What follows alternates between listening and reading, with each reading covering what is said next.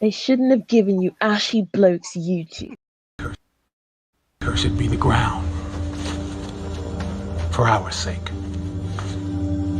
Both thorns and thistles it shall bring forth for us. For out of the ground we were taken, for the dust we are. And to the dust we shall return.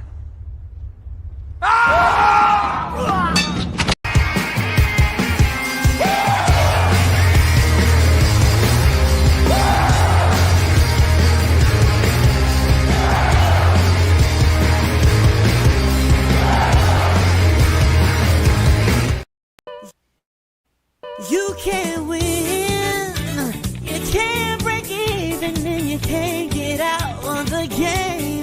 People keep saying things are gonna change, but they look just like they stay the same. You're getting way over your head, and you only got yourself to blame. You can't win, child, can't break even, can't get out of the game. Yeah. I'm done with life, and it's all Jermaine's fault. It's always Jermaine's fault. I'm done. All right, good people. This is a late night. Now, this was actually requested by Dr. Marifa. Now, hopefully he has time to actually show up and give his wisdom. But this is for him. But this is a Friday. This is alternative Friday night because Art's not doing his thing on Friday. So he's probably recovering from Black Friday. So I know he's been shopping. So before I get started, I want to give a shout out to Slinky Fingers, Alan Lavelle for the intro. Okay, the maestro. You know, he's the resident genius. As far as the probably one of the best bass guitars I've ever heard. You know, that's no lie.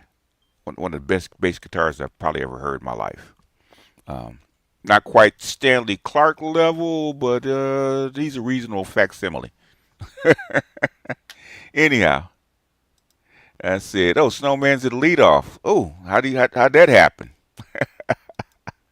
So Snowman is it a is it a hit to left field, or is it a drag bunt and a sprint to the first base, or what? Or are you just gonna swing for the fences? AB Media, Instant Media coming in and transporter pad 7 for the second time. Okay, Rocky, what's happening? Just Geo, what's happening? Gabar, Prince, Micah, Corey.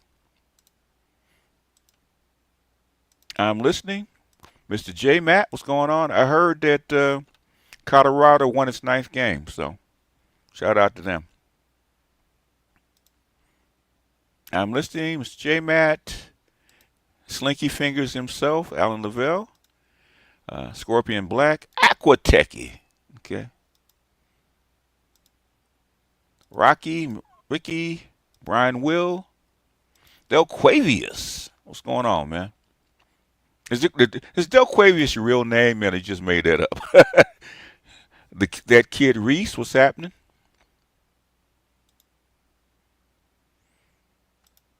Brother Truth Be Told, Forever Blessed. See what else we got. Little Maple Leaf, what's going on, Little Maple Leaf? Red Pill Sleeper. Babu, Mr. Snazzy, Willie R. Damie King, Jay, what's happening, Jay? Spirit of Justice, what's happening? Indigo Flow, I got my like from Paul. I feel cleansed. Red Pill Photography, what's going on? MS Delta, one of my favorite benefactors. Appreciate you, man. Are you in the Beltway? Okay. Basically Ashley Jeffrey is here. Okay. AH, what's happening? Andre said low information Friday. Walt Diesel, what's happening, man? Black Friday tax. Yep. I need to take advantage of some of these discounts, man, for some of the software that I actually use. Indigo Flow, David Abernathy. Colorado's 93 bowl eligible, may or may not go to the Big 12 championship game. It's called progress, man. Because a lot of my naysayers said last year that it would take him 5 years to get just where we are now. It took him 2, which is where I thought it would take him. Delquavius sounds fake. Smitty, what's happening? Smitty Jeans, what's going on, man? Big Trick, what's happening? Ty John, what's going on? A Split Jim, what's going on? Oh, yeah. 39 weeks, this baby needs to pop. I want to call in so bad tomorrow. Okay. Is this your third one, Leon? Is this your third one?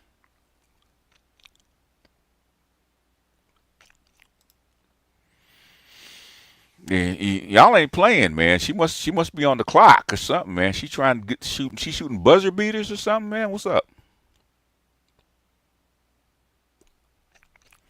Anyhow, let's see. Yeah. The thing is, I look at the environment and who's my Heisman. I don't. You know what? I don't look at enough college football to even give you an educated guess. Because I only look at certain games and I look at certain highlights, so I have no clue because I haven't watched them. So I haven't really watched college football like that, and God, it's got to be at least 15 years because I don't have the time. When you're a sports bettor, man, you watch everything. So all the highlights, all the games, all that kind of crap. So football, since football games are so long, I gave up on football, and then I went to then basketball, and really after COVID, man, I really stopped watching sports for the most part. I watch highlights and I watch selected games, but for the most part, I don't even have time to watch sports. Basically, we get into geopolitics, and then you have to do domestic politics, especially this year. Crazy, crazy. No QB has done enough this year for real. I wouldn't even give you a guess. I think it's more. I think with all the press, it's probably going to be what's his name for Colorado. I think it's probably going to be him. Question for BGS: I'm trying to organize a meeting to take place in Atlanta next year, but some limousine liberals doesn't want it in a southern red state. What gives? Okay.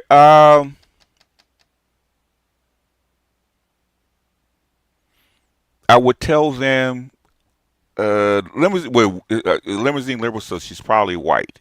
In Atlanta, in a southern, I don't think being a southern red state's that big deal because if you tell them Austin, they will go to Austin in a heartbeat. Okay, they go to Austin in a heartbeat. They would go to New Orleans in a heartbeat. That's a southern red state. A whole bunch of southern red states that they would go to. If you told them you'd have that meeting in New Orleans, especially by the in the French Quarter, they'd be there in a heartbeat. Okay, If you told them Austin, especially right before South by Southwest, they'd be there in a heartbeat. Okay. Atlanta is a black city. Okay, it has nothing to do with it being a southern red state. Atlanta is proposed to be a black city, and most limousine liberals are white, and they don't want to go to an all-black city because they're scared. Okay, but Atlanta is not really. Atlanta is basically a blue city, and it's a feminist city. So if it's a limousine liberal, and she's a female. She's probably safer in Atlanta probably than any other city. It's probably what I would tell her. Stop being racist. I'll tell her she's racist. You don't want to go to Atlanta is because it's a black city.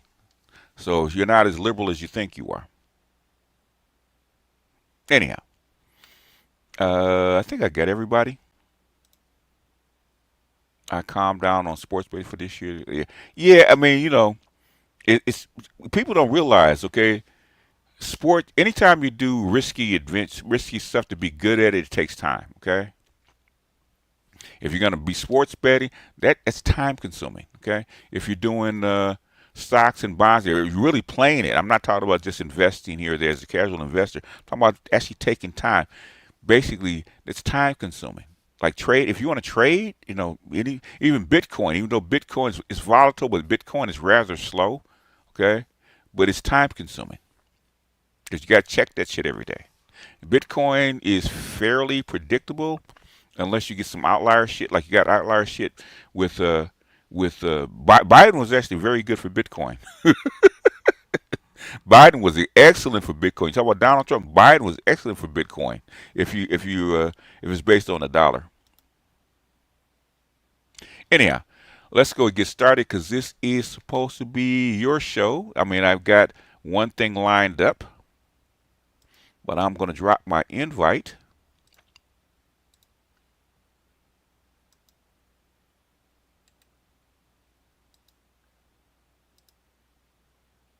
And see, I was curious about BJ's opinion on Heisman. If I wanted an in-depth opinion, I'll ask my friend who scouts. Yeah, that's probably the best person to ask because I don't watch it enough to give an informed opinion.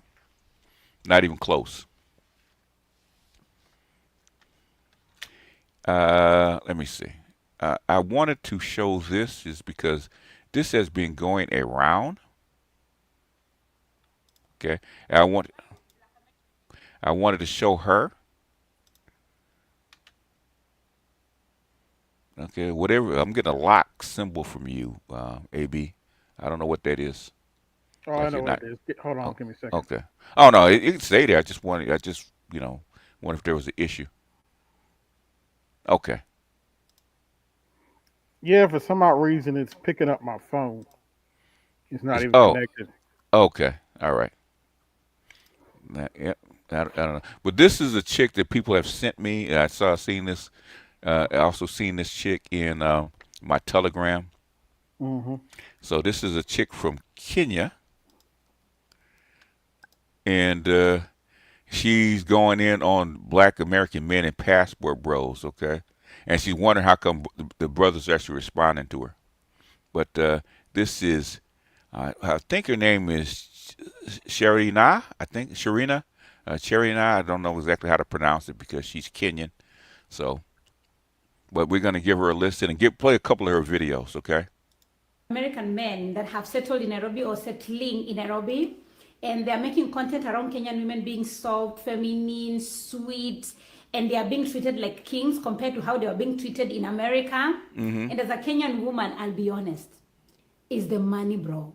Is the dollar that you came with from US Hey that is giving you that level of treatment. Let the dollar run out, Troy. Let the money run out. That's when you will find out that Kenyan women can also be rude and disrespectful. You want to play with Nairobi dating scenes with no finance, Troy? It's not the accent that is sustained that relationship. It's not the bling bling. Huh? It's not the dreadlocks. It's not the fact that you're saying you're related to Kanye West. It's not the fact that you're saying you're former producer of Drake. It's not the fact that you're saying that you know Beyonce from the blog. No. It's not the hip hop songs. It's the fact that you came with a dollar sign.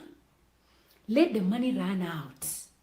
That's when you will find out that in Kenya, money speaks multiple languages. I know they're not telling you the truth. It's not because you have the most charming personality. It's not the fact that you have a nice accent and you have, nice culture. Leroy, is the dollar. When the dollar runs out, that's when you find out the truth. In Kenya, we say, mapenzi ni pesa. Pesa ikiisha, mapenzi imeisha. Asanteni. I once made a video, long time. In other words, you dumb bitch. We already know that. Yeah, I mean, and Exactly. One at a time. Go ahead. what's funny, is they will act like. I mean, at the end of the day, they be playing themselves. This is why white men have come through there. They use the same thing with their whiteness. They know what that is. Yeah. So it's kind of like they think they're knocking you down the peg by saying that, but it depends on what that dude wants. And his dollar is more valuable than your coochie. So if you giving a girlfriend experience, hey, it is what it is. And dudes know if they're having a relationship with you, dudes know about this dowry shit and all of this. It depends on what his intentions is. So for Austin to be like, stay woke, yeah. For Austin's been through some things. He done seen some things. Austin knows that because he's a high value dude that has American dollar, that's why they're fucking with him. If he was broke, he wouldn't get fucked with either. He knows that. Well, Austin be believing. No, he don't. Austin don't believe that shit, man. He used to. No, he didn't. He knew what's up. The reason why I'm saying that is because when you see the way he crashes out, is of someone that is not trained on that. Like, he doesn't do it anymore, but Austin even in Africa, he used to crash out on certain things and things that he said. So this is not just me assuming. Like, he used that. He don't do that as much anymore. Once he went through like 3 crash outs, but before he was crashing out. It's because motherfuckers know, even before he went there, motherfuckers know that your American passport and your dollar gives you status. What he thought was that his status was above the white boy that was actually next to. That's what he thought. That's what he thought. Yes, that's the main. That's the main thing. So in other words, I got the dollar, I got the passport, I got the charm, I got the body, and this white boy is still preferred over me. That's what he's crashing out about. Nah, motherfucker. Yeah, that is, and at the end of the day, I told him, because I told him that, shout out to Art of Will, I told him that in the Discord. I was like, you just need to understand what that is and don't feel guilty about what you do. I mean, don't like do some real fucked up shit, but stop. He's young. He'll learn. Okay. No, he has. Yeah, yes. You don't do that as much as you used to. Don't stop worried about the white boy and what the white boy gets. Okay. Yeah, there are. You working tonight? Oh, we got to mute him up. Okay. There. What was that you said, BGS? There are 4 billion other coochies on the planet. Basically, what she's okay. What I don't understand, because she's been listening to black women too long, right? I don't think she's representative of all women in Kenya. In fact, I don't think she's representative of most. The thing is, that women, bitches don't know when you're giving them a compliment, okay? Ain't that the truth? In other words, you're trying to say that you're as big of assholes as the women we just left, okay? That's what she's trying to say. And they're not, okay? They're not. They don't know the difference between a compliment and not a compliment. Yeah, in other words, no, it's not because they're giving you a compliment by saying that you're sweet and you're more mannerable, you're more traditional, you're softer spoken, and compared to our women, you are. Okay. Yeah, they hear that and they think, you're being taken advantage of. You're doing this and you're doing that. I'm like, please. And what's the money, bro? God damn it! What American's gonna go to fucking Kenya with no fucking money? Right. Yeah, what that tells me, a lot of that time when y'all run y'all mouth, if she was saying that, I'd be like, look, I understand that with them white boys, they mainly got to show up with just being white, but black African American men have always white boys cannot show up and just be white. They got to have something, man. The white boy can't come out. Yeah, they got to have some things. They got to have some things to bring to the table. They got to have some things to bring to the table. White boys just cannot show up to Kenya and walk around with dirty feet and dirty hair in a backpack. It don't work that way, okay? They got to have something to bring to the table if they show up to Kenya. They got to have something that's negotiable. First thing a Kenyan woman tell me, if you don't have the resources, you white with your little dick, I don't want you. Right. For sure. That's okay. The first thing they will tell. I heard so many Kenyan women talk about white boys and their little dicks. Okay. Yeah, I've heard that also. Ooh, okay. Now, is it status to have a white baby? You know, a mixed baby, perhaps. Okay, but the thing is, they're shooting their shot because they think you can bring them resources. Okay, that's their idea of what a white man can bring them. It's not. It's the idea of what a white man can. You know, like what is it? Where is it at? Right? Okay, what is it? And you're like, oh my God, God is on earth. In other words, it's not. It's the idea of you. It's not who you really are. But I always tell dudes, man, women are not married to you. They're married to the fucking game. Okay, that's the game. Mm-hmm. And if it was just you and your swag, you could have stayed home. Okay, now and that's it. That's it. Now, if you built like an Adonis and you walking around and you 6'5" with ripped muscle, of course they're gonna fall over you. Any place in the world they'll fall over you. But the thing is, in other words, I don't know. That's why come these dudes are going in on her about talking that shit. Said, bitch, we know already. We know something that we've known for years. Because our women will tell us the goddamn same thing. Okay, when the money run out, and they mean it as an insult. Yeah, they mean it as either a backhanded compliment or a straight out insult. More often than not, I beg your pardon, it's the latter and not the former. Pretty much. Because I've had black women tell me just in the past 3 years, they've admitted to me aloud in the past 3 years that they wouldn't have stayed with me when I contracted cancer or blood clots. I've seen. I had several women that are close to me. The dude got sick. They dropped him off at his mama's house and kept it pushing. They would have dropped me like a bad habit. Yeah. All right. Yeah. Jody, however, said, "Fuck this shit. I got you." Yeah. I got it. And Jody and I had a great conversation. And BGS, your sister-in-law, says hi to you, by the way. And she's not acting like a black woman on Black Friday. I can say one thing about a white woman. Okay, there's all kind of negative stuff you can talk about white women. I say one thing about a white woman. Okay, if you're a black American man, if a white woman is with you, she with you because she with you. Okay, 9 times out of 10. Okay, she ain't with you because you got money. 9 times out of 10. Here's the best example. When Jody and I met in 2018, I basically was homeless. Yeah, I was staying in a hotel in Michigan City, Indiana. And Jody chose me. Yeah. Whoever said white women don't choose black men fucking lied. Because I am the propaganda. Yeah. And even above all you think black men get it bad as far as dating out the race? Okay, you ain't seen what white women get crucified. Ooh, they get crucified, man. But I'm seeing it. I'm seeing it every day inside my own family. Yeah, you will see a black woman taking a dude that's homeless or yada yada yada, but he got to have a body, he got to be slinging dick. Okay, you are not in her house for nothing. You there to sling dick and serve.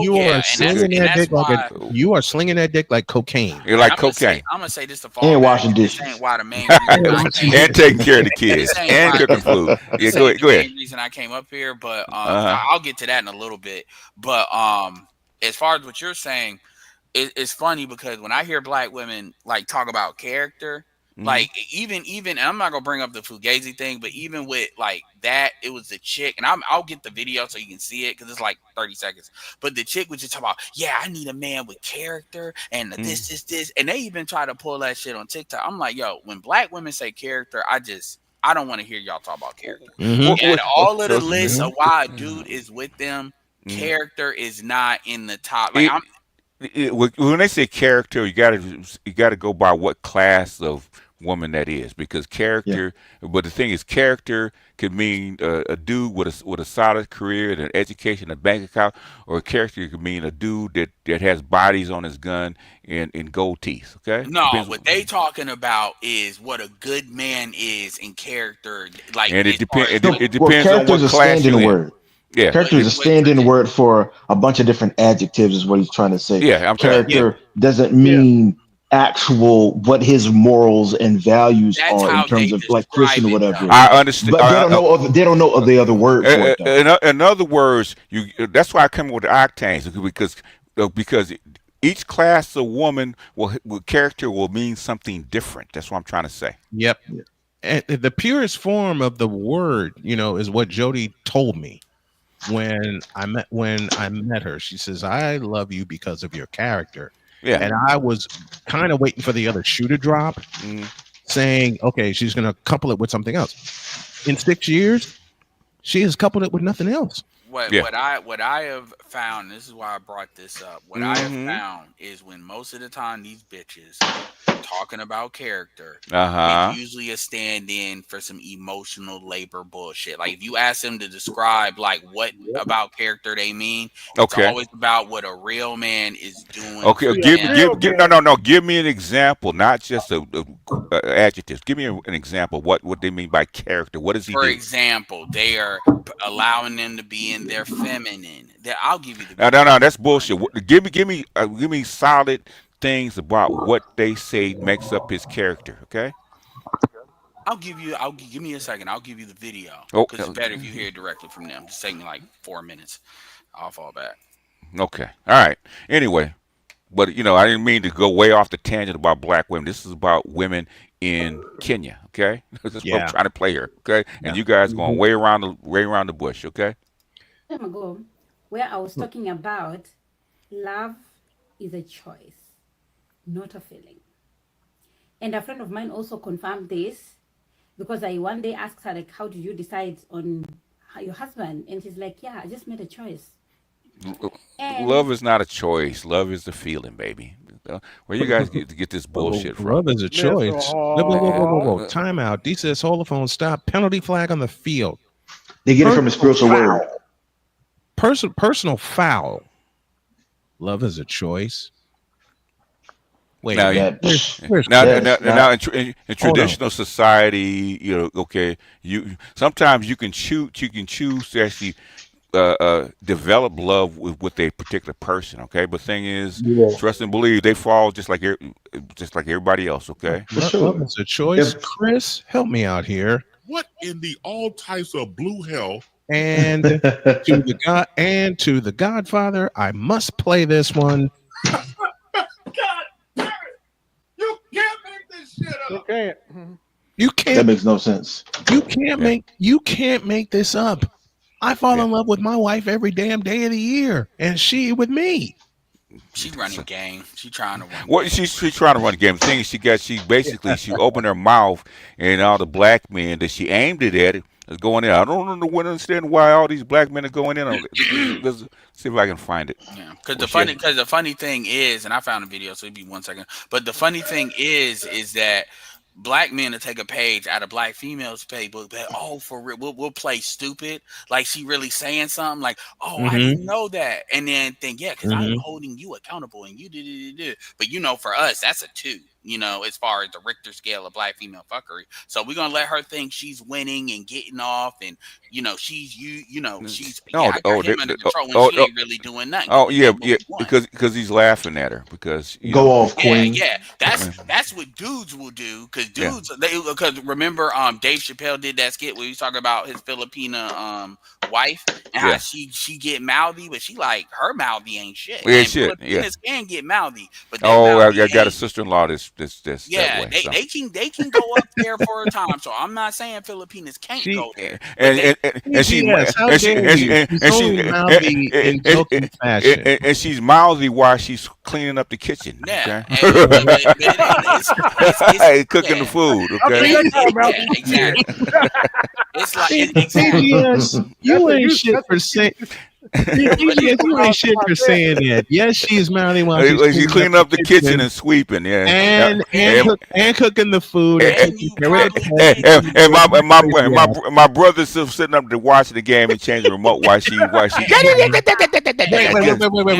She only gets mouthy when I turn from the Colts game to the 49ers game. Get it right. And by the way, what she's mouthy about, she probably got a legit point to be mouthy about it. But not sometimes, not always. Not always. We make this Jody and BGS make this joke with me all the time, and BGS, I love you for saying that. She gets mouthy while she's doing the dishes or cleaning the kitchen, because Jody has run that joke on me so many times over. when I'm like physically unable to get around the house, and I did what I could around the house and she'll help. She does that joke every single damn time. Yeah. See, my white woman, Latina, has taken care of me after leaving my job, relocating back home to Texas. I landed a new gig, making more money than I've ever, and she supported me through it to the tune of close to $30K. True story. Yep, that I've heard that. I've heard that so many times, it's ridiculous. Bingo. When a black woman takes a black man that's poor, okay, there's a reason for it. In other words, every black woman I've ever been with, right? I said, okay, why am I here with you? Okay, because you picked me for a reason. What is the reason? Well, one thing Jody has done for me over the years, and I'm gonna start paying her back next year when my YouTube channel takes off, speaking it into the universe, and I can help my homies get paid, I can help my crew get paid. The one thing Jody has done for me, even through all of my physical changes with my body after surgery and everything, she's helped me with my wardrobe. Yeah. Oh yeah. Because she saw upgrade. Me and said she upgraded the shit out of me. Okay. And she says, oh, no. We got to get you upgraded. You are a hell of a broadcaster. And you are my king. And I got to. And women can see when a woman upgrades you, because my fiance did that for me. And my aunt said that a long time ago. She said, "Who was that you were with?" Because when you got with her, you were there with her for like 2-3 years. Also, I could see the change in your look and everything else. But that because she was actually an aspiring 92, so she tried to pull me up. So that's where octanes come in. Let me play this one real quick. Okay. Because this is the one where. This is a comment that is coming from the video that I made about the Black Americans settling in Kenya. And some people are saying that I should have spoken Swahili so that, they don't get it. But I want them to know in advance before they start saying, oh, Kenya women, Kenya this, Kenya that. I already told you, Leroy, it's the dollar that is giving you king treatment. Now, what did we do to you? For you to actually disrespect us like that, okay? I love it. She took out playbook. Probably the Keisha playbook. Yeah, that's the counter gap. Yeah, man. She basically. Yeah, I don't know where the word Leroy comes from. Leroy was something like 50 years ago. I guess they're behind. That's something they got. Yeah. They stick at the 1970s version. So I guess if you go to Kenya, get to Corey Leroy, you know where you are, okay? Kenya. Without your minimum KFC, McDonald's salary that you've been saving, make sure you put it in a business or something that's sustainable long term. Because when the money will dry, and in Nairobi there are no gangs that you can join.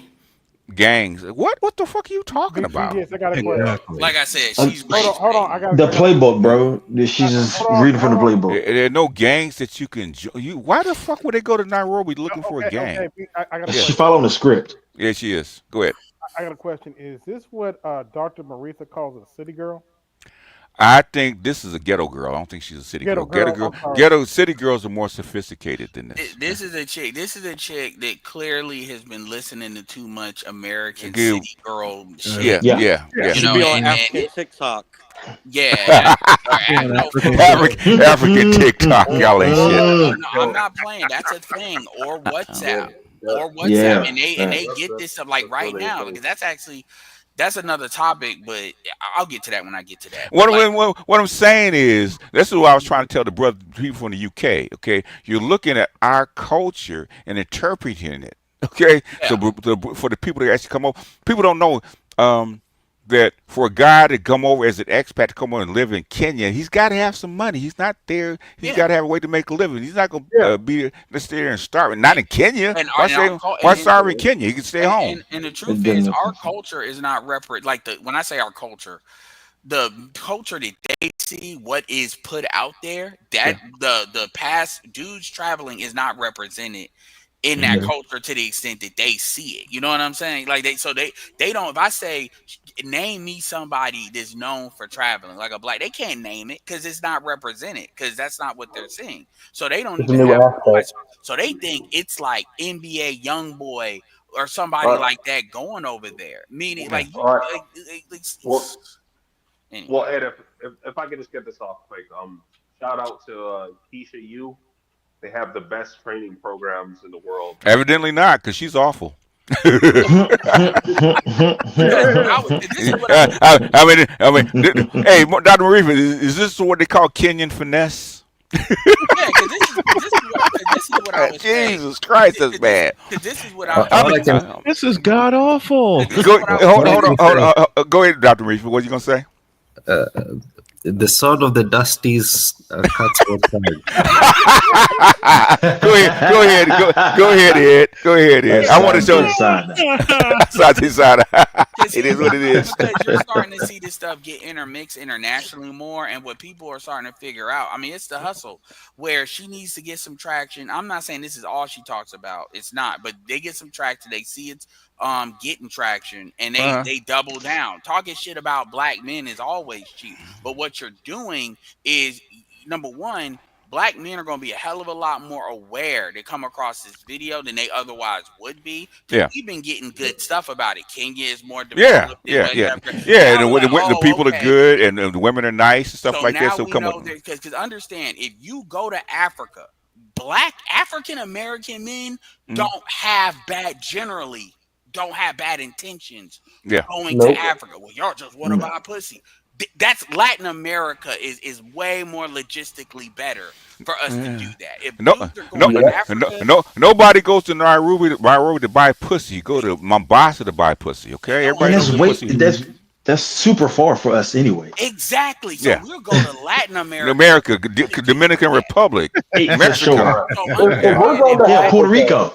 So if a black American man is going to Africa, he's going there to find him a wife and explore the actual country. They're not there just to trick and everything. That's too much. Yeah, most black men that go to Kenya, to Nairobi, they go there to date the women, not to trick on them. Now the white and most of them, from what I'm hearing about the black African American men that go there, they actually treat the Kenyan women very well.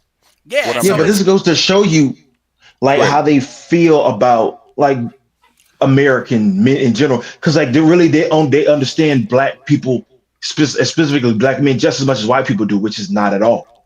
Like they just have this kind of idea that's kind of that's just. How come she how come she don't go in on the white boys then? Well, I'm saying it's kind of like this. There you go. No, hold on. Go ahead. I'm asking. I'm saying that kind of. I'm saying their thought process is filtered through white supremacy. That's what I'm saying. It's filtered through black women. That's not filtered to white supremacy. Okay. I mean, you could say it's kind of the same thing. It's filtered through to black American females that don't want you to go the fuck over there. Okay. You literally got cases that's getting this like at international levels when it comes to what white dudes, particularly from the UK, be going down to Kenya doing. Oh yeah, so that level of complaining is literally getting up to international, not diplomatic, like for real, but like it's been mentioned because they will drop babies there. Yeah, the Chinese drop more babies in Kenya than black American men. Fuck all that. Yeah. And Chinese are much worse than Uganda and Zimbabwe on that. Oh yeah, talk about leaving baby mamas in Africa, and especially East Africa. Somebody got mad at me because I said I was joking. Shout out to David Carroll. I was like, yeah, them Chinese motherfuckers be creating mongrel children. Yeah, they do. Leaving your ass and leaving them. Yeah, we still the deadbeat dads of the world, though. Oh well, yeah, of course. What do we say? What do we say? Right? Whether you Jeffrey or Jermaine, right? I'm done with life, and it's all Jermaine's fault. It's always Jermaine's fault. I'm done. Hold on, let me finish playing, and then we're going to introduce what you wanted to play. Okay? Let me finish playing. It's only about another minute. There are no, hood business that you already know you don't have connection. Hood business. For you to get money. You don't have an education to back up to go and look for a decent job. You're going to see Pepe you've never seen. Sorry, couldn't help it. You see the way your American women will disrespect you and still feed you. The Kenyan fan will disrespect you, not feed you, and throw you out of the house and call the police. After all, you're an immigrant. You are a foreigner. They don't know you. What the fuck? Okay. And the police will also extort you. So my advice to Black American moving to Kenya in these passport bros, when you go to Kenya with the money you have saved from your country, please find a job or a business or something that is sustainable to sustain your life back in Kenya, because you will not survive one day in Nairobi without money. Especially you being an immigrant and an American, and the stereotypes that Americans have money, nobody will be feeling sorry for you. So I'm sorry, somebody is saying I should not tell them, but yes, let me tell them so that they say they were told.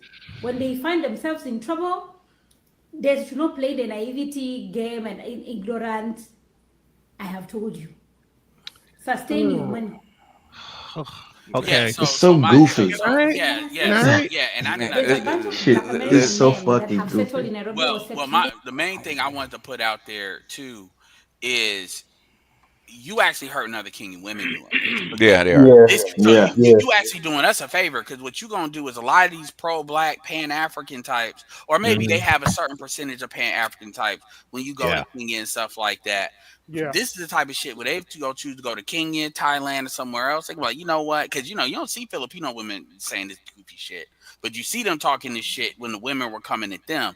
This is the type of shit that have dudes go over there a lot more aware, because they're going to be looking for women like you. So this actually hurts other women that are. She's poisoning the well. Yeah, you are, because that's all that's going to do. It's not going to hurt. So you getting some views. But at the same time, what's the price of that? Or motherfuckers that do like Colombia and stuff, where motherfuckers just won't go because Colombia is getting too hot, as far as crime and stuff, at least for the time. Like people, I don't. Yeah, it's stop listening to these black women, yo, for real. There's 54 countries in Africa. So like, I dated East African women. For the most part, they're really sweet. She's a rare occasion. I dated women from Uganda, Rwanda, and everything. They don't really act like that because they don't really know African American men. She's just been absorbing so much African American culture that she thinks that this is how it's like NLE Choppa, NBA YoungBoy, and we throw money. Most Black American men are low key when they travel, and we're going to be the men that treat them the best besides their local men for the most part. Black men, if you're traveling, they're not trying to do anything crazy. And also, I want to go back. O'Shea said talk about this. So what about those white boys that be backpacking that y'all think they're going to spend money on you, and they get to have sex with y'all, and they ain't spend a dime on y'all. So it's like y'all complain about the brothers, but you let all these Chinese dudes and all these white boys get away with murder.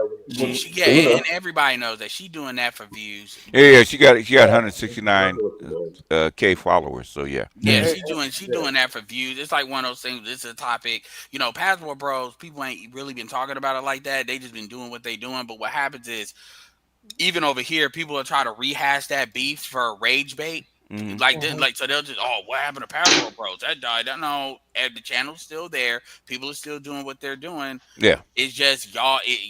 Now they'll rehash it for rage bait. But this is one of the videos just to get this out the way. It's bullshit. Okay. I want to say something. Hold on.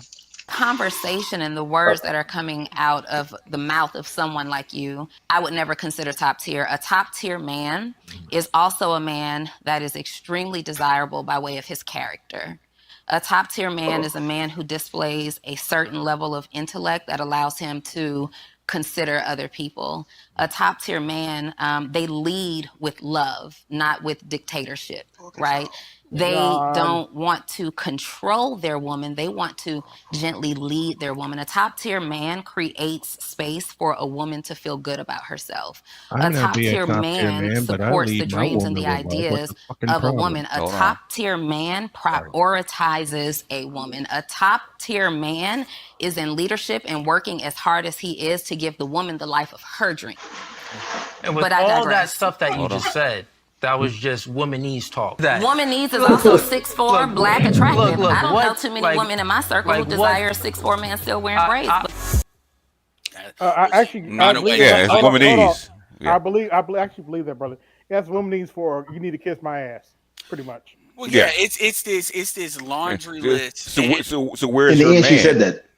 So where's her man? Where's her husband? Oh, no, she's a. I have the answer. Who's washing dishes in the background? I'm gonna answer. She's a 42. Basically, she's a 42-year-old single. Okay. Because I've looked her up for another video I was gonna do. She's a 42-year-old. Has she been married? Probably not. I don't know, but Okay. she's a single mother right now with a daughter. Okay. The reason why she was even in that conversation Uh-huh. is you'll have a lot of these chicks that they do the black female business thing, and then they're just trying, and they get to a certain, because she got like 100,000 followers, and they'll get to a certain thing where they're jumping into the relationshipness because they know that's what a lot of women are. That's so where this the money where is. they'll wind up on these podcasts, Mhm. and so when they get on these podcasts and then they run into a dude that's hitting them with red pill talking points, they Mhm. don't like that because they looking really for the purple pill shit where they kind of getting their ass kissed with dudes are buying into that character stuff. That's why when you saw that dude in the beginning, the red dude in the red shirt, he's in that tonight's conversation group where they be doing that emotional labor as a circus show. So she probably didn't expect him to come at her the way she did, because what it was before that was he was saying like a top tier men that these women have said are dude is 6'4". This is basically sexual, so the sexual select dudes. It and depends. This is what they pick It for. depends, yeah. Then they talk about the character bullshit. But usually they're not picking character over sexual attraction. That's what Nobody does. It depends. It depends. It depends. Not at the beginning, though. No, it depends. Okay, so it's basically you don't go to the upscale lounge where dudes are racking in $5 million a year, okay, and expect a 6'4" dude walking around with, like an alpha, okay. Yeah. It depends on what you're looking for. I have a one-word response for all that womanese that she was saying. The womanese is correct, but I also add this: Homer. Okay. Yeah, because I've heard this countless times. You get a dude that's a working class dude, a hood dude, right? He said, "I'm fucking this upscale. I'm actually dating this upscale chick." I said, "When do you go over her house, man? Is it after 10 o'clock at night?" You are a concubine, sir, and you probably get a sandwich and a juice box on the way out, right? You get a Gatorade. He was electrolyte, sir. on the way out. If you've never seen her friend group or her family, you are not the one, sir. Cocky Okay? surf. Nope. Cocky surf. Okay? Cocky surf. Same way the millionaire dude that owns property in Los Angeles would go over to the projects and bang his hood girlfriend, okay, and then roll back to the other side and disavow all knowledge, okay. Yeah, you got a lot of I think she's like an 87, and then she kind of gets some internet money that kind of puts her in a 92, but she's really an 87. You got a lot of these 87 chicks to be trying to masquerade as like fake 92s, and you can usually tell because the stuff you talking about, BTS, as far as they don't go in there, as far as that, those are folks that either they were trained by a chick that knew the game, like an older chick, as far as socialize that way, so they kind of know what to look for. They know because they've seen those guys. But you got a lot of chicks that they take what they grew up with and what they are sexually attracted to or imprinted pride based on what they grew up with. Yeah, of course. And then they try to do this fake, I got money, so you need to be on my level bullshit. Wouldn't they become like wannabe diesels? No, not wannabe diesels. No, They're diesels. like No, that's not diesels. Diesels are sex workers. Okay, now, Yeah, most 90% of chicks can't handle being a fucking sex worker. Okay? Wannabe diesels. Otherwise, they would be. What I would call a wannabe diesel would be the type of Sure Sevens audience where they not really. No, they're not diesels. They're not wannabe diesels. They're not a wannabe diesels either. But what okay? they're trying to do is do quote unquote diesel shit. They're trying to get diesel money without doing diesel shit.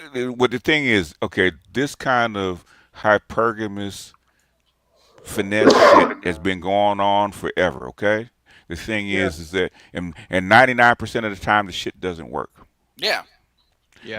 But a diesel is straight up It's not about emotion. I'm here to service you. Okay, a stripper, a hooker, a call girl, even an OnlyFans chick that strips for money. Okay, yeah, it's not about a relationship. It's about I'm trading you sex for money. Okay? So the reason why I said that, BGS, is because I got flushed down 304 talk, and one of the things that populates 304 talk, you have two types. You have real diesels where they talk about shit I ain't even heard of, the carpet, the carpet, yeah. blade. Yes, I ain't never heard the carpet. I know the blade. So you got so the people that do it, and then you got these wannabe chicks where it seems like a good. It's kind of like getting into getting in the network market. It sounds great, but the actual work, and even one chick that I can't stand, by the way, but one chick even said it.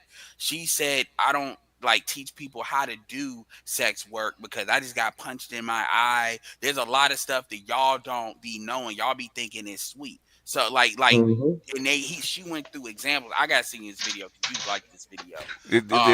I mean, okay. The thing is, and what most guys don't do, because I've been around a lot of fucking diesels. What it does to a woman's psyche, you don't want to see it. Okay. Yeah. You want to see a chick after 5 years being out there on the motherfucking grind, whether either on a pole or in the club or in the street. You don't want to see that bitch after 5 years. They see this city girl music, this Megan Thee Stallion shit, and they romanticize it.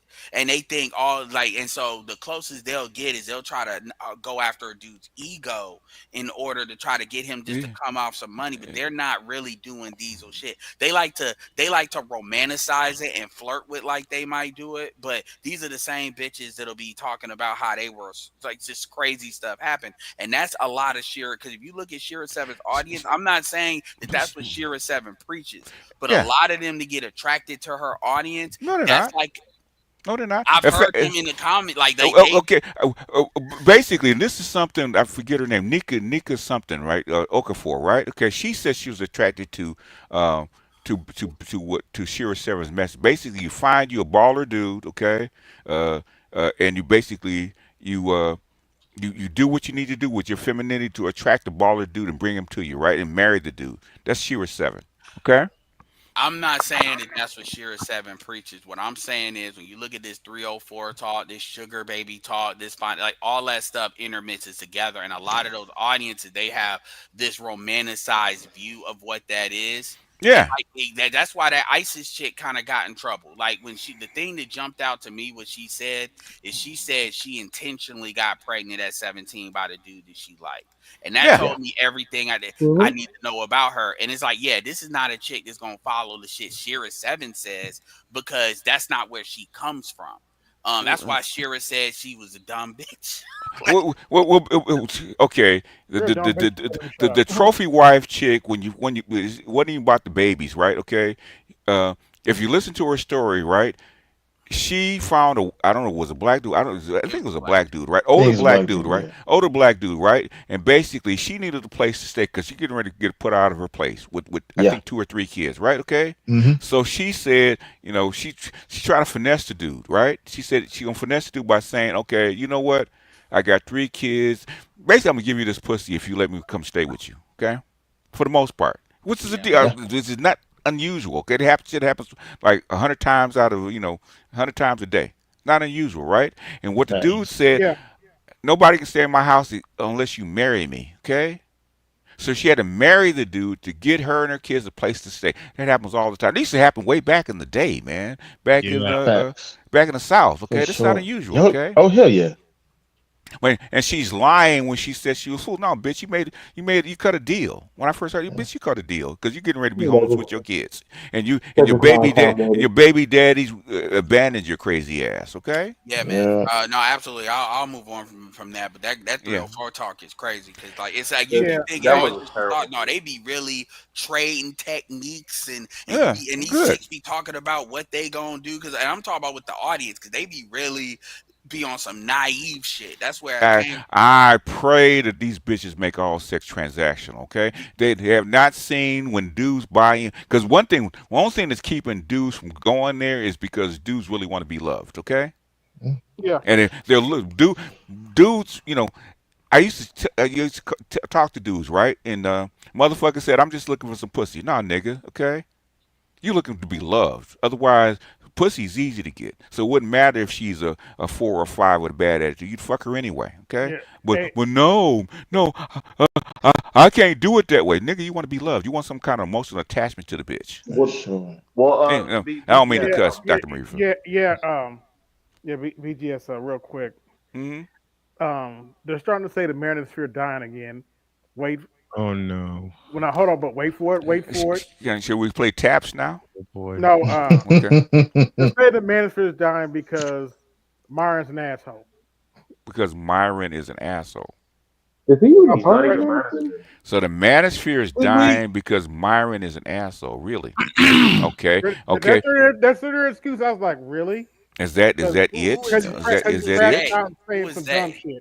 Who is they? Who is it? A couple people on TikTok.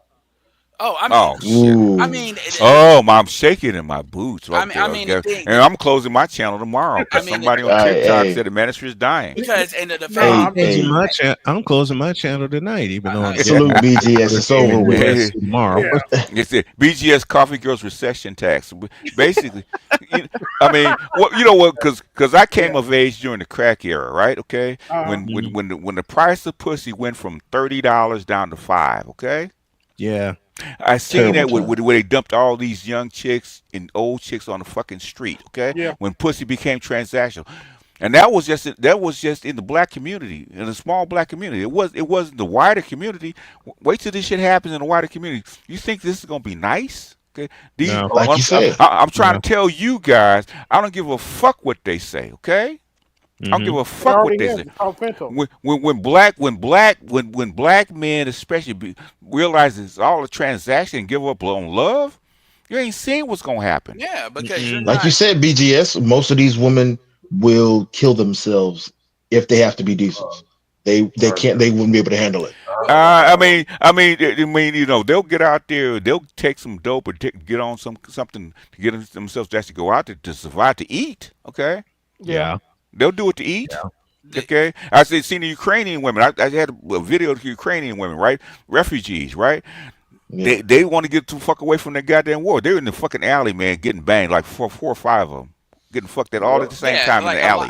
A refugee camp. Okay? A lot of these chicks be listening to that fucking city. I mean, look at what what's her name?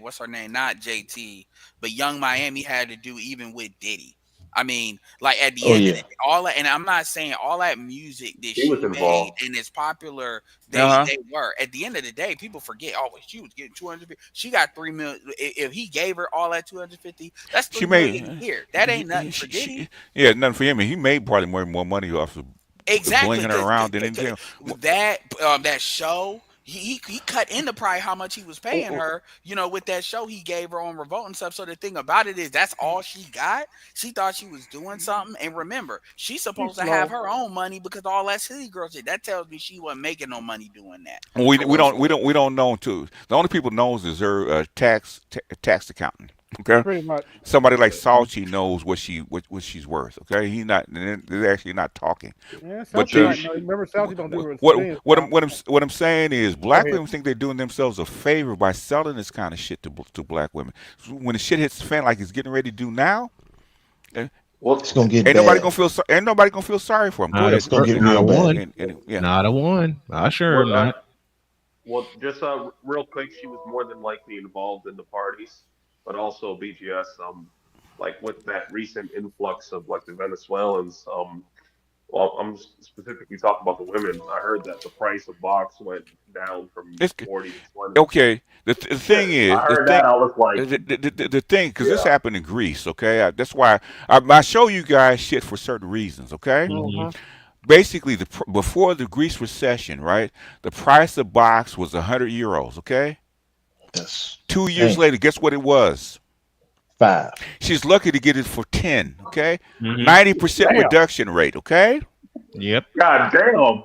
That is 90% off. Hey, that's a good deal. 90% off. That's a great. So what for a Spartan bitch? So what I'm saying is, you know, and sometimes I can be wrong. But the thing is, I know trends when I see them. Right? Okay. Sure. And what's getting ready to happen? They're already crying about AI. All them nurses have been bragging about their jobs and shit like that. Mm-hmm. AI is getting ready to take some of this shit, man, because they need to reduce costs. So BGS, are you saying a lot of this? Hey BGS, yes sir. Are you saying every day is going to be a Black Friday sale? You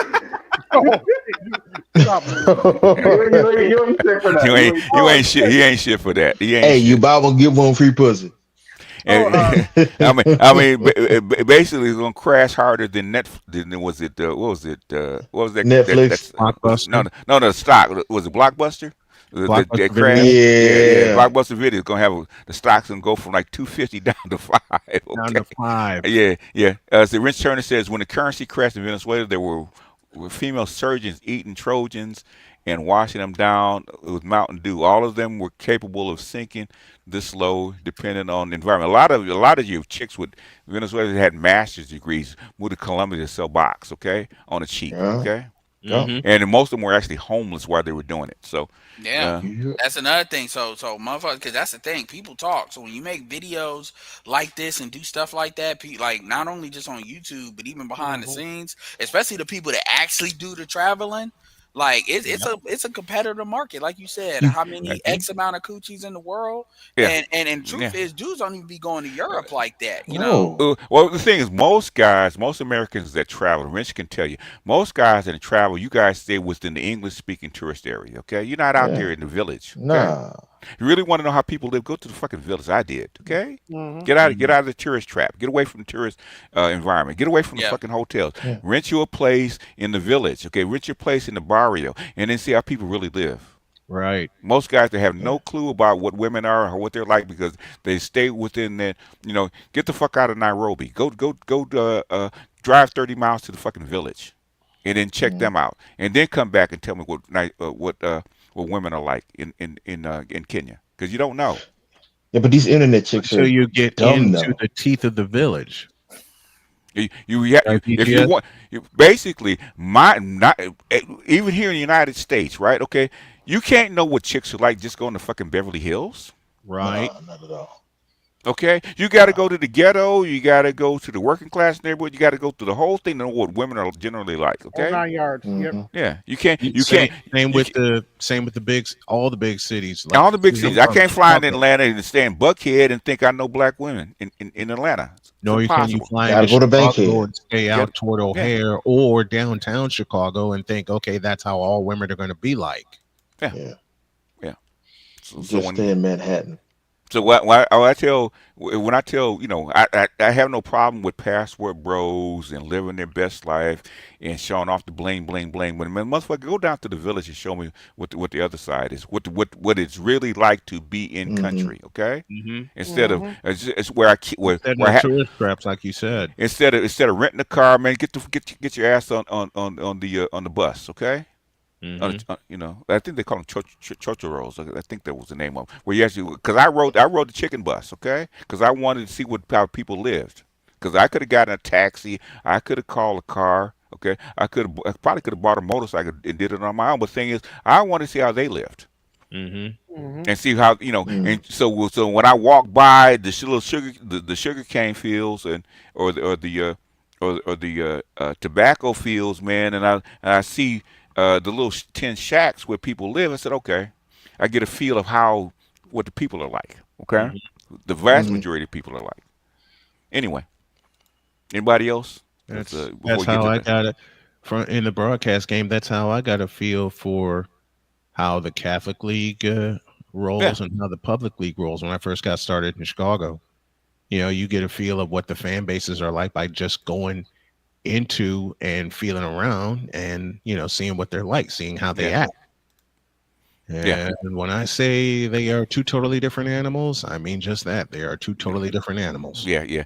Basically, the trotros are pretty much like the chicken bus in Latin America. Okay, where the commoners get on and for a small amount, and you can see the guy in the door. Yes. Same shit. Because I was talking to this one chick, and she was saying, so what are the buses like in Kent? She shows me the little blinged out bus with the guy sitting in the door, hanging out the door, right, getting people on. I said, okay. I said the same thing as the chicken bus. I said it's the same thing. The developed world is all the same shit, man. It's all the same shit. This dude called it a whole pression. Oppression. That's what a whole lapse. That's what you did. That picture you that picture of America burning down, that's what you put on top of it. The whole oppression is upon us. Yeah, but I just want to show Dr. Marie for that one because I thought he would laugh. But I think I don't think she doesn't have the English capability to actually be what I call a city girl. They actually speak more closer to like British English. And then I'm sorry. And basically the ghetto girls speak a little bit better English, little less better English, and but they can speak English. Whereas the women in the village is really broken. Okay, that's one way to really tell village from ghetto from city. Okay. Yep. Because go ahead.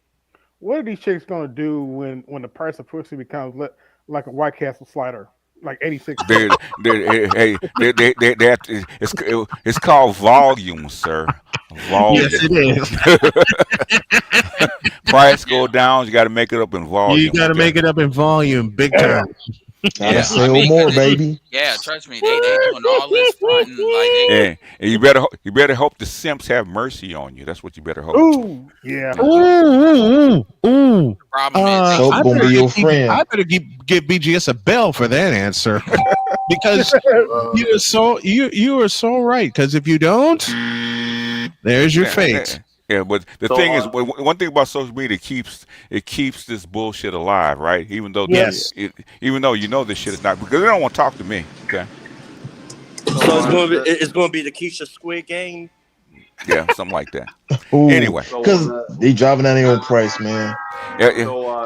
Anytime you want to jump in, Dr. Marifa, it's up to you because basically I booted this up for you. So anytime you want to jump in, if you got, unless you're doing something in the background, that's fine. But anytime you want to jump in, it's on you. But go ahead, Andre.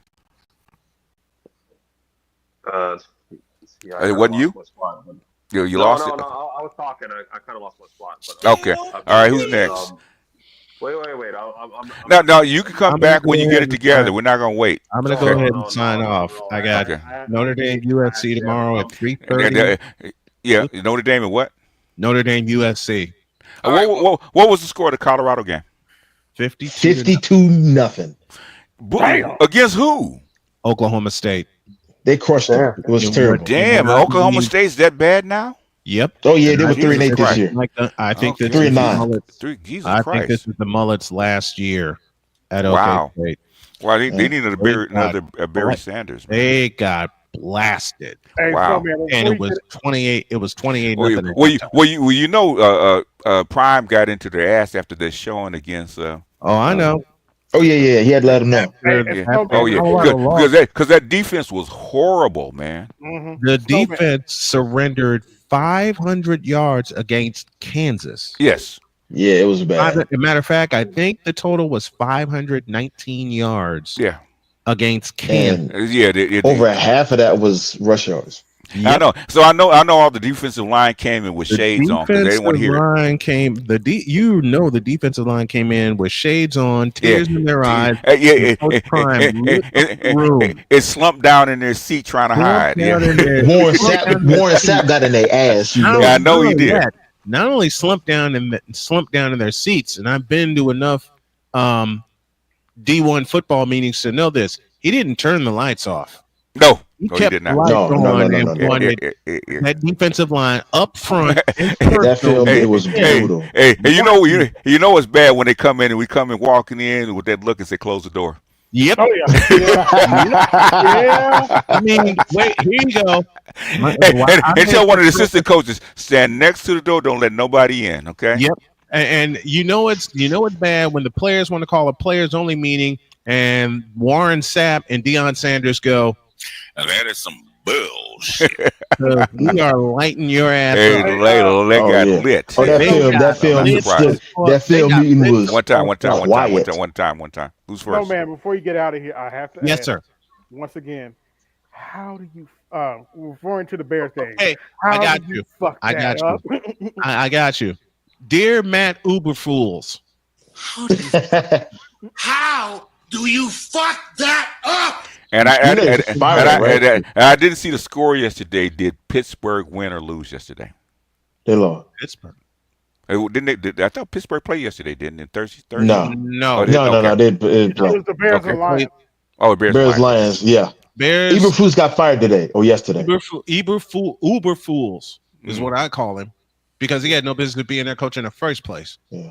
Lions win 23-20. I know the Cowboys won 27-20. I didn't see the Green Bay score because I passed out. 30-16. Packers.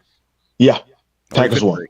3 for 3. I went 3 for 3 on my picks. Okay. Hey, probably looking crazy. What I'm going to start to do is because I think someone's going to give me what am I thinking of? And a sponsorship or have Underdog Fantasy sponsor my channel, and I'm going to start doing some individual picks like daily fantasy picks and stuff. So I'm going to start doing that. Meanwhile, I got Texas. I got the Texas A&M tomorrow night at 7:30. I'm switching my game from Michigan, Ohio State at noon to 3:30 being Notre Dame and USC because I'm going to help my wife run around in the morning and she's going to fix up her office and I'm going to fix up my office and we're going to get situated. Yeah, Johnny Anderson, the last thing the SEC wants is Coach Prime in their league. Yep. He's going to steal all their players. Yeah. He's going to steal them all. He's going to steal them all. Tell he's going to steal them all. Alabama 2.0. Put it, he'll convince them all to go into the time transfer portal, which is like a portal. It's because the TV. Think about it. The TV vision and TV money gets transferred to the SEC. Yep. Put him in the SEC. He's going to start stealing their players. They don't want him there. Not only is he going to start stealing all the players, he's going to start stealing all the money. Y'all make him look like a thug right now. He's not a thug. He just knows how to work with football. No. The college football players are thieves. I know. Okay? I'm playing, but he's like, start stealing the money. He will. He will. They will, man. I mean, Texas, hello. No, I believe you. It's just all right. And you're right because Texas has no business being in the SEC. Yet they win tomorrow night. They are somewhere no one wanted them to be, which is the SEC championship game, and they get a second shot at Georgia because of money. Exactly. Because Austin, Texas, and all that tech money that they're paying for their goddamn team. Money. Same thing was because Stanford was terrible till the tech money started coming in. Yep. And then Nike money started coming in. All of a sudden, that Stanford got to be a world-beating teams. Okay. Yep. And then Oregon started to be a world-beating team. With Stanford, all that started in 1982 with the last name Elway. Yep. Jack Elway, John's dad, and John. They brought the tech money in to Northern California. Money talks. USC used to be the money school back in the 60s and 70s. Okay. When the tech money came in, all that shit moved up north. Okay. Moved up to Northern, and it's still in Northern California. Chase Center. Hello. But anything downtown, USC is buying up everything, man. It's goddamn. Yes, I took my brother to the orthopedic center. It used to be. They bought that up, surrounded. I couldn't even find it. Right, it's in the middle. UCLA actually runs it, but it's in the middle of a basically a USC takeover. A USC housing project. Okay, for the students. It's a USC takeover. USC takeover. Oh man, from downtown to Santa Monica, USC is buying up every fucking thing. It's all red and gold. Yep. Hey, BGS, it's all red and gold. Yes, sir. BGS, don't talk about IU like that. Hell, IU. No, I'm dead serious. They buy up everything. I know. They probably then build about a quarter of Indianapolis downtown by now. That's how much they built down there. Hell, it got as far as where I am in outside of Columbus, Indiana. Everything's being renamed to IU. Hell, in the IU Northwest, Gary, Indiana, where I used to work. Yeah. You got IU Columbus down here. You got half of downtown is either it's either IU or it's UIndy. And I've seen UIndy's campus. They were trying to build up IU's part of the campus in downtown Indianapolis. Yeah, they got to have to do something with that, all that endowment money. Right. Yeah. Right. And I'm not even going to get started with what University of Chicago did. And I saw that live in the 90s. Yeah. I saw that live in the 90s because I used to work in University of Chicago Hospital. And they were knee deep in construction and buying that shit up in the 90s. All the way around the Hyde Park area. Hyde Park area was nothing but high rises. Not anymore. University of Chicago and Hyde Park, anything that has to do with Hyde Park to try to revamp that area, they bought all that up. And oh, by the way, they got a tremendous assist from a fellow we like to call Barack Obama. Oh, yeah. They got a tremendous assist from him. Oh, yeah. That's how money rolls, man. Money and power. They got an assist and a half from Barack Obama. Mm-hmm. And I'm talking about before he became the president of the United States. Can I say something real quick? Mm-hmm.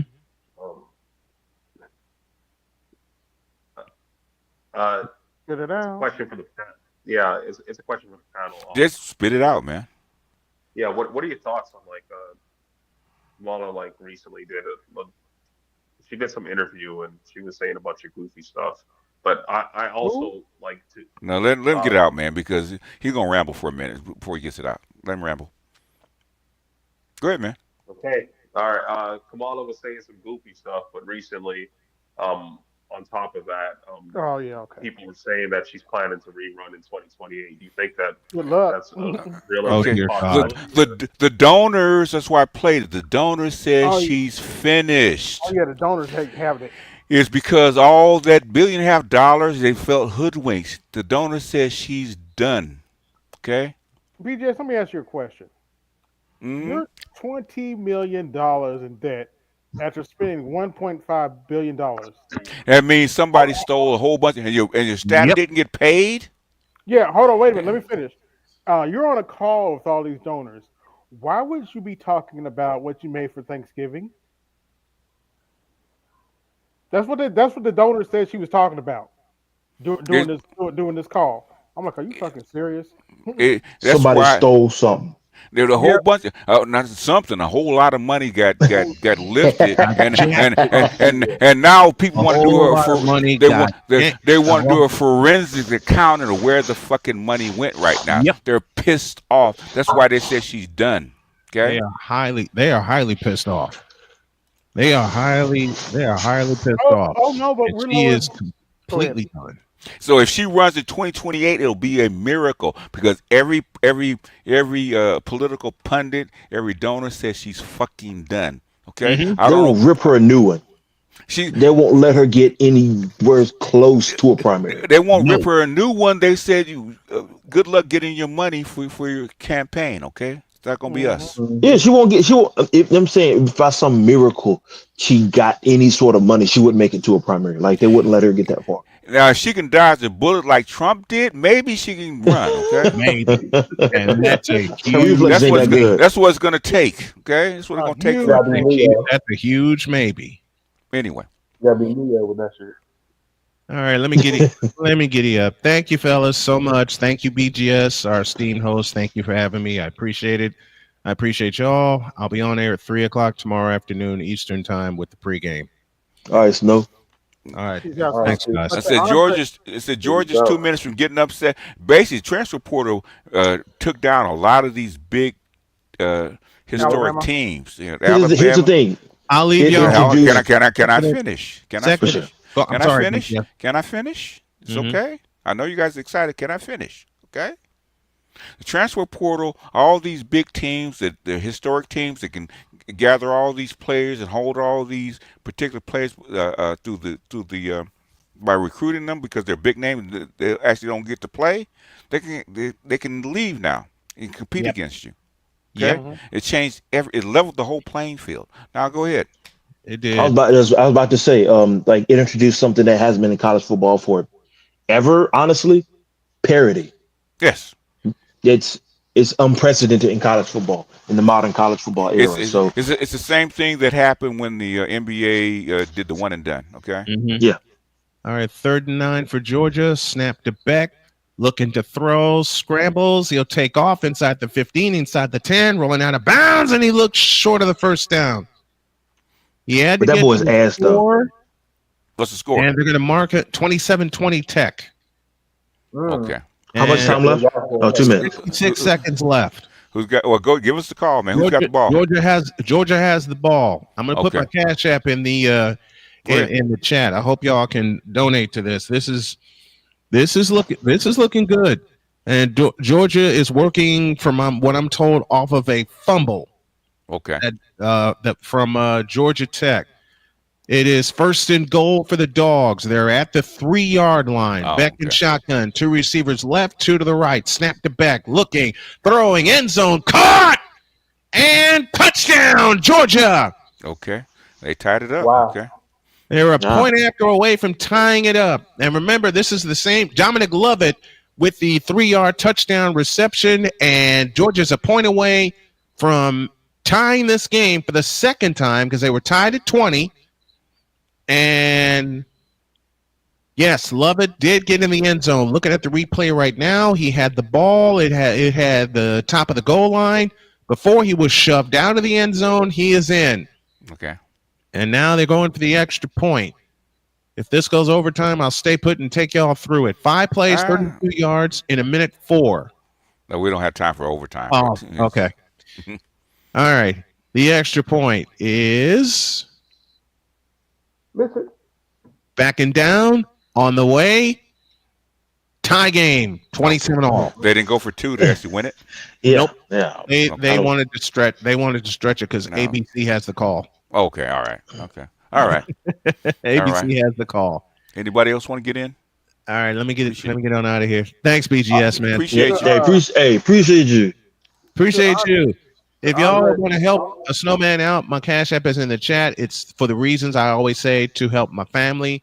I'm disabled right now, and I'm just trying to make what I do behind the microphone a salary. Fuck a paycheck. I want this to be a salary. Thanks, guys.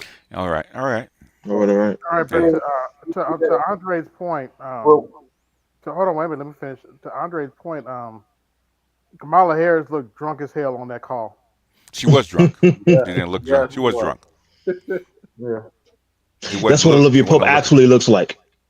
Yeah. Basically, every white woman could identify with a drunk friend in the bar. Okay. They all said the exact same thing. Okay. Yeah, if you never see. So we call her lush. Yeah, she was wasted. She was wasted. Yeah. I don't know why she filmed that. Yeah, it made no sense. So I don't know who allowed her to actually release that shit, man. I don't know who her handlers are. Yeah, Phil. I don't think she has any anymore. Phil was pointing out that her husband let her go out like that. I mean, seriously. I mean, her husband has no say in what she does, man. Stop. No. Political marriage. But her handlers, she didn't put that shit out by herself. Somebody actually put it out. So I don't know what the fuck it was. I think she's spiraling, bro.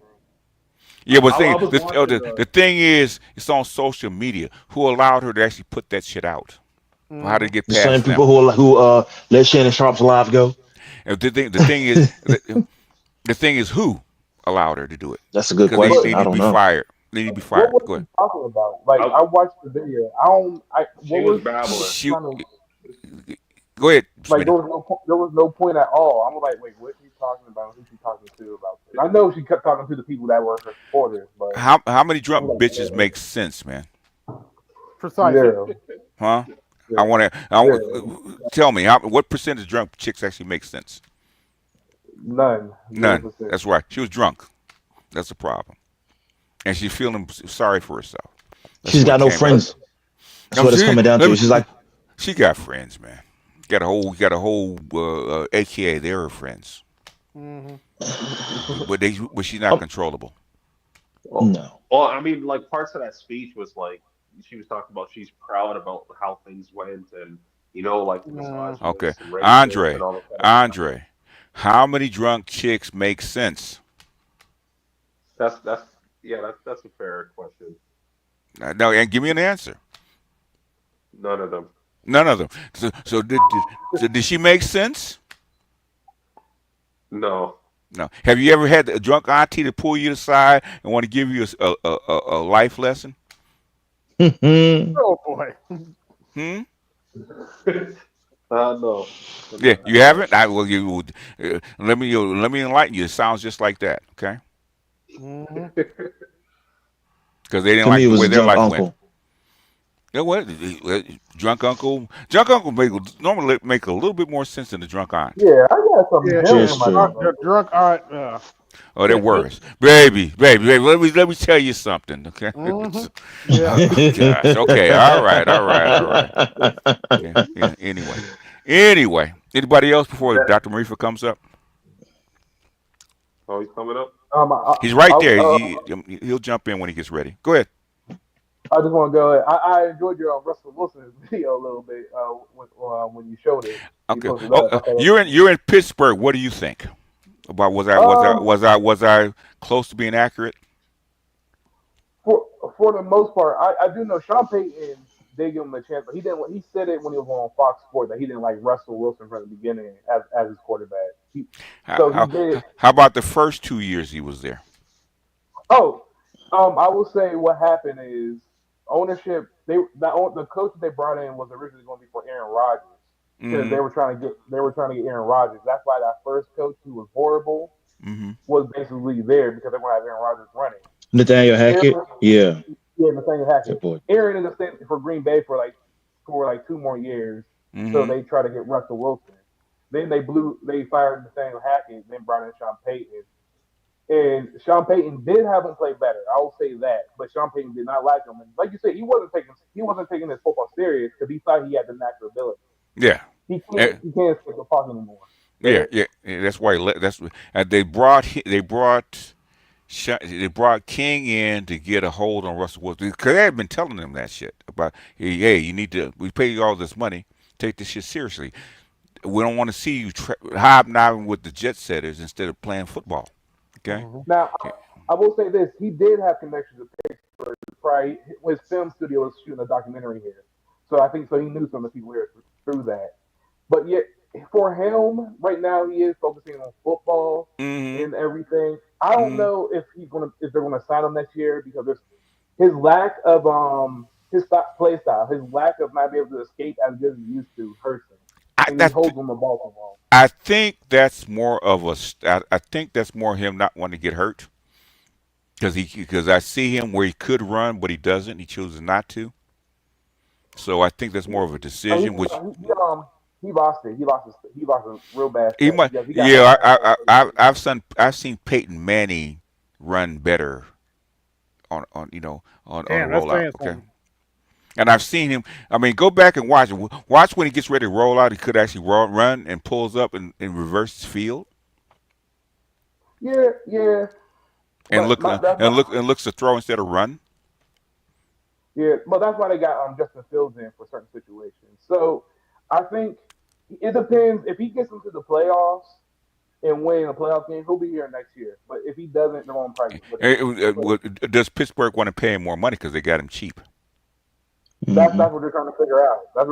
Are you worth it? And can you get us to win at least a couple playoff games? If so, they'll pay him. They'll pay him no problem. He wants to win playoff games, not for the money because they can't pay him enough money. But the thing is, it's for his brand. Yeah, it's for his brand. He's trying to save his brand right now. He's not even working because he's gonna make more money on the outside of playing football. It's about his brand, so that's what he's worried about. Well, Pittsburgh's one of the more stable places he can be because no losing season. Yeah. He's playing better because Mike Tomlin's a better coach than Sean Payton. I would say that. Yeah. What I'm saying is, go ahead. And when's the last time you see him hobnobbing with Sierra in social media this year? You don't do it. You don't do it at all. Outside with the family, no, I don't really see him. I mean, whenever you see, remember what you saw it all the time in Denver, didn't you? He's jet setting to Europe. He's in France. He's in Spain. He's there. He's in New York City during Fashion Week. Remember that? Yeah, I do remember that. He's not doing none of that shit this year. Yeah, I'm gonna let you know the temperature though. Like from what everybody's saying, the organization, because the organization didn't want Mike Tomlin and actually Russ Wilson are from the same city, so that's why he gave him the nod. They're both from Virginia, and then they're both because Mike Tomlin's father, he's a Kappa, Mike Tomlin's a Kappa, and they know their family kind of know each other. So that's and basically for what they want to do, he's a better quarterback in the system for what they want to do. Okay, if he plays up to his capability, that's what they want. Okay. Ownership told them because they said it. Ownership didn't want. They wanted the young quarterback. They wanted to actually trade Russell but Mike Tomlin did go commando. So that's why I think they'll keep him more than not. And I know it's not about money. He wants to stay in because even though Pittsburgh's not a major city, the Steelers as a brand itself is big as an NFL team. So that's why it's good for him to stay where he's at. Them the Cowboys are the super good brand. So if he wasn't the better quarterback, okay, ownership will be playing Justin Fields. Yeah. Yeah, he's a better quarterback right now. I agree. Justin Fields, until Justin Fields shows something better, okay? They were saying the same. Justin Fields couldn't make throws that Russell Wilson could. No, he okay? couldn't. He couldn't. Yeah. So his downfield throws, he couldn't put it on the money like he's a better quarterback. Period. The moon ball. Yeah. Yeah, I agree. But I don't want to linger on this too far. So I'm curious what the refresh. Yeah. What I'm saying is what they weren't confident of him actually taking football seriously. That was a problem. That's why he went so cheap. That's why Denver got rid of him. And he had to focus on football. He's a very good quarterback when he focused on football. Okay? We wasn't doing that in Denver.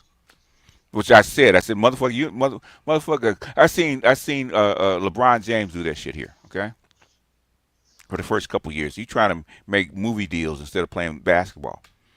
That's how come we got bonked. Okay. Mm-hmm. You see that all the time. I want to do something else. Okay, motherfucker, go do something else. Stop playing basketball or football. You see it all the time. And so I knew once he got out of Denver and got into Pittsburgh, he had to take it seriously because there's really nothing to do. You don't have all that shit that you do in Colorado. The Steelers don't like their players. They told you from the get, like, you're not going to be running around doing business stuff. He's not allowed to do all that. What's in Pittsburgh compared to Denver, LA, or New York? Oh, it's not fashion or anything. It's only tech. That's the only thing I hear is tech right now. Small tech firms that are growing. It's a tech firm city. But for business wise, for his fashion, no, he wouldn't need to be here. Yeah, that's why yeah. So he came because I mean he already had $38 billion. He didn't have to sign with Pittsburgh. He could sign with anybody. Pittsburgh was the best situation for him. Huh? Pittsburgh was the best situation for him because they had a complete team. Yeah. I mean, for $1 million, the other team would have put him at a backup quarterback for $1 million. There's a lot of. That's why they did it. Huh? The Rooney's, they're cheap. That's why they got him. And he's good, and he brings in market. Yeah. So he's a face. The Steelers have been selling out more games with him there. I will admit that because Sierra brings the celebrities and stuff. Yeah. So all like that. Which is why Denver paid him all their goddamn money. Mm-hmm. Yeah. So I will say that there have been a lot more celebrities coming to the game because they had Trump, Elon Musk, Sierra, and a couple stars were there. So yeah, I do agree with that. So yeah, it was so a at this win-win point, for both of them. Go ahead. No, so I was saying at this point, Pittsburgh is the kind of the best of both worlds. So they're getting a focused Russell Wilson, but they're also getting the celebrity that he brings. So it really kind of makes all the sense in the world to kind of have him there. Yeah, all on Denver's dollar because Denver had to pay $40 million. So yeah, it's a perfect situation for him. If he was demanding that money, to the best things. They said they get all that cheap. That's what they really care about. Is the cheapest way to get it. Of course. So that's why it's a no-brainer. Pittsburgh don't pay nobody. And basically because they played Justin Fields the first 4 games, didn't they? Yep. Yeah, because Russell pulled his had a I think a calf strain that Tomlin didn't want to play. Bullshit. Yeah, for sure. That's politics. Bullshit. Yeah, it's politics. Bullshit. I know that. People knew they wanted to see what Justin Fields because he's younger, and the thing is, the first 4 games were good. But if he could throw deep balls, he still would have been in the game. Yeah, but he's not as good a quarterback as Russell Wilson. That's why. Yeah. And he can't take command of the offense. Oh, no kidding! Wow. That was the thing in camp, but the upside of Justin Fields is that's why everybody's thinking that they might still. They want to see what he can do because he's younger. That's why. Yeah. What they found out is no, he can't. Okay. Yeah. Not yet. Because George Pickens looked regular, and now he looked like a offensive, player of the year. Yeah. Yeah.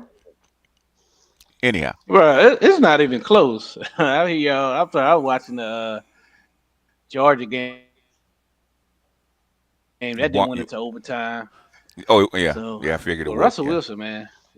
Russell Wilson is like one of the top quarterbacks. Like he's really up there with like Brady and Breeze, Peyton, and stuff like that. It's not even close comparing him to Justin Fields. No. And Jesse can tell you, man, when these cats take this shit seriously and when they don't, man.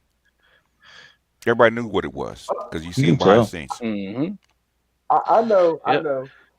My thing is the concern is that what is that defenses are taking away. My thing is what he needs to do is start throwing in the middle of the field. That's one thing he never did. If it comes down to where they need to win the game, Russell will win. Okay, I see him pull up all. He don't want to get hurt, so that's why he's pulling up.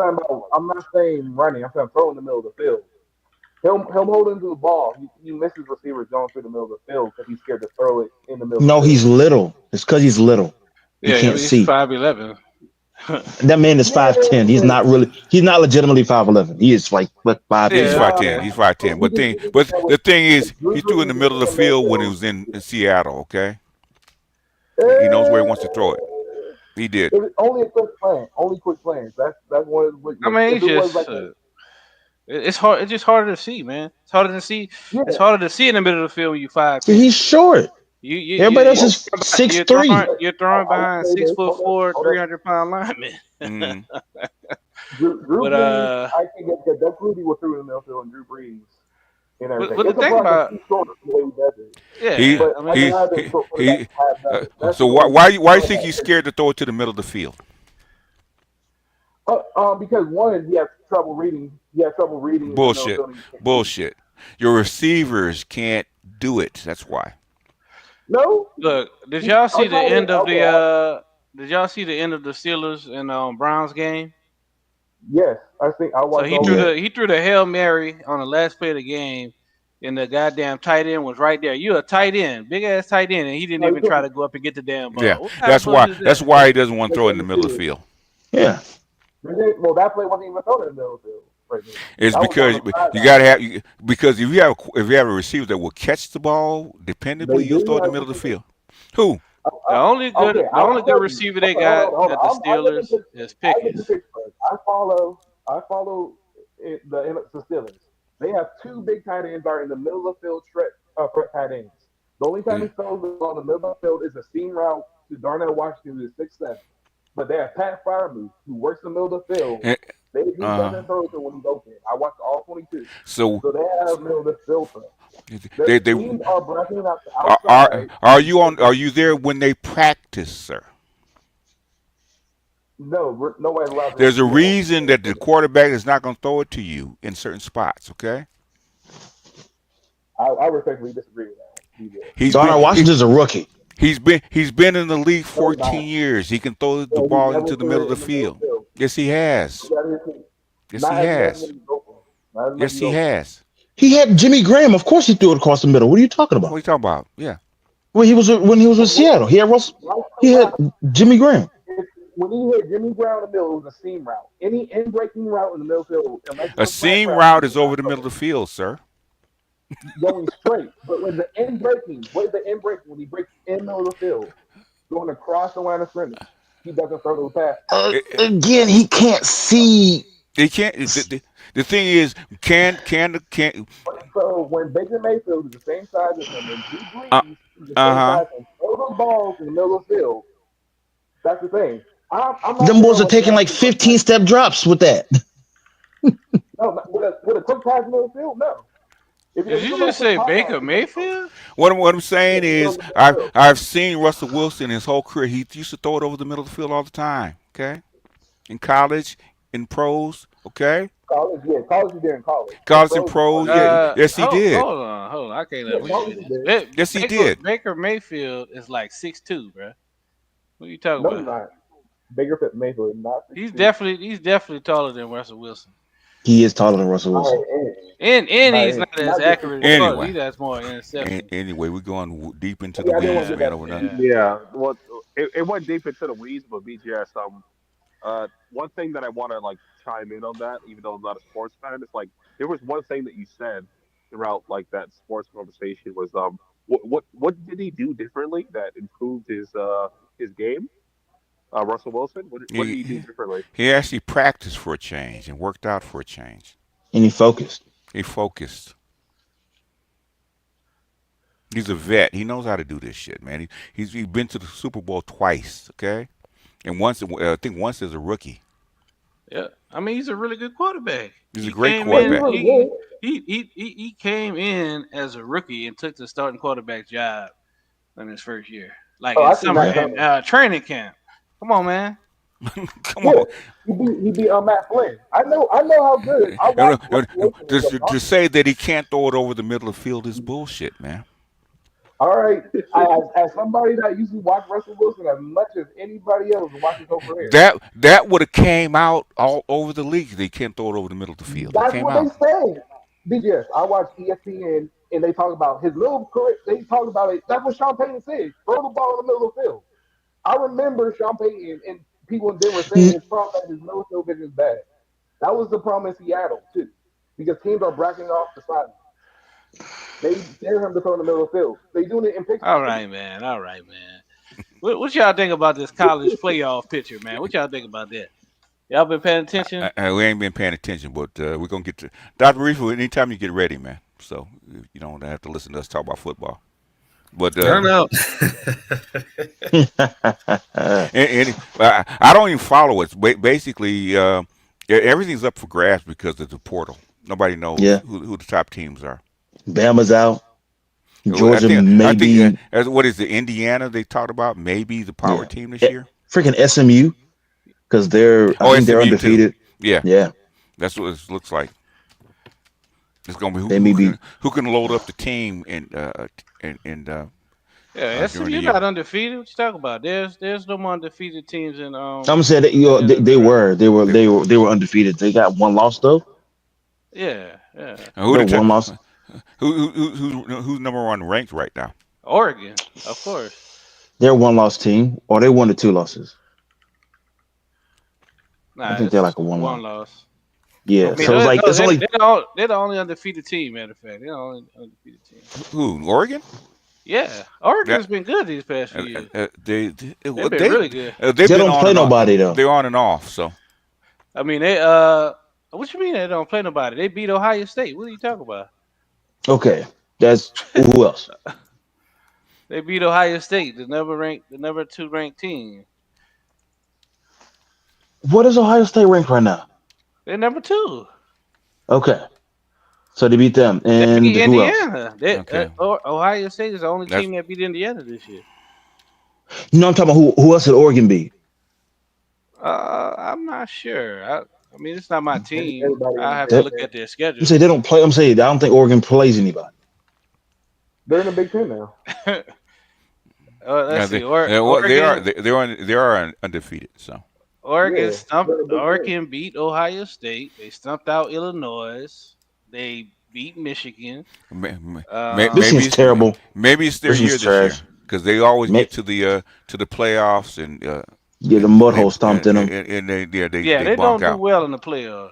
That's So true. we'll see. They're like the who's the team they should be they're like the Gonzaga in basketball. So we got Penn State's back up here. Okay, so we got the old school Penn State, Notre Dame, Texas, Ohio State. Okay, it might be interesting. So I don't believe in Notre Dame. They're like the Peyton Manning Colts from back in the day. Always go crazy in the regular season. Even Miami. Look at this. Okay, so. Yeah, no, Miami's been playing really good this year. So basically, for the most part, it's pretty much a toss-up, man. So. Yeah, there's no true number one. No, I mean it's a lot more parity with the Portland and everything. Which is great. It's great for the sport, though. Like even I heard y'all talking about Colorado earlier. Man, Kansas is a good team. Their record stinks, but their run game is crucial. They beat 2 other ranked teams in the Big 10. They beat Iowa and they beat BYU. They gave BYU their first loss of the season. Yeah, that's the only reason I follow college football is because of Colorado, because I want to prove certain people wrong. Because they want to scream on me when they're right. So basically, I'm doing the same thing to them. Okay, motherfuckers, eat it. Yeah. Did you see that Prime flip 5 top recruits yesterday? He flipped 2 recruits from. But you're gonna have to be like a top 10 school to get these. All right, man. No, he was on Nightcap. One time, Let me y'all. just say this real quick. He flipped 3 top recruits from USC, a top recruit from Ohio State. Mm-hmm. So you got the number one. I think he's the number 1 ranked quarterback that was committed to USC. Juju. Okay. So he committed to Colorado. You know what's crazy is that he had on Shannon Sharp's podcast Nightcap, like he had like 2 or 3 guys actually commit on live on air to Colorado, which is like crazy. I mean, you think about the fact that he got people going on because him and Shannon Sharp are boys, so he got people on his show. So all the fame and glitz and blitz will not catch a young man's eye, teenager's eye. Really? Interesting how that happens. Or got rappers, coming in the locker rooms and shaking hands. Okay. Who wouldn't go there? You got football warriors on the sidelines every game. From a business perspective, you getting the top ranked games on television, and you're getting pro scouts and getting pro football players coming through and practicing with you. Come on, man. Michael Irvin spent half his time at Colorado instead of Miami. If that don't tell you nothing, then I don't know what it is. Yep. Yeah. Anyway. Yeah. All right. Anytime, man. Waiting on you, Doc. No, I'm good. You good? Yeah, I'm just listening. I was. You're working right now. What are you working on, man? Oh no, we're just filing off. What do you call it? Reports after. Okay, yeah, you're doing work. That's how come you're so quiet. You're like South. You're doing work in the background. Why do you be chiming in? Yes, sir. Well, you know, it's been a very eventful month, so Oh, the last week, man. Jesus Christ! Well, they finally got their ceasefire. Okay, and we're still we're waiting for another showdown. So yeah. Get your popcorns around 2, go to the bathroom, come back, sit down, If it goes too far left, get your marshmallows, okay? The heat from bombs can roast a marshmallow within seconds, okay? Oh, yeah. Anybody for roast rabbit as well? Just wild game. A wild game. So how are y'all feeling about this? What's going on? Scary. I mean, your boy, your boy looking real scared over there, bro. Who? Your boy from Fault Lines, he's looking real nervous. Well, because he's hearing stuff in the background, man. That it's people can't predict anything with these people. So In other words, will we make it till January 20th? That's what they're worried about right now. What's that brother's name? Jamal Thomas? Yeah. You sound shook right now. You haven't heard Wilkerson and McGregor and Ritter. Ritter is flipping out. Ritter is frightened as well. He's flipping out because what they're telling him that we can't control these guys. That's what they're telling him. Oh my. Mm-hmm.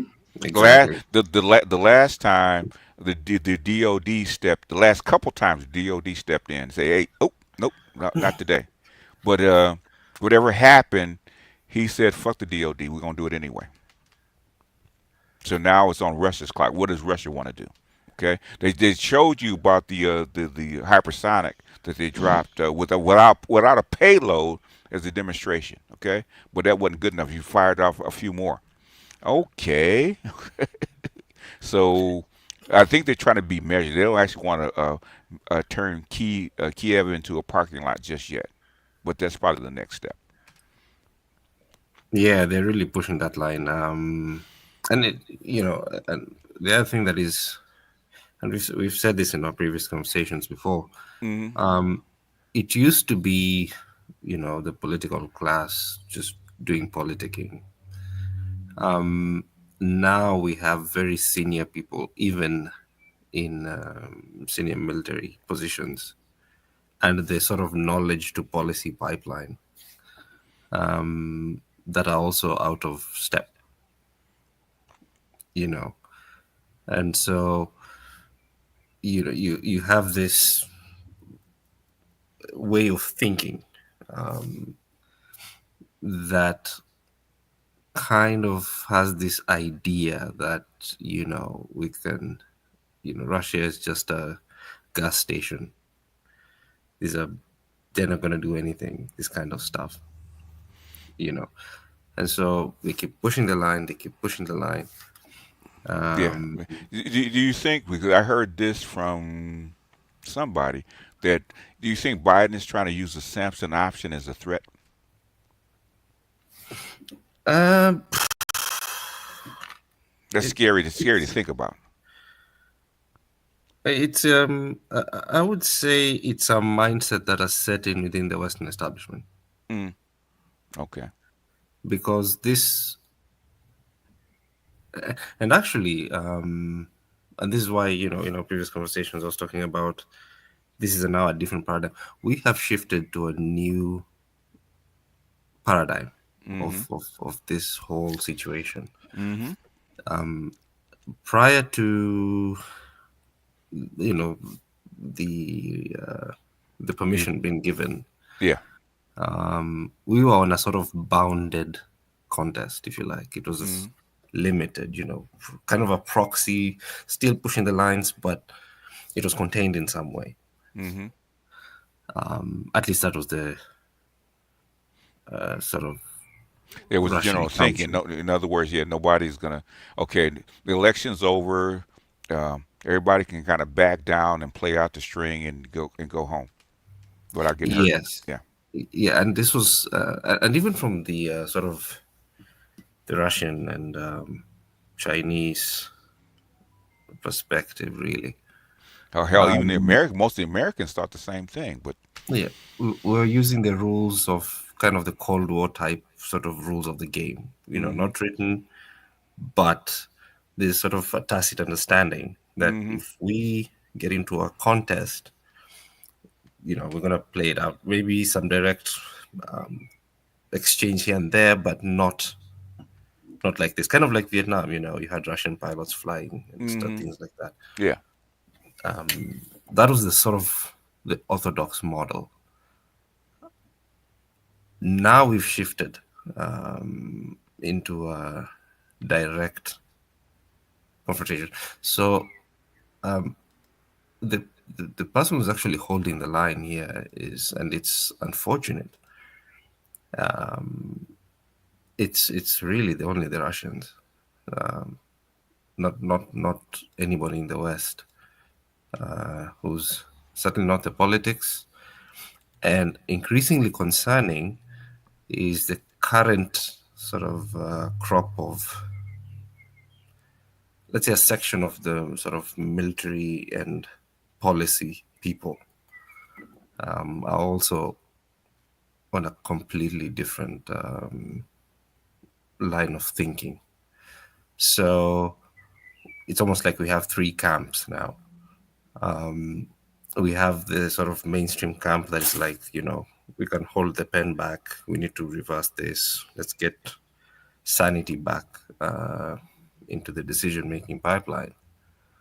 And then there's the camp that talks about, well, we can tolerate an exchange because the assumption that we have is that we are stronger, better, etc. And then there's another camp that's emerging, increasingly more powerful, which is, instead of this being an end, we should use this as a means to an end, so that if push comes to shove, it's not just about the assumption option, but it's also about it's a crazy idea, but shaping the new post-nuclear order. Yeah, and I think this is what they call brinksmanship. It's beyond that now. This is very, really? very serious. Yeah. Yes, Okay. It's way beyond just. This is about how do we shape the post-nuclear world. Yeah. So, that sort of section of thought has a lot of influence as well. I mean, really, even if they say they back Russia down, it buys them what, 5 years maybe? Exactly. You can the smash is coming. Yes. At this pace. In fact, it's already known that in terms of the escalatory paradigm, we've already crossed the line. Where we're now within Russia's sort of concentric ring when it comes to its decision to retaliate using all sorts of strategic weapons. And I think if it wasn't for the Chinese, Iran and Russia probably would have done much worse. And also Russians themselves, because they are very keenly aware of what these things can do. Yeah. Flowing from particularly World War II and the devastation, they understand what war is. I'm hearing that they're getting tired of Putin's patience. That's what I'm hearing. That's true. They want to turn Ukraine into a parking lot. That's what they want to do. That's true. They want a big response. The big response. But even within that big response, they're far more. They're not reckless in terms of where this thing could go. So it doesn't mean they would not do it. They're more than ready to do it, but they understand what it means in a way that we don't see the kind of recklessness that you hear in Europe or in Washington. So it's a different mindset to it. That's what I'm saying. It's a completely different mindset. Yeah, it's unpredictable. Yeah, and so that's the problem. That makes it very dangerous because you can only push them so far. I think you're right at the line. I think because I know they attacked the grid again. To punish Ukraine. So, which I thought was a little less than what they had proposed, because they had proposed dropping those things on Kiev, but I think they backed off of that. So they did because they have a very sort of strict policy against sort of going after decision-making centers, generally speaking. Yeah. Well, it was, but I think they changed their doctrine like a week ago. Yeah, but still, as a matter of practice, they're very reluctant to go after decision-making centers. And I think the biggest thing, and I think somebody else said this. I think it was Wilkerson. He said the things that they're shooting at them, they've been knocking them down, so they haven't done too much damage. So. Yes, and by decision-making centers, I mean Blackova Street, right? the seat of government. Yes, seat of That's government. what I mean. Yeah. In terms of going after, the sort of military decision-making centers, those are game. I think that's it's just a matter of when, if this trend continues. But of course, there's a much bigger picture, and like you said, there's a lot of consultation, and not so much asking for permission or anything like that, but kind of just having an idea of what the Chinese are feeling about this and where they are at. Yeah. So that if they make those big moves, they still retain that sort of momentum and international support that they've crafted over the last 2-3 years, and particularly in relation to. That's why I detect. I think that China is kind of steadying their hand, like, okay, I know what you want to do, but now it's not the time, because Iran really wanted Israel. Okay, and I think it was China and Russia kind of backed them down. Yeah, and Iran are already preparing for a sort of intervention in Syria because of what's going on over there. Are you talking about with the rebels? So-called rebels, yeah. Yeah, well, I think last I heard, last report, they had them contained. So I don't know what damage they actually did, but I think it was more of a firecracker than a bomb. Yeah, it's very volatile. It's very volatile at the moment because we have, except maybe the usual Gulf patrons, we have Turkey, Israel, and of course our usual three-letter agencies kind of trying to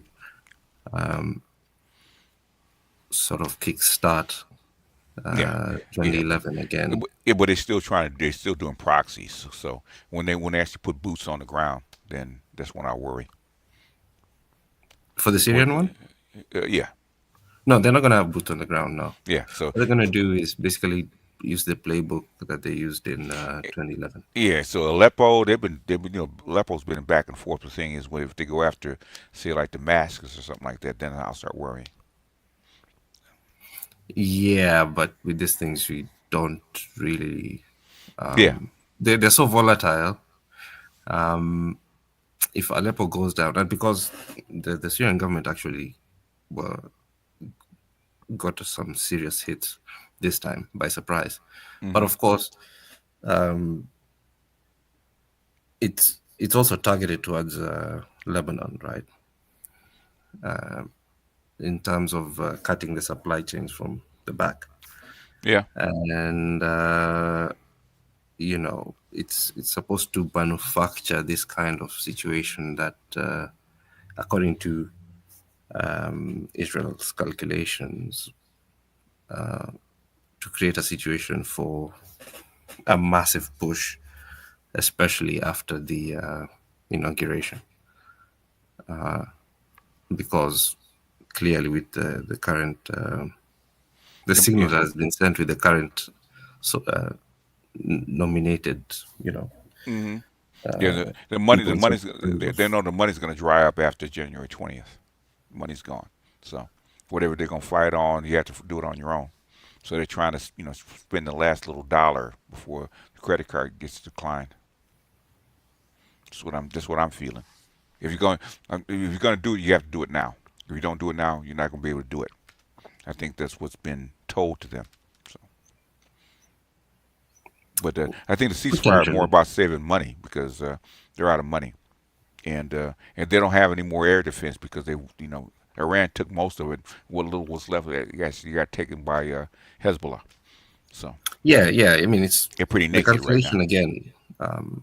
It's going to be far trickier than is often anticipated. But what we've learned out of this whole situation is that the assumptions that we are talking about and the assumptions in those decision-making centers are completely different.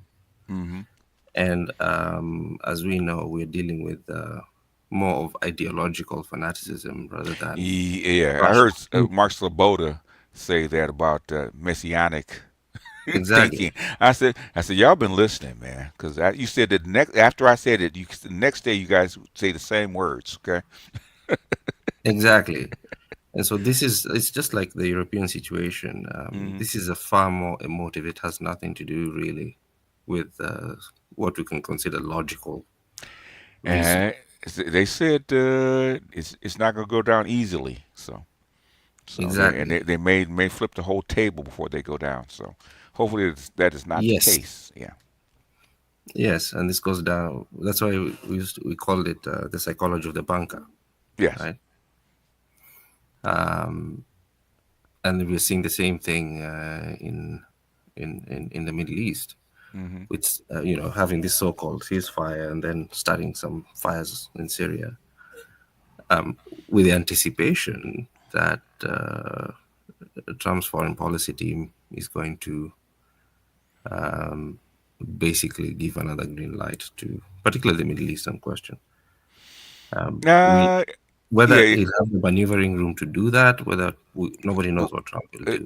Well, the thing is that at this point, and I think Hegseth was saying, we don't have the money to do this crap. Yeah, you don't have you want to cut the defense budget on top of that too? Of course. So that's what I'm saying. In terms of you come up with the realities of these types of dynamics, then becomes something different. But the signal that has been sent to Tel Aviv is completely different. So, yeah, I would love to see what they're actually telling them, versus what we know, what we're looking at, because to do a ceasefire and then pivot doesn't make sense. But I think you have committed to boots on the ground in Syria, so until they do that, you can say okay that you can do a proxy. Proxies are fairly cheap. Okay. Yeah, this so-called ceasefire. Yeah. I'll insist on that point. So-called. Well, it is so-called, but it was closer than we have been in about a year and a half. So. Yeah, but I mean, if it lasts, that would be quite something. But knowing what I'm seeing, it's more of we're not going to have the sort of full-scale military expedition into southern Lebanon. No, but I think they're going to do funny things. So it's not a coincidence that this Syrian thing has started. And in particular, it's basically designed to not just because Bashar al-Assad, there's a lot of politics between Bashar al-Assad and Israel and Turkey. Right? There's a lot of interest in having him removed there, and the United States, of course. This is what got Tulsi Gabbard in trouble. But there's also a major, that's why Aleppo is important. It's a major supply route to Lebanon from the north. Okay. And so if you destabilize that, just in case you want to restart anything in Lebanon, their thinking is you can sort of cut off those supply chains from the north. You can, but with things you bring the Iranians in. Exactly. Like you did last time. Okay. And Lebanese got on, the Hezbollah got on the Iranians, supposed to be our brothers, but you don't have our back. Okay. In fact, I think it was just today the Supreme Leader made a statement on that effect. Yeah. And the Russians, of course, are also have started operations in Syria. Yeah, and that means the Houthis are going to get fresh supplies. Okay. Exactly. It's going to get messy. It's going to get messy. But the point I'm making is that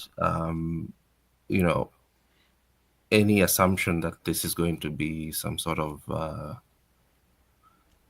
a quiet sort of peace or something, a sort of restabilization is not the case. We're going to have a rocky 2 months. And I think that's what Biden is pretty much signaled. Okay, I think they're flailing at this point. I don't think they really know what they really want to do.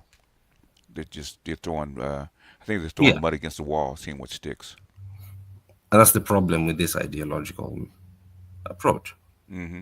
You know, it's like need to be right. That's where we are with this stuff. You know, it's if there's a perfect analogy I can use is the need to be right when it comes to some of these things. Because if you think about it from a sort of logical sense in terms of you know, the points you're making, then this should have been over a long time ago. But there's a need to be right, and it's very, very strong. Yeah, like I said, it's almost messianic. Exactly. It goes beyond need to be right. The thing is, I believe in a higher cause, and I'm willing to pay the cost to be that way. So, in other words, the end justifies the means. Yes. So if I got to throw down a few million bodies, so be it. Mm-hmm. That's where we are. That's where we are. Yeah. Which kind of makes me nervous. Okay. So really, dude, you really still on this? Even though you just lost an election, you're still on this? Yeah, I mean, when that permission, I spent 2 hours when the permissions were given, and I was having a meeting with some people, and you know, because we knew like for 5 months before that this was something that there was the information pipeline was being prepared to make this decision. Let's put it that way. And when that decision, I was like, wow, okay. I spent 2 hours just by myself and just thinking, okay, you know, you sober up very quickly. Because the people who are, you know, these are not civilians, right? Yeah. These are they're high level people, yeah. Very, very high level people. And they're willing to take these kinds of risks. And with that kind of mentality. Yeah. You know, that is just Orientals. So the sigh of relief was just a sigh. We ain't out of the woods yet, boys and girls. Okay. Not even close. Not even close, yeah. Not even close. And the concern is to such an extent that, you know, I'm sure Trump, of course, has some awareness of this, but he might find himself in an iron cage and doesn't even realize it. I think he knows. The realists are actually talking to him, like he's got a realist pipeline, so I'm sure they're talking to him. He knows where he is. Yeah. And also and I think we said something along these lines of the environment has shifted so much that when he gets in, you know, because you know, and looks at the mess that he's facing, I think that's when the real picture starts to sink in. Yeah, because Mexico just told the United States and Canada pretty much to go fuck off. Yeah. Exactly. They're talking about terrorists. Yeah, we don't need your money. Go fuck off. Yeah, and it's the same. That sentiment is spreading across Bolivia. Yeah. Has a fight with Elon Musk, right? Yeah. Peru just did this major port project. They're Argentina is signing up to the rail project with China. So yeah. And Milei is going to China and saying, "Hey, listen, let's talk." You know. Yeah. This is what got me onto YouTube in the first place back in 2013. But I talk about this kind of stuff. In fact, the guy from DOD actually paid me to actually go through these things and point some of these things out. So he got a couple of promotions from us. So shout out to him. Oh, wonderful! That's what I said. I'm glad I could help. Yeah. So I didn't get paid enough, but yeah, just glad I could help. You better go back before the dollar. I heard that. I better move to Kenya before the dollar, before that check, you know, becomes. That was painful to listen to. That was so painful to use. I say Leroy. Where did you get Leroy from? I don't get it. They call American black men Leroy. I don't know. Jeez, yeah. Maybe, you know, maybe something else. But Leroy, where'd she get that from? Okay. Yeah, I mean, I was listening to that, and I was kind of. It's almost as if I was listening to Joy Reid at the same time. I was like, "Geez," it's like, I'm getting that sort of weird psychological thing going on. Like, can't stand this. Jeez. And black American men have been big up in Kenyan women, man, for the last couple of years. Hey, this is the spot. These are the women. And you saying, okay, we're just faking it to get your money? So that's not very nice. Well, and then maybe she wants a piece of the action, there's no gangs to join. So what the hell are you talking about? Exactly. You can't sell dope on the street. There's no hood business. So I said, who have you run into? Yeah, and whose talking points are those? Who says that? I wonder.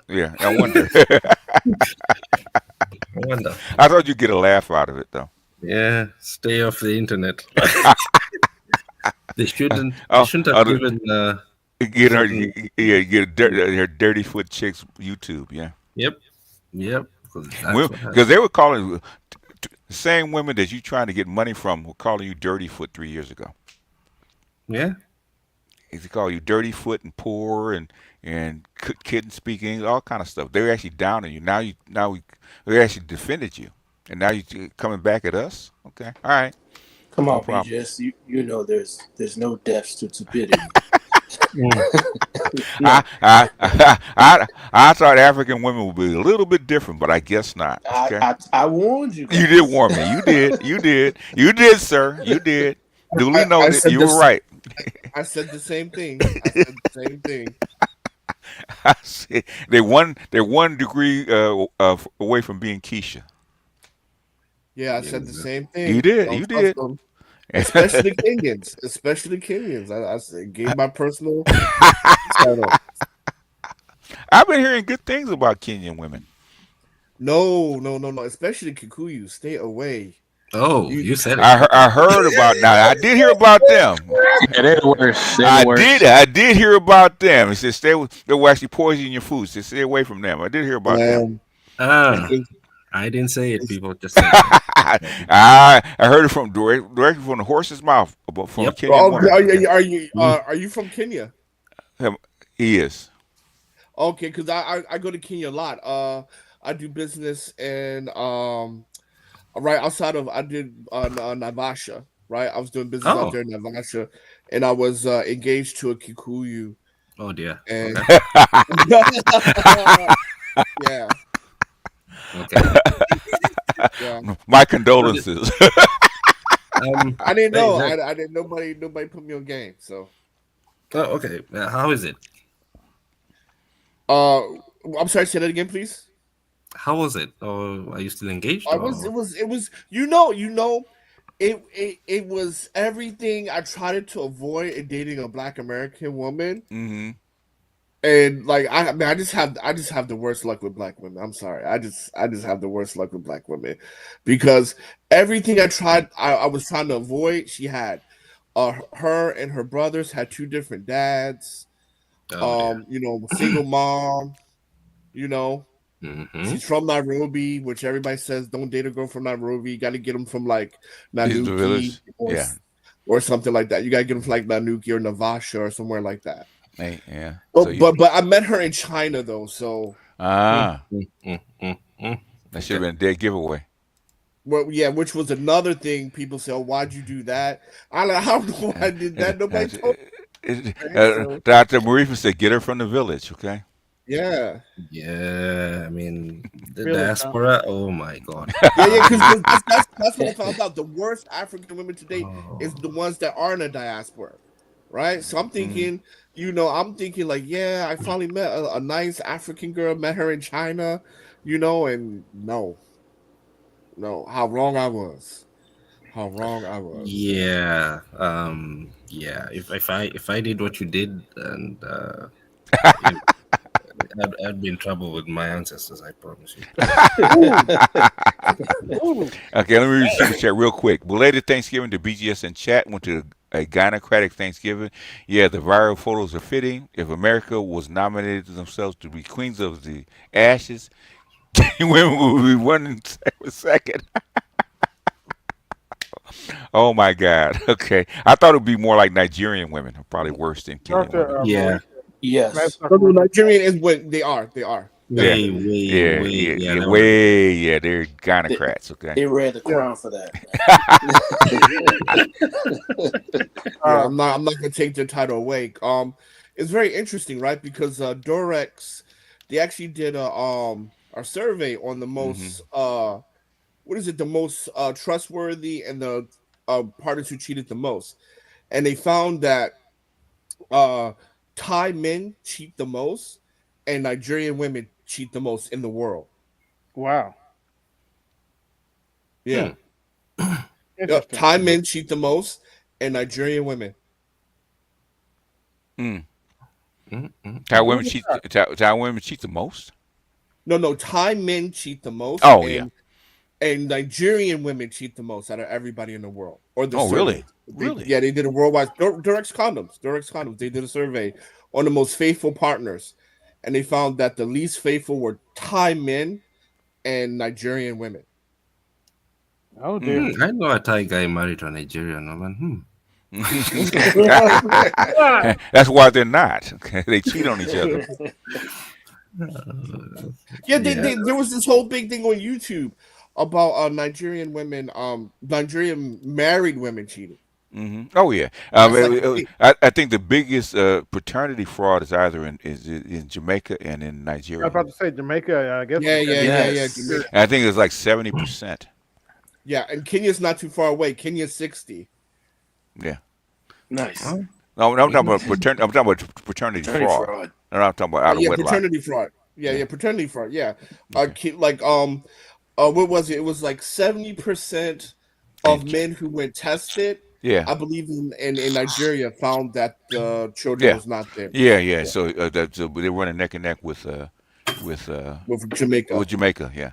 Said Dr. Dusty Jeffrey panel tag spreading the dust around the world. Okay, appreciate you. Passport. Shoot out to him. Yeah, I got to stick with my Asians, man. Filipinos are looking better and better. Filipinos are actually pretty decent women. Okay. Yes. Pretty decent wives. Okay. Yeah, very decent wives because I've dated a few, and I can say, probably my best relationship was with a Filipino woman. Yeah, they're pretty. They're they can be aggressive, but the thing is, they're loyal. That's what I've seen with Filipinos. Yeah, they're very. For the most they're part. loyal. They'll stick by your man. Yeah, but then see the thing is, right? And if they decide to bounce, they'll leave you with the kids. Okay, they won't take the kids. Hey, yes, sir. Yeah. We grew up with black women. We were born in it. I heard that. we were born in it. Listen, we were born in aggressive women. Oh hell yeah! They don't understand it. I had a great Thanksgiving with the Haitian in-laws without my lady on call. They all support Trump. If their daughter knew, she'd disown them all. Yeah. Anyway, yeah. Yeah, I mean, well, Trump is the most logical choice, man. I mean, I'm not saying he's great, but he's the only choice, man. He's the only choice. I mean, absolutely. I mean, and I'm abroad. I'm abroad. Like, if stuff pops off, I'm in China, guys. Like, who's gonna come get me? Nobody. That's what Glenn Deason said. He can't go. That Biden can't go fast enough. So. Yeah. No. And this shows you what he's on, man, because there's no need for all this. You're going out. You can leave it to the next guy. I think you're trying to go out with a bang, personally. Yeah, but don't take me with you, goddammit. Exactly. Yeah. Leave that bang to yourself. Don't take me with you. Yeah. And this is why I really respect Russia in a way. I'm getting a new found respect for Putin. Yeah, because he already said, hey, we're not going to accept them into NATO for the next 10 years, whatever. We're going to try to do business with you, which is the right move. America needs to absolutely do business with Russia, especially when it comes to agriculture, because majority of the what is it? Fertilizer comes from Russia. They, right? I mean, it's the master blaster theory that I came up with. God, it's got to be 15, no, more than that. Got to be almost 20 years ago. Okay. Yeah, basically, Russia is the giant that the brain rides upon. You take out blasted, then master doesn't have a defense. Mm-hmm. So that they still believe in that, after 20 years. Yeah, and then also, the answer to China is actually with Russia, in my opinion. Well, the thing is, they're better together than they are separate. But the thing is, that's not come they're speeding, because by 2027, then it won't matter anymore. China will be the imminent military power on the planet by 2027. You won't be able to touch them. But I mean, I think it's going to be like one of those things. Like no real country is going to go head to head. I think because there's a lot of things where China. Well, number one, China can't feed itself. So and then on top of that, what China's doing is they're trying to get independent of American agriculture, right? So they stopped buying soybeans recently, right? And one of the ways to counter that, I don't think it's tariffs. I think it's actually doing business with Russia. Right, doing business with Russia, trying to. So if China's going to stop the soybean production cells, right, then I would say I'm going to start buying up all the fertilizer. Right? Well, yeah. Well, Brazil probably supplies them with more soybeans than America. Well, Brazil, you can smack in the mouth, right? Well, the thing is, they're in on. They want to get off from underneath. Yeah. Everybody does. Everybody does because what is that? What is that? They did it to not tariffs, but the sanctions. Too many sanctions, right? Yeah. U.S. caused this, right? The over sanction of the world. We caused this problem. Yeah. I think Wolf said that. I might have to go back and clip it. Wolf said that in 1978, America supplied 80% of the agricultural goods to the world. Right? Yeah. It's down to 23%. Damn. Yeah. Makes sense. How many farmers? What's the percentage of farmers here? What? We probably yeah. Well, at best. Yeah. And the way climate change is working, they're actually growing more food outside of the West than before. Yeah.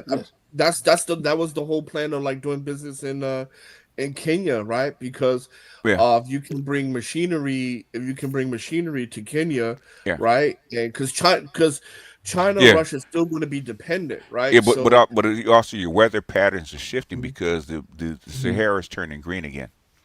Yeah. So and there's shifting. So it's in what, like 60% arable land, because like I said, I have a commercial chicken farm out there, right? And I'm trying to grow it to where I can export, right? I can export to like the Middle East and export to China, stuff like that. I'm not there yet. I'm still the local market. We have like 50,000, right? Were you in Kenya? Yeah, 50. We have 50,000. So we supply supermarkets and schools, right? Because to supply big boys, you need like millions of tons, right? I'm not there yet, but hopefully soon to get there, right? Because the land is affordable. We rent, and you can do a lot of green initiatives cheaply there than in the U.S. Like, for example, pasture raised is a thing right now, right? Yeah. Because there's just so much land and it's so cheap.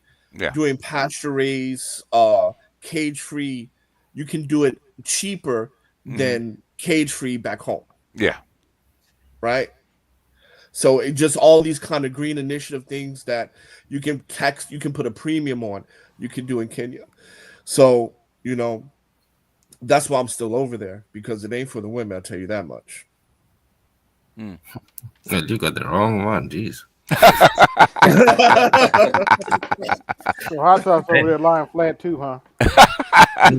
Yeah, man. No, you know what it is, gentlemen. This is what I came to the conclusion. I'm marry an Asian and have surrogacy with a black woman with an African. Yeah. It's cheap. Yeah. 20K. You turn into a Chinese man. Yeah, pragmatic, man. I've been here 21 years, right? Okay. Man, what is this, man? With the Chinese men not wanting to marry anymore? They're actually going monk. What's up with that, man? Because okay. First, that's only in certain cities. That's like Beijing, Shanghai, and Guangzhou. Everywhere else is not like that, right? Okay. But it's just like for example, Shanghai is just so materialistic, man. Like your woman is complaining every day about how her friends got this and that, and she ain't getting this, right? And the thing about it is, right, Chinese women don't cuss you out, but they will pout like a child. Yep. And cry. And like if you like, you know what I mean? Like if you look, black women will cuss you out, but they'll let that stuff go. Chinese women can work a nerve. Chinese women can work a nerve. Yep. Right? And they don't shut up, huh? Look, BTS, we're in bed, lying down. Literally 1 a.m, just start crying. What's wrong? You don't love me. Oh God! Oh gosh! Oh no! Right? You don't love me. No. No, right? Yeah. Not you ain't. Yep. You ain't. You ain't shit. Yeah. You ain't Dusty. You know, and no, you don't love me. You don't love me. I don't feel you love me. Oh, how do you respond to that? You don't. You don't. Oh, it depends. Okay. Yeah. If you mean saucy, you say tough luck. Did you now what? Now what you gonna do? Now what you gonna do? I might go to the convenience store and never come back. Yeah, man. What you gonna do? Okay. Are you? Does that mean that you're leaving? What's up? No. But if it depends, because I've had some, like, they get crazy, man. They get crazy. Hey, like they'll be like, I'll hurt myself if you leave me. Here's a question for Hot Sauce and Dr. Marifa. Aren't Trump's tariffs just going to speed up what China wants anyway? Yeah. I'm saying tariffs are not the answer. I'm saying working with Russia and collaborating. Well, what I'm saying is, if he does it, is it going to speed up the separation anyway? No. You don't think so? Because I mean, right now, America is still the biggest consumers in the world, right? That's, I mean, right. Yeah. So nobody's gonna, because even right now, right? China switched from low product manufacturing to high tech manufacturing. But I mean, who's buying it, right? Like EVs are already prohibited in America, so you have like other car markets, but it's nothing to the U.S. And even if Trump start putting tariffs on Mexico goods, right, because that's China's back door, right? Then they're going to lose money. Like, China is in debt, guys. China is in debt. Yeah. Everybody is, but exactly right. But they can just hide it a little bit better, but they are in debt. I think people are taking this tariff stuff out of proportion, because I believe he's just making the presidents with these statements, because one, has to go through Congress, and then two, right now, even the American consumer has actually been on decline for the past 2 years, because, of course, most people can't read numbers, so they don't realize that the consumer is not the American consumer is not strong. You're starting to, we've been seeing for months now, consecutively, the top 20% who consumes 40% of consumption in this country, even they have been switching, their consumption. We're talking about actually going to Walmart, and they're not going to the dollar store yet, but they've changed their how they consume. So that's a clear sign. So it's just, I don't think it's going to happen. Personally, it just doesn't make any sense. I think it depends, because even as consumption goes down in the U.S., globally, U.S. is still the largest consumer in the world, even in the down market. So I just think it depends. It just depends. One, it depends on what products we're talking about, and number two, it just depends on what's going to rev the economy up. I think if I'm Trump, I would just take a book out of China and start partnering, working together with other countries instead of doing tariffs with them. Right? I think that's what's going to pull America out of it. Right? There you go. I agree with that. That's what I'm saying. The tariffs will make absolutely zero sense. Yeah. And it would accelerate it would accelerate this recession that we should have had. Excuse me. I wish it was just recession. Yeah. It's called stagflation. Yeah. So like one thing I think that's pretty brilliant is what Germany is doing with Kenya, where Germany is bringing over Kenyan labor, right, and doing kind of a co-op thing.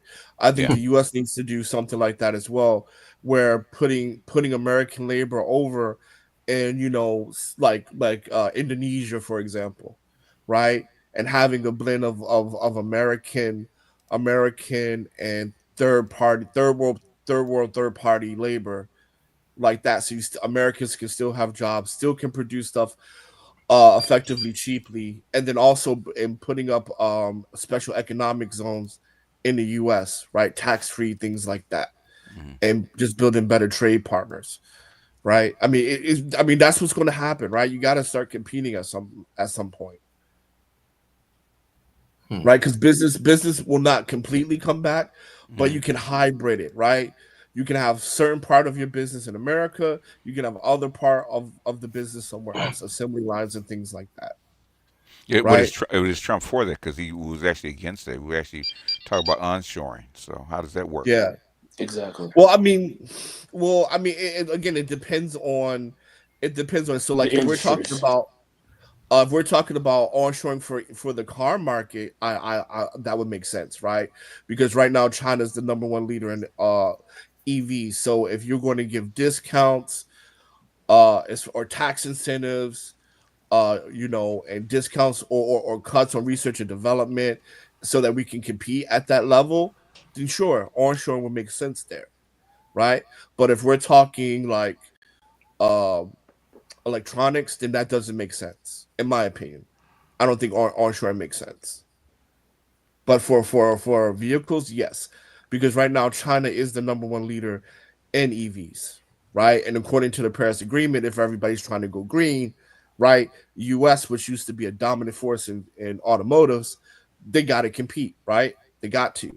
So that would make sense, because also you can protect your intellectual property better also. But right now, China is dominating the game in EVs.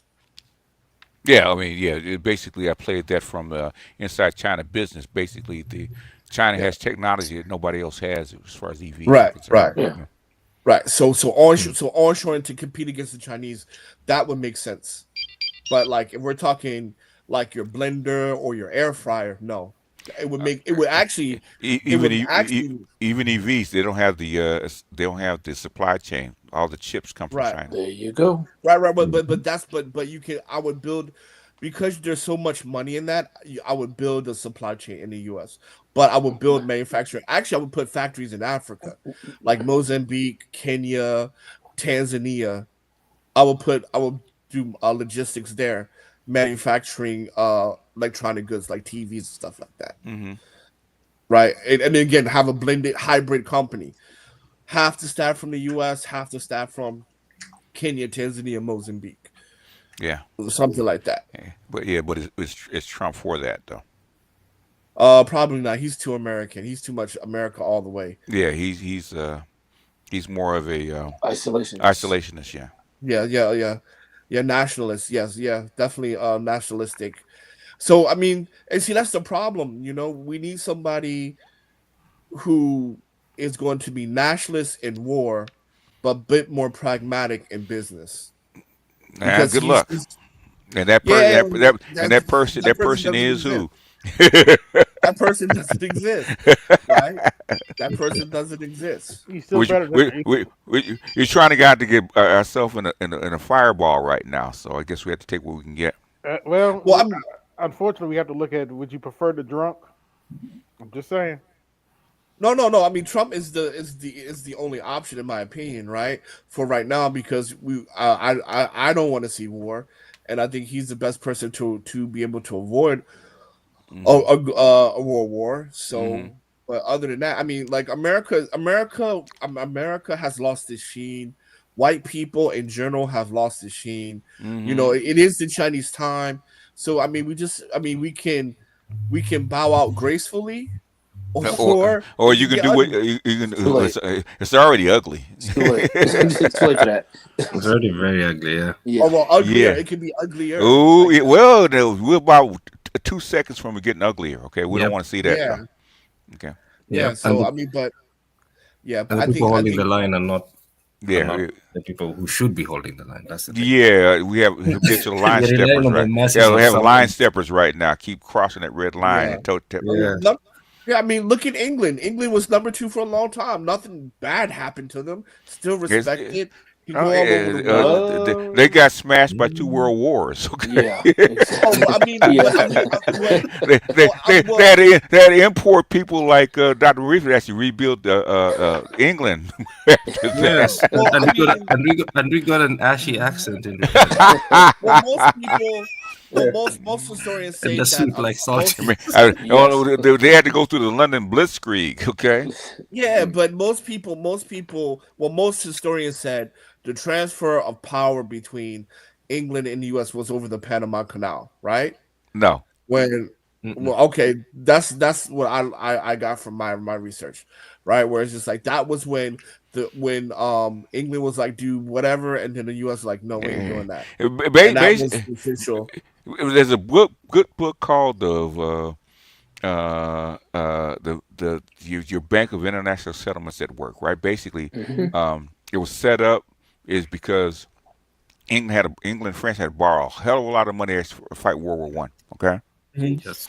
And basically, the power of the dollar and the financial power got transferred to the United States to the Bank of International Settlements. Okay, it got delayed by the Depression. But the thing is, England had transferred power after World War I because they were decimated. They didn't have any more money, and all the money and all the power of the manufacturing lied in the United States. So they actually transferred all that power over to them. It became official after Bretton Woods, but that's when it actually was transferred. So let me ask you this: before 2000, right? Let's say like 1990s. Who would you say was the number 2 power? In the 90s, the number 2 power. It actually was China. The number 2 power was actually China. Yeah. I would put China in 2000s. I wouldn't put it. No. Who would you say was the number 2 power in the 90s? Not Japan. England. Don't say that. It wasn't. No. Russia and the United States 1 and 2 after 45. Okay. Okay. So but Russia's economy was horrible in the 80s. In the 68, Lyndon B. Johnson had to come in and save the pound in 68. They had to save it again in the mid 90s. Okay. Mm-hmm. Yeah. England the British had no more power. They had no money. They were broke. Yeah. Okay. So then, but same thing with Czechoslovakia. Germany had more power than England. Okay, I'll give you Germany, but it wasn't during what's his name, Cheklovos, the president of Russia at the time. When? In the 90s, Cheklovos or something like that. No, basically, China became the number 2 power, the main threat when they signed the SCO. When they signed the SCO, okay. But the SCO was in 2000. No, it wasn't. It was in 95. Okay. All right. Okay. So fine. So let's say 80s to 1994. Who would you say was number 2 then? The 80s to before the wall fell was Russia and the United States. Yeah. So, but Gorbachev couldn't even afford to feed his troops. It doesn't matter. It doesn't matter. They were number 2. Okay. Okay. All right. Okay. So fine. So because the bigger point is this. Mm-hmm. Russia was cool in the 80s and 90s, right? So us being number 2. Okay. The wall fell. Okay. The wall fell. Okay. In 89, right? Okay. We're talking about the Berlin Wall, right? The Berlin Wall. Yeah. I'm talking the Berlin Wall, Perestroika. Basically, Russia lost like a third of their Soviet Union actually had to break up. A third of the population left. Okay. Right, with the Prague, yeah. There were no peer competitors, unless you want to say the whole European Union maybe is a unified power, but as a country, no. It was actually the peer competitor was actually China. Okay. In the 90s. Yeah, Okay. Yeah. But I would put the reason why I would say 2000 because at 2000 China was like the undisputed number 2 guy. No, okay. It was like this. SCO was on their radar. Why do you think the Asian currency crisis happened under Soros? Mm-hmm. They were trying to bankrupt China. Okay. Yeah, they were trying to bankrupt China. Yeah, because China got the band back together. They had broken up in '68, right? And they actually bailed out Russia and bailed out most of Asia with their gold. Okay, they were the number 2 competitor. That's how come the PNAC was actually formed to suppress China. We've been doing this for like the last 30 years. Right, but then China formed what Sinopec, right? Okay. The biggest reason why China became a peer competitor is because they rejoined with the Soviet Union under the SCO. Okay. Right. No, yeah. They became the peer competitor. They were actually the number 2 manufacturer. Okay. When they overtook Japan. Okay. Yeah, but yeah, I'm not saying that they're not. I'm just saying I would have put that at 2000 instead of 95. No, but it's fine. I can agree with 95. I can agree with 95. 95, and the alarm bells really went off when we returned Hong Kong to China in 97. 97. And right after that, you got the Asian currency crisis. You got PNAC actually writing that document, formulating that document. Right. Yeah. So it was. Because the Asian currency crisis, because that bankrupted Indonesia, Japan, and Thailand, the Thai baht, a whole bunch of others. It took a bunch of Chinese gold to bail those currencies out. Okay. Yeah. And then shortly after that was Sinopec. Shortly after that, they joined Sinopec. It was Sinopec, and then Sinopec was one. But thing is, go back to Kissinger, right? Okay. Mm-hmm. The main thing in '68 why Kissinger and Nixon are so important is because of them breaking Russia away from China. The communist threat was actually broken up. Okay. Okay. So now you have what 30 years, okay, of relatively Russia being isolated, okay, and then you take them down. And then 5 years later, they get back together with China. So you have the biggest manufacturer and the biggest military power on the planet getting together. That's a threat. Yes, absolutely. So what year would you put on it, BGS? Because I would say around 1950. 1950 for what? As far as UK kind of being in decline for being that. No. UK was in decline after World War I. Yeah. No, I'm saying the declines. So before World War I, I would put UK at number 1. They were number 1. Yeah. And United States number 2. After World War I, number 2. Hold on. After World War I, they became number 2, and they had a steady decline all the way until what we see now. But what I'm saying is 1950. I would say that around that time, like after World War II, that's when Russia. Now, Russia surpassed the UK as far as peer power after 1945. Okay, so five years old. France and the UK were dead. Okay, they were gone. Yeah, right. In fact, most of Europe was gone because that's right. They had to have the Marshall Plan. He was saying 2000. I mean, I would even put Germany, Japan, and Russia above UK in the 2000s. Yeah. Oh no, I said that 2000 was China as number 2. No, I'm hearing what you're saying, but I'm just saying. Oh, what I'm saying. You said 2000, China number 2. Who did you have number 2 before then? I thought you said. Oh, UK. I would have put UK or Germany. No, that's what I'm saying. Germany, UK, Japan, and Russia were more powerful than UK. If you combine the EU as an entity, maybe okay. Yeah.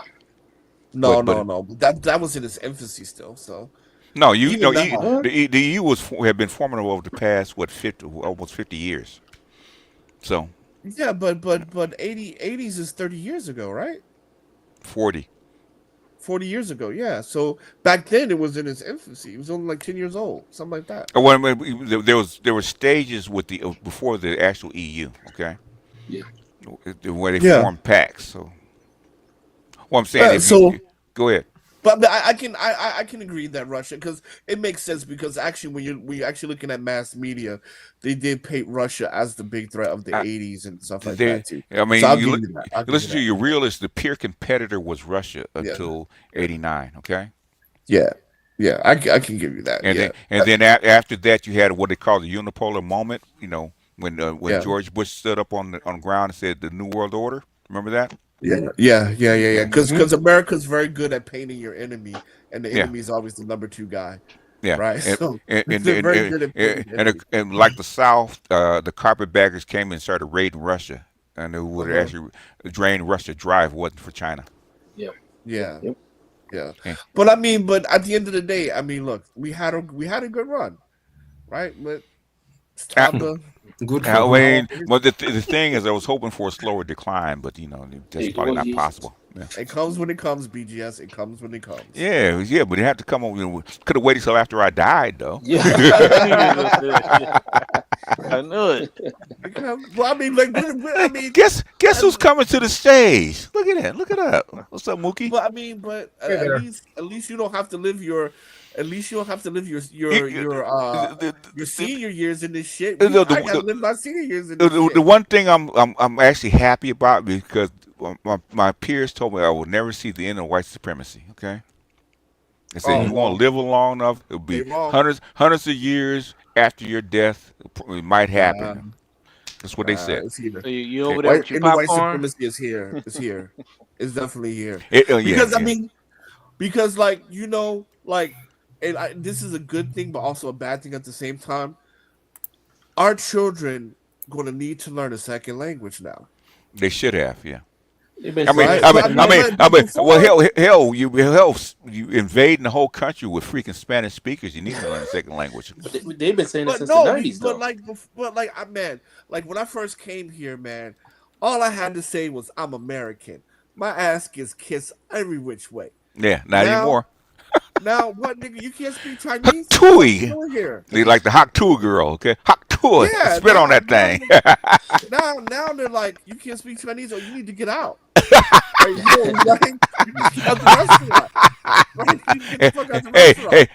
Hey, you're just a dusty Negro from America now. That's right, man. BGS. I lied to you. Now I remember when I first came. I used to be in a place called Wuhan. Mm-hmm. And Wuhan. Not Wuhan. Oh my God! You can't make it up. You can't make. Cannot make this shit up. Wuhan, not that Wuhan. Yeah, that Wuhan. He was there before the beginning. I was wondering where that shit came from. Now I know. Okay. I saw his origin story. I've been here through SARS. I've been here through COVID, the pandemic. Yeah. I've been here through avian flu. I'm like 21 years. I've seen all of it.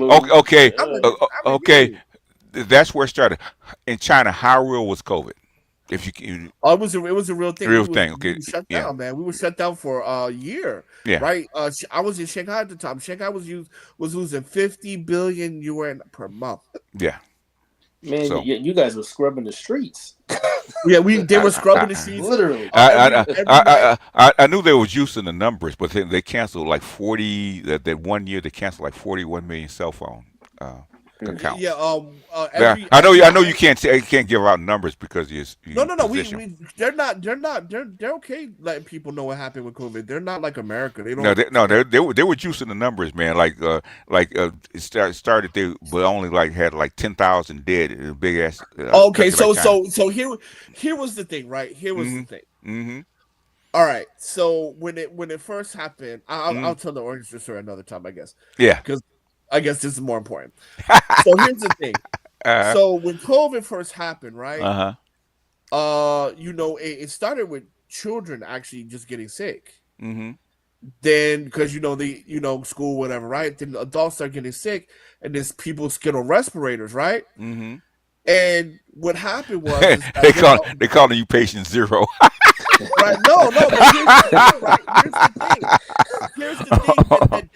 here's the thing that I don't get about y'all in America. Mm-hmm. like in Wuhan and in Guangzhou, there's large amounts of Africans. Mm-hmm. Now, everybody kind of know everybody. No one got sick. Okay. So we used to go around saying that, oh, this is niggas can't get sick from this. Because even in Africa, in Africa, they didn't get sick because the disease actually mimics malaria. Yeah. Yep. So I'm calling home because I'm like, but in the U.S., the most affected people are black people. By percentage. We're here. Yeah. Not near. 85% of the people that died from COVID were white. Mm-hmm. BGS, Africans were tested negative. BGS, we get tested every single day, once in the morning, once at night. Right? It's on lockdown, right? Did you get malaria when you were on the continent? Once or twice? I got the yellow fever shot. No, but did you get you contract malaria when you're actually there? No, I didn't. Oh, you didn't? No. Okay. No, but I took but you get the malaria you took a bunch vaccine. of shots. Yeah, malaria vaccine and stuff like that. So you probably basically it was actually built to actually mimic malaria, and so they thought that would be most effective on the continent, but things actually killed more other people that didn't have the gene for it. Mm-hmm. Yeah, so I mean, but BGS, not even people didn't even go get sick or go to the hospital. Mm-hmm. And we get tested. We get tested a lot. When during the lockdown, we were locked down for 6 months, and then like 2 months we were free, and then we got locked down for another 6 months. So during the 6 months time, you were only allowed to leave your apartment 2 times. You were allowed to leave your apartment for morning testing and then evening testing, and then they had to you had to order on the app. And these special people would bring your groceries to your door, and you had to wipe down everything like that. But you had to stay in your house for 6 months straight. Yeah. And they tested and no black person got sick or died. There's only one person that died, but she couldn't get food and she died. It wasn't COVID. Wow, exactly. Yeah. Actually, because of the lockdown, people died of other things like not being able to get their diabetes medication, heart medication. They actually died from other things other than COVID. Actually, okay, right. So that's why when they're saying like so many black people were getting sick, I was like, why? Because in Africa, because even guys in Kenya, nobody was getting it. Right? Yeah, in America, we don't have the same genes, but in America, it was pretty serious. Yeah, I mean, it wasn't as bad as white folks. It wasn't as bad as white folks. When it jumped to white folks, I think when it jumped to it might have been. Yeah, because I think there's a distance between Asians and blacks, right? Yeah. So just a little bit, right? I think the whites were the bridge. So the whites were the bridge because it was like nobody, like it was all over WeChat, Black WeChat. Like nobody got it. Everybody's cool. Oh, okay, black people can't get it. That's what we thought because we were dealing with this in 2019, right? Yeah. Black people couldn't get it. That's what everybody said. And then, America was like, oh, black people are disproportionately at risk. That's because, I mean, we pretty much have high fructose on drip in America. So yeah, that's true. It is true. Yeah, that's true. Yeah, weaken immune system. But I do want to talk about. Go ahead. I do want to talk about how white supremacy, because when I first came here, right, I couldn't. I was learning the language. I couldn't speak it yet, right? And I remember going into restaurants.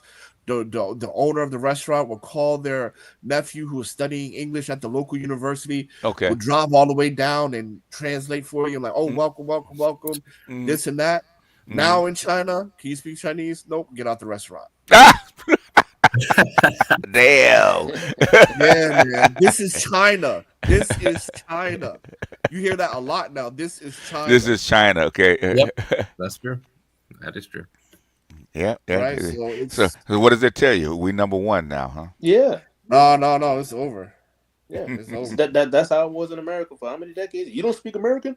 You don't speak English, yeah. You don't speak. You don't speak English. This is America, man. It is America. Yeah, I mean, and that's why you see some of these reactions that you're seeing right now, because it's almost like a glitch in the system. Why are they not doing what we? Oh, sanctions. Why are they not complying? No, they're not working. Yeah, yeah. Why? Yeah, yeah. I get all those questions all the time in the corridors. Yeah, and I already knew. When they said this is not going to end. It's not going to end well. Not going to end well. You know what? This reminds me of the scene with Bane and that politician. When the politician's like, "I paid you. That's America," and Bane just puts his hand on his shoulder, like, "Do you feel empowered?" That's what's going on. Right? America is in some serious denial. Yeah. Yep. That's how come they're fussing with Mexico right now, because the president of Mexico almost telling them to go fuck off. Mm-hmm. Say, damn, Mexico? You too? It's too brute? Damn. I thought you were my bottom bitch. I guess not. Yeah. Especially when this president got in power, and they're like, oh, But Japan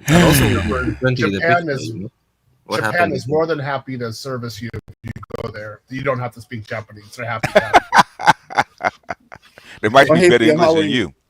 They might speak better English than you in Japan. Yeah, that's true. Yeah, that's true. So we're like, go ahead, iterashai, go ahead and sit down, eat your food, pay your money. We're good. We're good. Yeah. Yeah, the money, bro. Yeah, they want the money. Japanese are extremely polite. They're very, very extremely polite. Yeah, Chinese people are rude. They are not as bad as Koreans, though. Not as bad as Koreans. Chinese people they're cordial, but they just let you know, we don't play. They just let you know that, hey, time's up, man. Your time is up, and we running this now. Right, we run this. Yeah. Because when you look at China, when it's written in Chinese, it really means the center of the world, right? Yeah. They felt that they were Rome, right? We the original Rome, right? Mm-hmm. That's how they feel. Well, this isn't their first time around. This is their fifth, sixth. Yeah. So it took them 200 years to get here. So yeah. So now they're feeling themselves. But yes, it's what it is. Say the century of humiliation is over. Goddamn it! It's our time. Yeah, Wei Yun's theory back in 1853, I do believe. Yep. Yeah. Yep. Everybody need to read the book on China by Kissinger. Yeah, man, it's very interesting times here. Is the Syria civil war another front against Russia? I think it's a minor distraction. I don't think Civil War. They don't have enough money for another Civil War like that. Yeah, I'll give it a bit more serious rather than a distraction. But it's a different conflict. Let's put it that way. Yeah, it's a different animal. It's just been a day, so it's kind of hard to evaluate. Yeah, but still, this actually it's a reactivation of something that has been going on since. Yeah. When 2011. We'll see how much money they have to actually fund it. Yeah, at that point I agree with you. We'll see how long. Yeah, because there's. I mean, what are they going to supply it with? You're basically throwing everything at these other two places. Okay, what do you have left? Oh, but you know what's.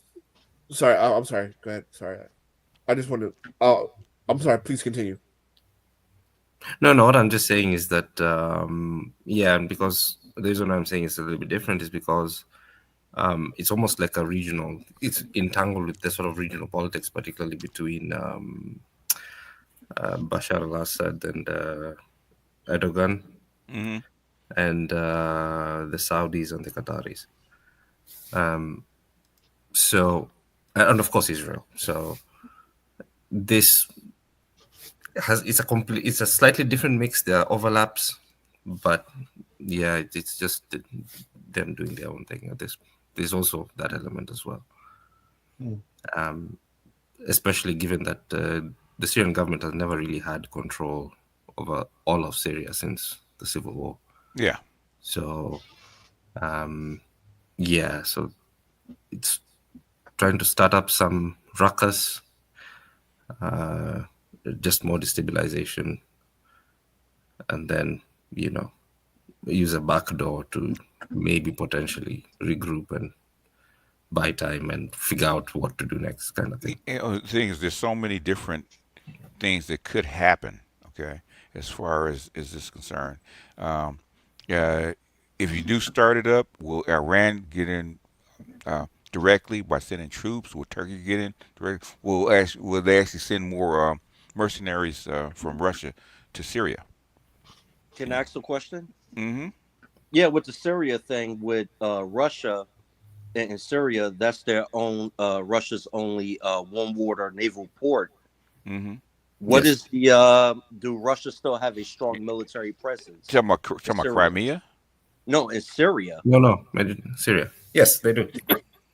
Crimea is the warm water naval port since 1750. That's like Obama and the neocons actually want to take Crimea back. The whole Ukraine war was about taking Crimea back and shutting off Russia from the Mediterranean.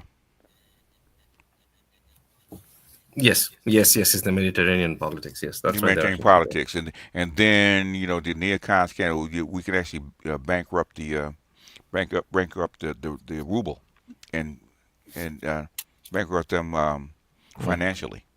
That didn't work. Yep. So now this is the next step, because what they did in the Middle East is not working, and I think they were trying to, in my opinion, get Saudi Arabia to actually waffle them joining the BRICS, but that's over too. So. Yeah. Stop me when I'm wrong, Dr. Marifa. No, on that one you're absolutely right, and it goes back to the point you make about you're seeing the sort of death throes of this sort of white supremacist order. Yeah, miscalculations. Like I believe if the BRICS monetary conglomeration didn't work and the UN wasn't able to back it and keep it going and keep Russia afloat, I think this thing would probably collapse already, as they thought they would. But the thing is, guess what? It worked better than they thought, and that's the problem. Yes, and they unleashed a lot of forces that are now moving independent. Yes. Yeah, because guess what happens when you push all the chips in the middle of the table, and they turn with the card and it doesn't work? What else do you have left? Oh, you can't bluff. Can't do anything. All you have left is the big joker, which is what they're threatening with now. Yep. Yeah, but I mean that's not going to benefit anybody, especially now. I think right now, what is it? Global trade now is at global trade. 70% of global trade is used with U.S. dollars as opposed to 80-something%.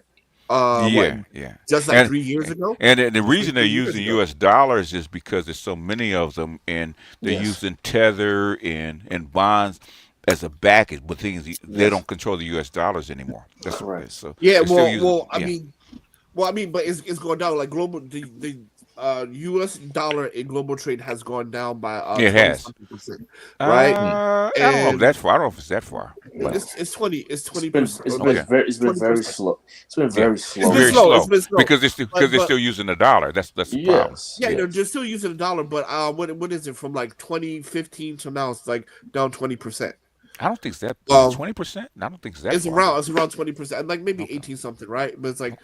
It's around there, right? Okay. But the interesting thing is this. Two interesting things is that now they're coming up with their own SWIFT code. Russia and China, the BRICS are coming up with their own SWIFT code, which is very interesting because that's what's going to help really move money around. And second thing is that our children are going to be working abroad. Yeah. Like the Europeans. Yeah. Which is crazy. Why? No.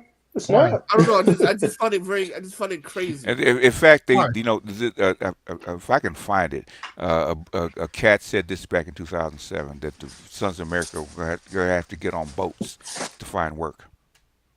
So. Yeah, America's going to have to get on boats to find work too, which is crazy. Well, Sons of America, get on boats to find work. They talk about the United States. Oh, I thought you said South America. No, Sons of America. When I say America, I mean the United States. That is crazy. Why?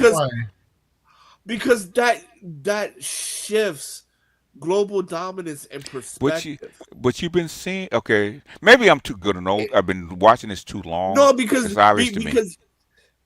because because the thing about it is you grew up you got your education, you worked in America, worked for companies, all of your professional life and education has been respected.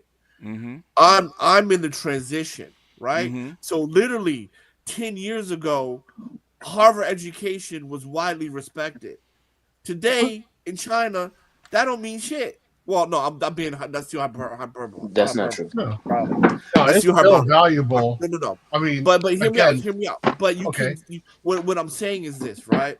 The jobs, the opportunities, and the level of cachet I could get 5 years ago here is not the same today. And I'm just seeing the transition in real time. Right? Because it's very different when it says, okay, yeah, the Sons of America are gonna have to get on boats to get employed, right?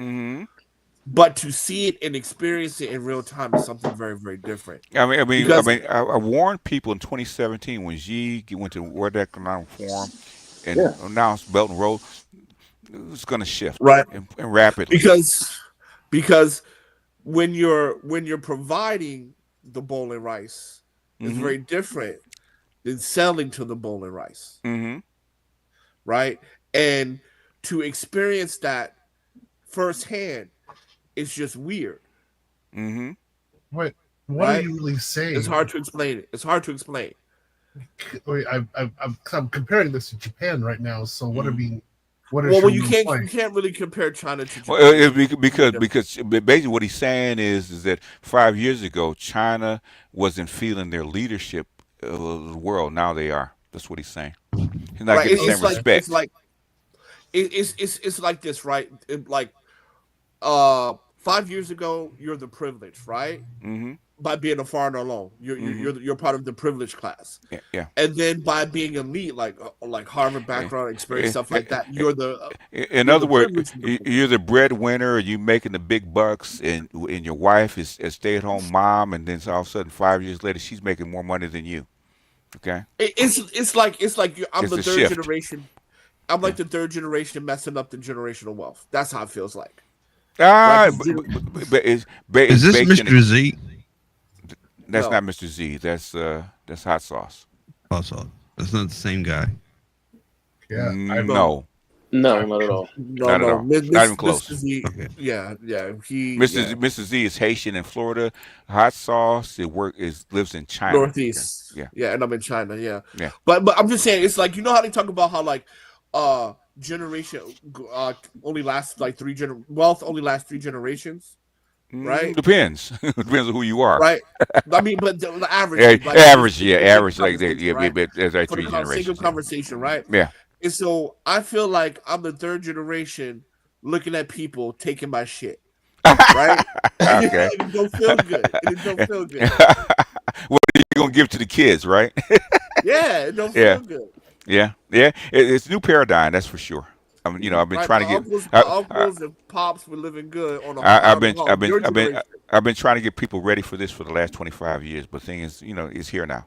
What are you gonna do? Yeah, it's here. It's really here, man. It's it's tough because the thing about it is, it's like there's a difference when you travel abroad for work and stuff like that, where you're the number one cat. But now when you're traveling for work and you're not the number one cat, and your hand out, that's a whole different ball game. Before they were bowing to you. Now they want you to bow to them. Yeah. You have a whole different ball game. You have to be truly elite now. Yeah. That's what I've been trying to tell people for almost the past year in this country. That's what it is now. I just want to say, so I was in Russia in '93. There was a huge collapse, of course. Yes. Oh, it was bad. It was bad in '93. So it was bad. But there was a famine in Russia. Yeah. I was starving there when I was there. Yeah. I was richer than most of the people in St. Petersburg, right? Yeah. Because the average salary there was $100 a month. That was yeah. I didn't care. They treated me well as an American. I spoke Russian. I went to the local stores and bought from their stores. I didn't go to hard currency stores. Did they ask you were you human or not, Mookie? Well, they liked me. they liked me because they could network through me. Yeah. Like, I networked through them, so I would work with them. Yeah, they thought it was strange that I spoke Russian so well. And you're a black man speaking Russian. I wonder who you were you born here? They didn't care so much about it. I didn't tell them about my mom and my grandma, but yeah, I kept quiet about that. But they were, again, my point is that you've always had to do something. You've always had to perform. And even when Russia was doing badly, I still performed. I made sure that I came prepared. Same thing for France, same thing for Japan. There are plenty of jobs I could have gotten in Japan without speaking in Japanese. I didn't care. I went there and spoke Japanese fluently. So I'm kind of wondering, like, what is your perspective then about China? Because if I would have approached China, I was thinking about China. Well, I would have made sure I knew 3,500 characters before I went there. And I had at least fourth year university, and I was really engaged before I could actually go there. So, I mean, even if they give her privilege, it really doesn't matter. They can be taken at any time. You have to still earn it. Well, the thing I'm trying to highlight here is that when you're coming here, let me be specific. When you're coming here to China, right? There's an inherent you're seen as there's an inherent value of you being foreigner, you being from the West, you being Western educated, right? But now that value, they no longer see value in that in today's China, right? They no longer see value in that. And then on top of that, the wages you make will be like 20-30% more. Back then, now they'll pay you the same wages as locals. The international gigs of housing, car, staff, all that has gone, right? So the perks, because China is no longer being seen as a difficult place to live, right? Even though much hasn't changed, but it's no longer seen as a difficult place to live anymore. So those kind of perks have gone out of the window now, and especially even getting your kids into international schools, which are 20K USD per year. Wow. Right? But you know, so like all these benefits, these privileges, your competition is more now because they'll literally look at a local person and consider you against a foreigner, which never happened before. Okay. Right? But it wasn't like that 5 years ago. It's easy to say, of course, now because you weren't there. But for those people who were describing how Japan was. That's all. Right. So, Japan in '97, that's exactly the way it was. And then the last point is that the way Chinese people treat each other, you don't want to be treated that way. Yeah. And they're starting to treat foreigners in that manner. Well, I think what you're expressing is a good example of, you know, really keeping one, understanding geopolitics and economics, and two, keeping your finger on the pulse of geopolitics and economics, which very few people, I mean, around the world actually do. That's more of an elite thing to do and to understand consistently, because when you do, I mean, you may not like the feeling of the transition, but you would at least see it coming, and you would have been preparing during that time. You see what I'm saying? Well, I own my own company, so it's okay. I own my own company, so I don't have to worry about that. And plus, plus you don't have to be in China if you really don't want to. So there's options. Yeah. So, but I have my own company here, so it's okay. I'm self-employed. I got staff and things like that. But you know, it's just. See, it's like there's what I'm basically saying. You went through the transition. The transition is tough. Yeah, it's tough. It's really tough. In other words, before she came in, rubbed your feet, cooked your meals, and had you read your bath water. Now 5 years later, she wants to be fed. Where's my food? How come my house is not clean? Exactly. Well, I mean, the middle class in America is pretty much going through that as well. I mean, in that sense, where you know, they feel it. They just, a lot of them don't really understand what happened to them. And white people are freaking out. Yes, and that's why my tag for the last 2 years has been it's over. It is over. Yeah. That's why I've been saying it. Yeah, it is over. Yeah. Yes. Yes, sir. White people are up in Shanghai calling Chinese people racist. I never thought.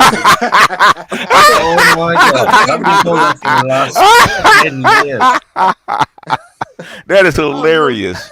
That is hilarious. That's hilarious. Oh my God! The worm has truly turned, man. Good grief. Okay, the rabbit truly does have the gun now, huh? Oh, yeah. And they look at me like, "Don't you agree it's racist here?" I'm like, "No, no, that ain't my fight." No, my brother, you on your own, okay? Exactly. Yep. That is hilarious, man. Yeah. They've been saying that to me for the last 10 years. Oh my God! Really? Yeah. It was like, oh, because I'm white and I'm a foreigner, and so I couldn't speak Chinese, so they wouldn't let me do that. So this is racist. I was like, I never thought I'd see the day. I thought this was America, man. Oh my God! So what happens? What happens with you, Dr. Marifa? Oh, it's funny because they start asking they set up the question in a very funny way. So they'll ask something like, "Oh, what is China doing in Africa?" And you said, "How is it your business?" You know. And then it'll go like, "Oh, have you been there?" I'm like, "Yeah," because I used to live in Shanghai for quite a while. Yeah. And then the next question after that is, "How did you find it? Name something that you did not like." You know, this kind of funny question. Oh God damn it! Come on. Hilarious. I've seen this, before, and I'm like, well, are they any different from you? Hilarious. What are you doing? Exactly. That starts to, then they go all, their face turns red and all this kind of stuff. I mean, hey, I remember this is called Broham.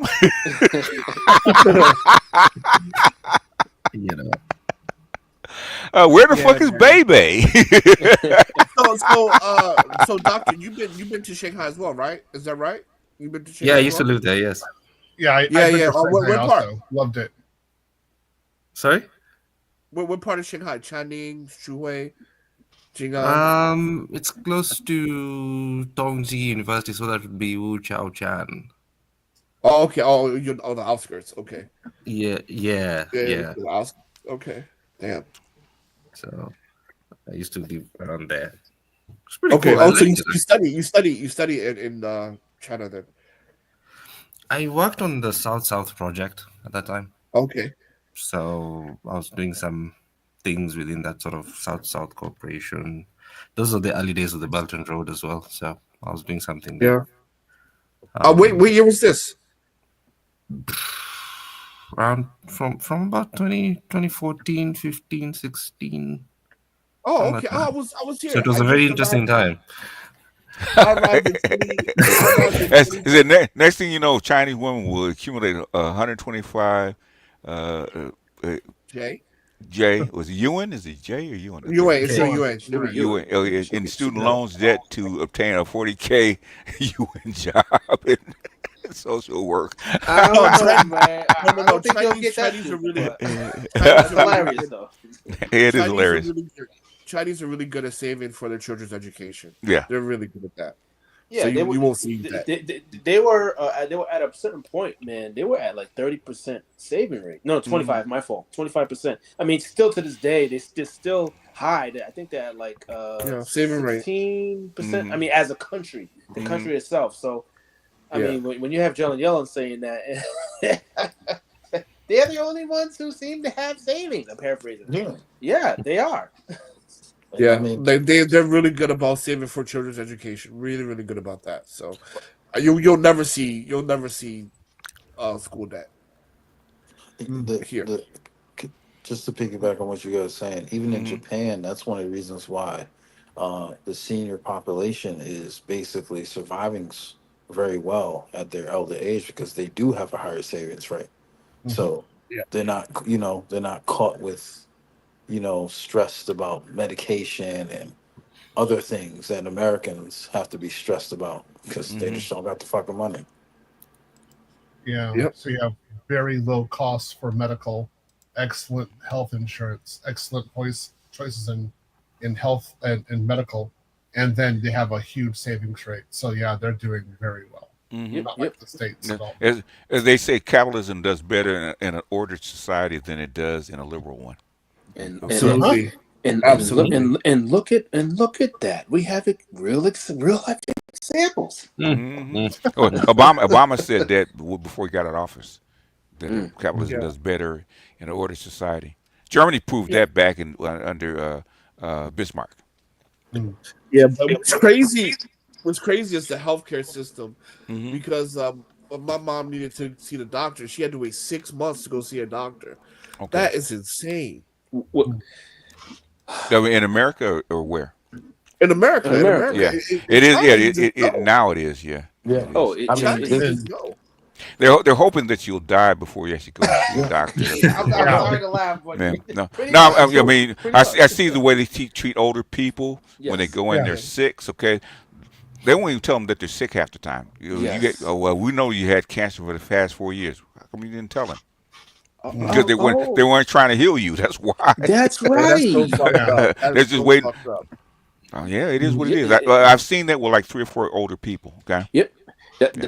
That's why I tell people. I say, especially younger folks, I say, you better be putting your money in an HSA, man. You do not want to be beholden on the insurance companies, and you better take care of your health, and you better be saving and investing properly. Or I'm telling you, all these systems, and I know I sound elitist when I say this, it's for poor people.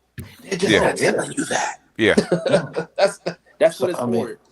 Salchi, I'll even tell you, I was speaking to one of my financial planners, and we had a deep discussion because I bring up you in our conversations, even some of the stuff we discussed on this panel. And I was like, and I asked him, because he's, they're individuals who are so conservative, they can't even see past the mile. So I said, and I bring up the example, what do you think about healthcare costs in America? He's like, oh, don't worry about it. You keep investing. And fire that guy immediately. And it's crazy because you would think someone who has these certificates and all these, and you would think they'd be more, as you guys mentioned earlier, be more in tune to what's really going on. But James, I've warned you guys about people in finance. I said a lot of them aren't who you think they are. And you're saying it right now. Continue. My fault. No, go ahead. So I was like, I don't have any children. I'm not married. But at the same time, looking at long-term healthcare policies, right? He's like, oh, you don't need it. You'll be fine. I said, America won't be. I told him America won't be fine. No. I mean, basically, this is why I'm saddened, man, because I'm an older dude. My kids need to grow up and live, and my grandkids. You actually accelerated these things. It was going to happen anyway. Yes. But you had to push on the gas pedal. I'm kind of saddened. I've said this before, man. I will never. I still remember the day when my father. I'm telling you, we were sitting next to each other in the hospital, just waiting for another family member, and we were having a conversation about politics, and he flat out told me, "America is turning into a third world country." When he said, I was just silent because this was years ago. So when my father says something, my father was really wrong. He was like, he's just really wrong.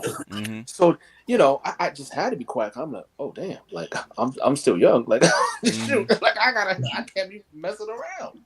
Yeah, yeah. I view the same way. Like again, with all the years I've been abroad, the America has lost it. It basically needed to invest the money into its infrastructure and not into all these wars, particularly the unnecessary ones. Go ahead. Also with just wasteful spending, just not doing proper planning, not investing into people or infrastructure. And now you have this crazy situation in the United States where actually everything is for sale. You don't have the structure that you need for capitalism. So it's part of the reasons why I'm leaving the country again next year. One of them, big one, is for medical. Like why I have an HSA. I'm just gonna show it right here. I've got my HSA right here, right? But it's only so many dollars. Exactly. Your copay, like for example, in Japan, would be about $6. You don't need an HSA, right? You can see any doctor. You can get help right then, immediately. So I'm going to go to Brazil or Colombia, same kind of situation there. Why would I be in the States where it's hundreds and hundreds of dollars just to do something basic?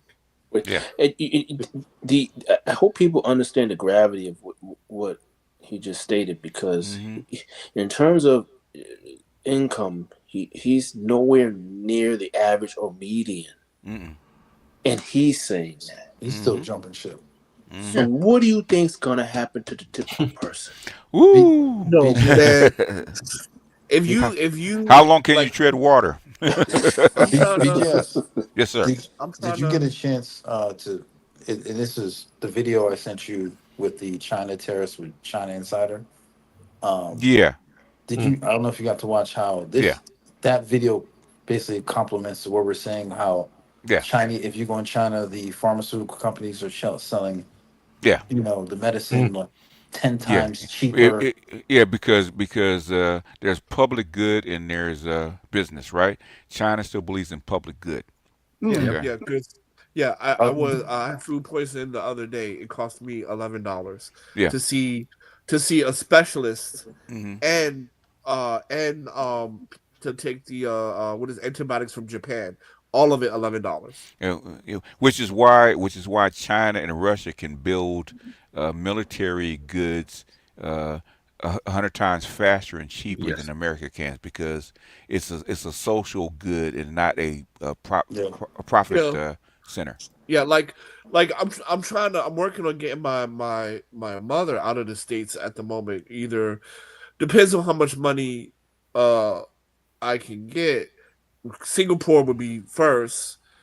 Thailand will be second, as far as like retirement. And so if you can leave, I would probably leave.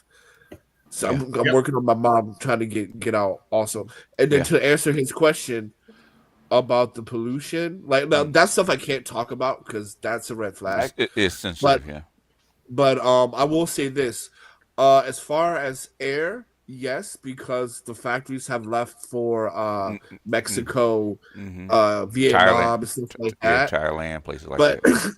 But it's never. But the real thing is agriculture, because they didn't really monitor during the like 80s and 90s when they started to just build factories under what is it? Deng Xiaoping, right? Deng Xiaoping opened up in '78.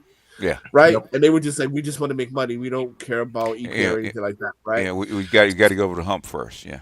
So, but what happened is that the soil has too much lead in it. Right. Yeah. So this is why China will never be able to feed itself, because the agricultural soil is so polluted. Yeah. Yeah. In other words, that's the reason you couldn't do it in Silicon Valley, and they shipped all that stuff out. And China took it on. So.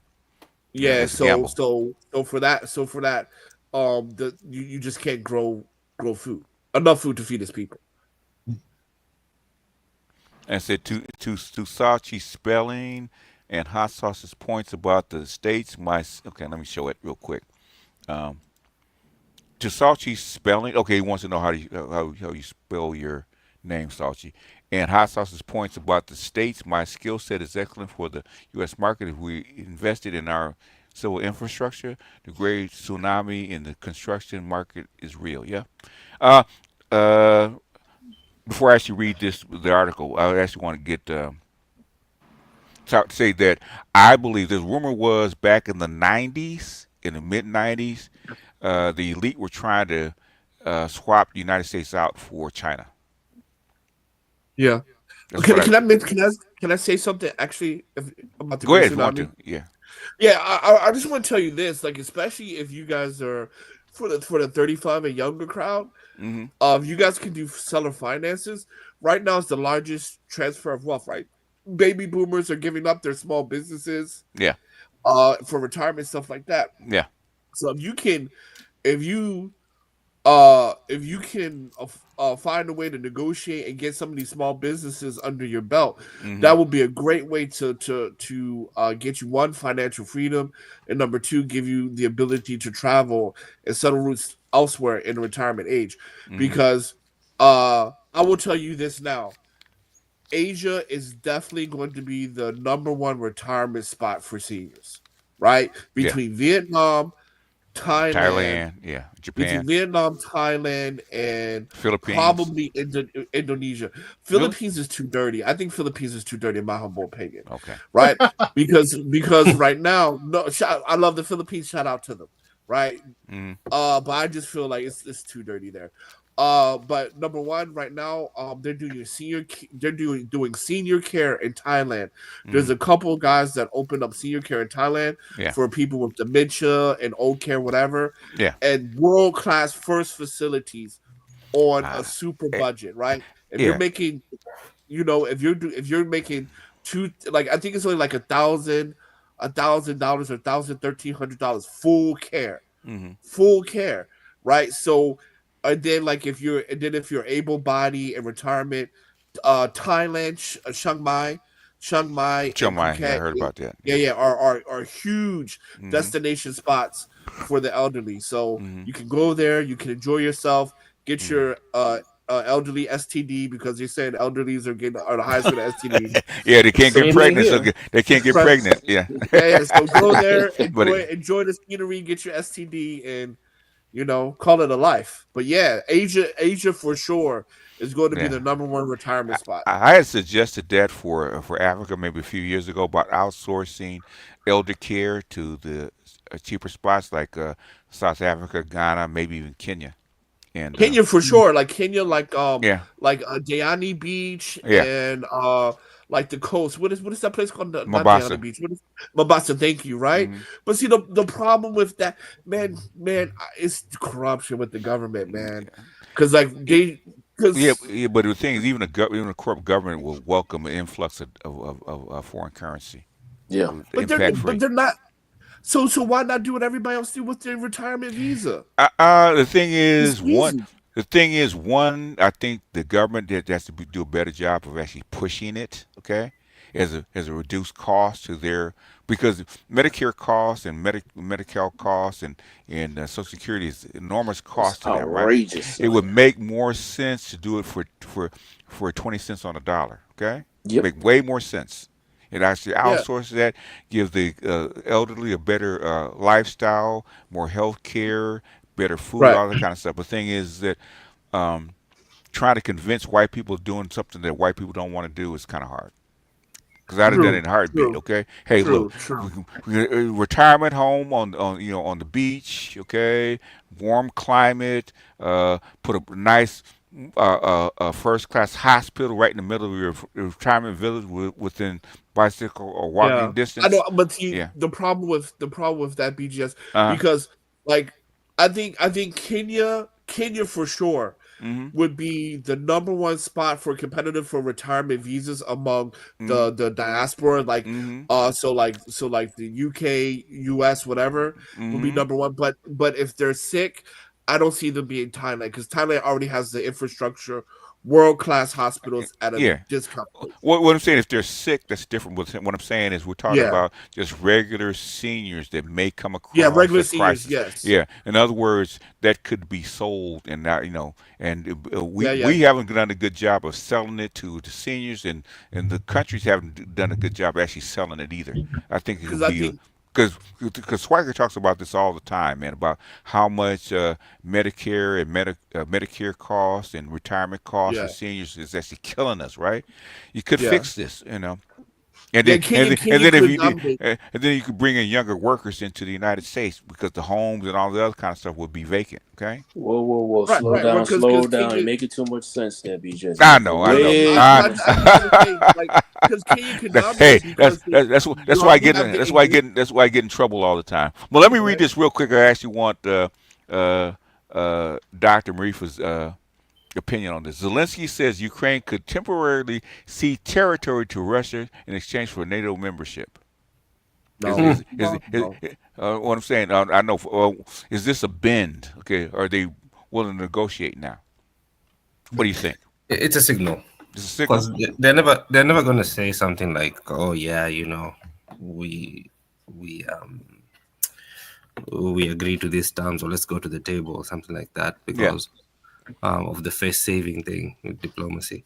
But it's a signal to to Russia that let's set up a framework, a back channel framework for so is the signal like they're willing to de-escalate because they've gotten as far as they want to go? What do you think? It's not so much de-escalate because they're still on that sort of position that they're going to get all this backing and they can push the line. But I think, is Zelensky willing to lose Kiev over this? No. That's what I'm saying. Yeah, but they're starting to take Russia very seriously. Yeah. I mean, you got a ceasefire, and now you got this. So yeah, is that a signal? What do you think? That's what I was saying. That's what I agree with you. It's a signal. Mm-hmm. And that's how they're going to put it. It's more of a let's set up a framework. Mm-hmm. I'm willing to listen. Okay. A little bit. If we get NATO membership, maybe EU membership, we're willing to actually cede your territory.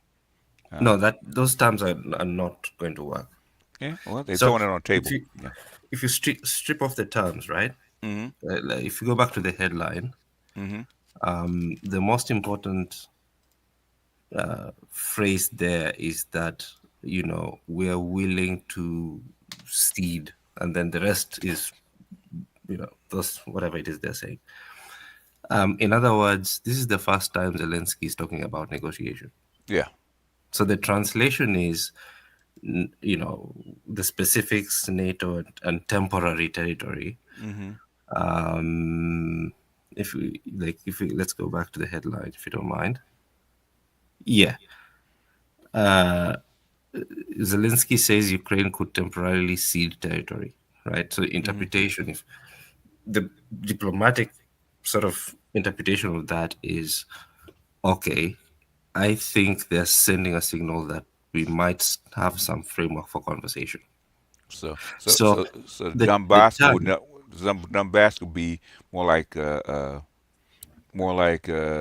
what Cyprus is, like demilitarized, but it's an independent. This is mirroring a proposal that has been floating around. In the Trump administration. Okay. The sort of proposed Trump administration. There's this proposal that has been floating around. That you have some sort of freeze for 20 years. I think you've heard of that proposal. Yeah. Yes. And then what will happen is that de facto, Europe will move into Ukraine. And then after a period of time, you're going to sort of pull, first of all, with Western Ukraine, and then you can relitigate the contested regions. And I know from the Russian side, categorically, there are two deal breakers in those terms. Yeah. So the first one is NATO membership, and the second one is temporarily cede territory. Okay. You're right. So that's why in this headline, those are the terms of negotiation. So those ones are non-starters. But the most important thing there is that Ukraine is considering a negotiated outcome with Russia. Okay. That's the translation. It's kind of, and this is them coming to the table. Yes. Okay. Yes. Again, just like Obsidian. Is it you and Obsidian? Yeah, they're at the table screaming now. How come you niggas ain't here yet? Yes, they're kind of kicking and screaming because of a number of signals. First of all, is Putin has been very vocal over the last. I have a colleague who is in Astana, and Putin's there, and he's been talking. He's been very vocal about this situation and what they want to do, and the sort of potential use of their new strategic capabilities. Yeah, and it's starting to hit home, certainly to Ukraine, that okay, we at least we take this guy seriously. Not necessarily that they want to stop pushing the line. That's not it. We're still in very dangerous territory. But this is also in anticipation of Trump's special envoy. Oh, in other words, Trump's influence is he's starting to listen, huh? Yeah, because Trump is a big sort of X factor in this equation. He's contributing in the equation, so nobody really knows what he will do. Hell, we didn't know what Biden was going to do. Certainly not this. Okay, and my wildest dreams I could never have imagined us being in this position. I said because it was like was a bonehead maneuver. Why would you do that? But they did it anyway. It's like, God, okay, really? Yeah, and also because Biden was so has been investing in this thing for years and years and years. Yeah, I didn't know he was a neocon like this. I said, man, I had no clue. But I came across. I think the first time I came across it was even before I started doing this diplomatic work. Okay. It was his. I think it was a speech I came across when he was in the Foreign Relations Committee or something like that. Mm-hmm. And it was pretty hard to tell, to distinguish between him and someone like John McCain or something like that when it comes to Russia, especially after the Putin's 2008 speech, where he was basically giving a warning that expansion of NATO, especially to Ukraine, is a red line. Yeah. But even by those standards, so let's call them old school neocon, Cold Warrior neocon standards, what is done now is ridiculous. And unfortunately, because of the last, from about 2008, let's say, to now, it's not just the executive at the top. We've had a whole sort of a cadre of career staff, think tanks, some military leaders who've subscribed to this thinking. And these are now the people who are controlling the ship. Yeah. Right? Yeah. Bush called them the crazies. So exactly. So now these are the guys running the asylum, right? Yeah. The only thing, and although of course we can't know, nobody knows for sure what's going to happen after January 20th, but the recent appointments or nominations, right? People like Gorka and people like this, Rubio, that has already sent a very strong signal. And I'm starting to see responses to that signal from the Chinese and the Russians. So Trump might actually not necessarily accelerate in the same way Biden has, but is switching the lanes of acceleration. So there's more incentive now to speed up the kind of BRICS, Russia, China coordination. So does I don't know, does Trump want a clean break, or he's trying to bluff his way back into control? I'd say from what I'm hearing and what we talk about from the outside, right? Yeah. The signal that is being sent is that first of all, Trump is coming at this as if it's like 2000 and when did he come into power? 17, yeah. Yes. And that sort of brinksmanship, big talk and then kind of leverage negotiation that way. But that's a completely different world. That's number one. Number two, it's not so much about we expect a different administration, the Trump administration is going to change its policy. It's not going to be not a radical change. Yeah. No, it's not. In fact, a lot of the things Biden was doing are basically accelerations of what Trump already did. He tried it. He tried it anyway. But, yeah, and for example, it'll feel flat. Exactly. So, for example, I have to mention this because this is really important. One of the things that really, really, really stands out is the unilateral withdrawal from the INF Treaty. Mm-hmm. Yeah. That really poisoned the waters, right? Mm-hmm. It did, yeah. Especially now. Mm-hmm. So, the expectation is that it doesn't matter what the Washington administration is. Mm-hmm. That's where we are now. It's building strategic resilience from Washingtonian geopolitics. Yeah, what I'm feeling is that the mood is that the West doesn't matter anymore. Yes, that's what I'm saying. That's what I'm feeling. In Yes. other words, the BRICS infrastructure actually does work. We're prospering, we're growing, and basically we can't wait to get with it and leave the West behind. That's what I'm feeling. Yes, and that is the change that has happened because before Biden, it wasn't like that. No, I think Putin said it. Said, okay, the dollar, even though it had problems, was actually working fairly well. We were reluctant to actually give it up, and I think the Chinese felt the same way. But things they were actually forced to, and found out, wait a minute, this shit actually works better. Interesting. Exactly, and even in the last meeting, I think this is going to be the last meeting between Biden and President Xi Jinping. Two things happened. One, Xi Jinping effectively gave a sort of a list of issues to Biden, right? And in each of those, in each of his talking points, he was making reference to Trump, right? Which I found quite interesting because, first of all, Chinese leaders don't do that normally. Xi is not the normal Chinese leader. I'm sure you noticed even that.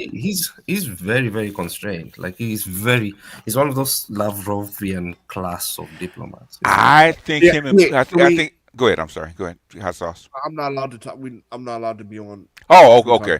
All right. Come back in maybe 15 minutes if you want. If you want to bounce out. Okay. Yeah. Do you want me to answer his question from the super chat? Oh yeah. Go ahead. Yeah. Any school in the Northeast, any Chinese like Dalian or Liaoning, but any school in the Northeast, you can. They have a great Chinese program, or schools in Wuhan. Because that's the university that's the university city of the world. Stay away from the lab. All right.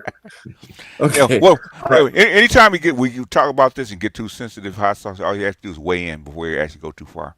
You can actually drop it and talk about something else. We don't have to talk about this. Yeah, well, because when it comes to him and his presidency, there's a lot of controversy over what he did. Okay. So yeah. Okay, we can drop it. We can talk about something. Yeah. Because people do go missing. Like what I'm saying is same thing with Dr. Reef. I always tell him, doesn't have to talk about stuff that he can't talk about. So if it's sensitive, we can drop it. Talk about something else. Hey, hot sauce. Yeah. I learned in my Chinese classes there's a certain cartoon character that you're not allowed to speak about. A very popular Disney character, because of what you're just talking about. Yeah. I mean, you're not just studying the language; you're studying the culture. Okay. Yeah, like China, like it's really weird. You can talk about like the pandemic, how bad it was, whatever. Nobody cares. Okay. But if you make too much money in China, you're disappearing. If you say anything bad about the government, you're disappearing. Talk about who you disappear, and yes, it's not a liberal democracy, is it? No, it's not. No, it is not. No, it is not. But to be honest, I love it here more than America. I'm ready to leave. I'm ready to leave because I want to retire. I'm a place a little bit healthier, but I'm ready to either see how Kenya is going to behave or move to Thailand permanently. I think one of those two places is going to be my permanent spot. But China, for the most part, man, outside of like certain things, it's pretty free. I agree. It's pretty free. Yeah, I agree. Yeah. there's a lot you could do. I wouldn't say that for Russia so much. Again, when I was in Russia, I knew there were certain things I just should not say ever. Don't even mention it. Yeah, because I mean, you will go missing and nobody will ever find you. Right? Yeah. Like, that can happen. That can happen in Kenya too. So. Yeah.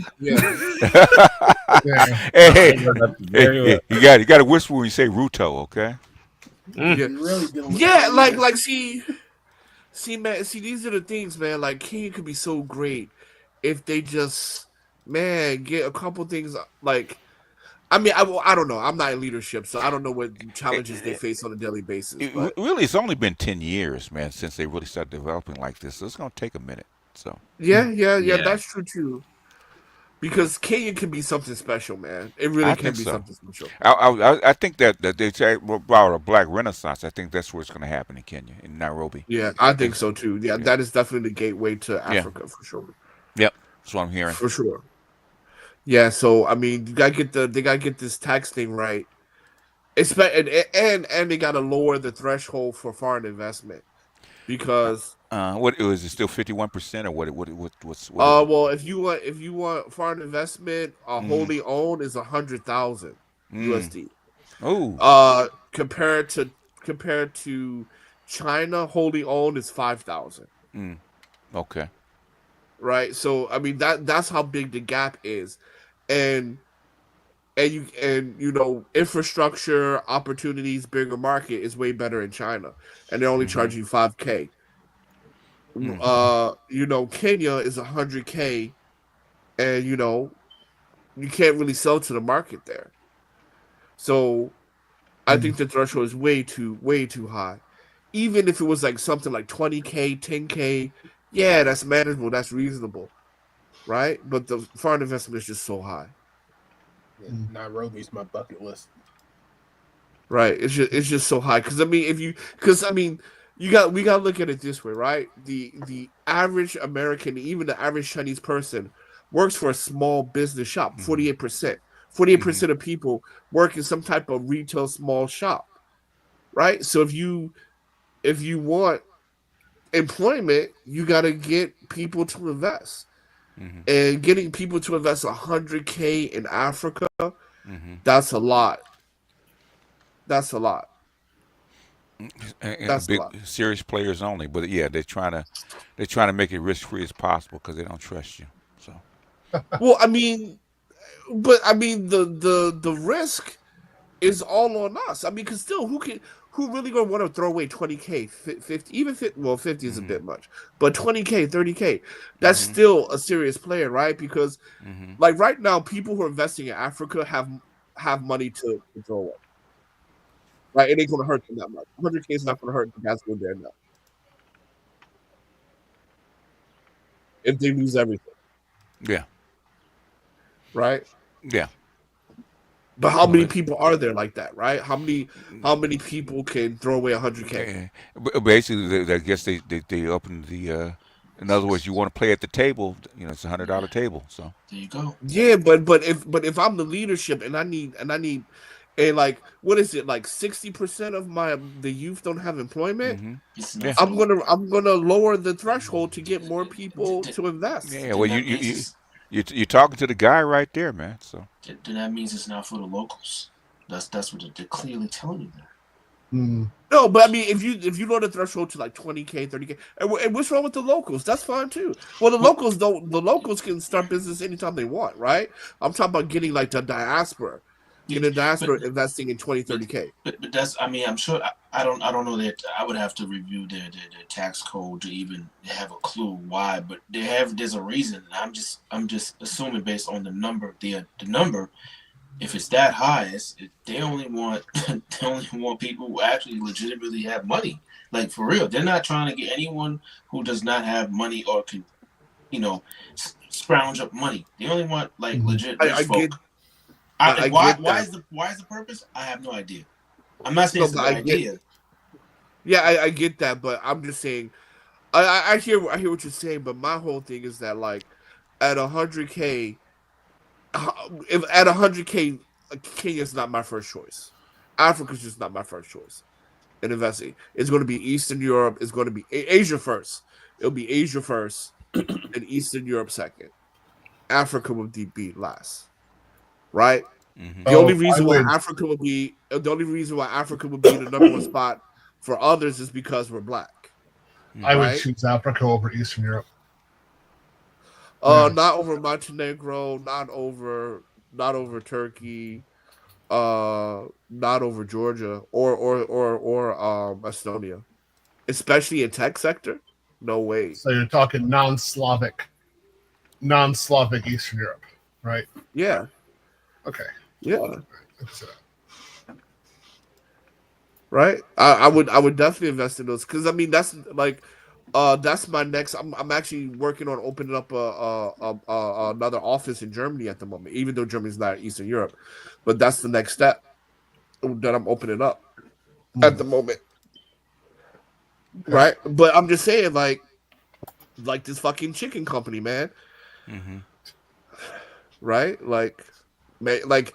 Like agriculture, right? Agriculture is wide open because again, like people are moving away from the US, right? Right. So Brazil has a spot, and Kenya can have a spot. Tanzania can have a spot, right? Tanzania is the largest producing of beef products or animal products on the continent. Right. So I mean there's money to be made if you allow people to come in and make it, and hire, right, and hire. So I just, man, it's just the same. I just think 100K puts a lot of black diasporans out of the. Then they're only looking for a certain criteria. It's like for example, Japan. If you want to work in Japan and you're American or British, you need to have a university degree. Yeah. Requirement to get the passport. Yeah. Sorry, to get the visa. That's just the way they are, right? Yeah. So they want a certain type of American or Brit coming over. Well, it looks like this is what this country wants is a certain kind of investor. They don't want to play. They're not going with the low levels. They want somebody who comes in who actually has money to spare and actually has expertise as well. That's probably what they're thinking. Yeah, that is that's exactly what I'm saying. What I stated earlier. That's why I said if you really want to know what a country wants, all you need to do is look at their tax code. Yes. They're literally telling you what they want. The issue is most people are lazy, they aren't smart enough, or they don't have enough resources, or they're hard-headed. They don't want to even learn the basics of that and then go get a professional who understands the tax code to make it simple. People don't want to do that. They don't have the drive. They don't. So yes, you will get your ass handed to you because you're going against a country. Good luck with that. Yeah. So one of the issues if you own a business, you only want certain people that you can trust. If you just leave it open for everybody, then these people are not verified. You can't verify these people. No, but it's about trust. Can I trust you to do the job that I want you to do? Well, but one of the problems that Theo's highlighting here is that a lot of these conditions were set 20, 30, 40 years ago, right? So if we're in the same economic climate as before, then college degree, this country, it works. But in an evolving environment, you're missing out on guys because the competition is getting fierce for guys that can think outside the box and create jobs, right? Well, those are the guys that's going to rise to the top. They're the cream of the crop. Because one thing that I've learned while working is someone told me, you don't learn on the job. You learn the job before you get it. And so all that tells me is that if you know that's where you want to go, you will learn that job inside and out, outside of the job. Meaning that I'm going to research it. I'm going to ask questions. I'm going to ask the right questions so that way I'm prepared to take on that job. So that way when someone offers me that job, I can already go into an interview and say, well, this, that, and be like, oh shit, he kind of already has an idea about what's going on. Okay, so he's actually invested in this. If you go into an interview and you're not invested in it like that, then you're going to sound like a dumbass. And then why would I trust you if you sound like a dumbass in the interview for a job that I'm trusting you with? No, but what I'm saying is this.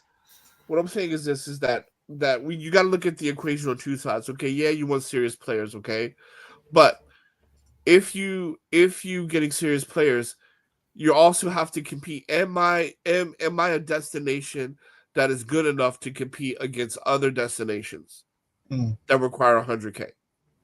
And most places in Europe and Asia don't require 100K, right? And am I a desirable destination for investment as that? But and I think that's where the misstep is. But that's what I'm saying. That's what I'm saying.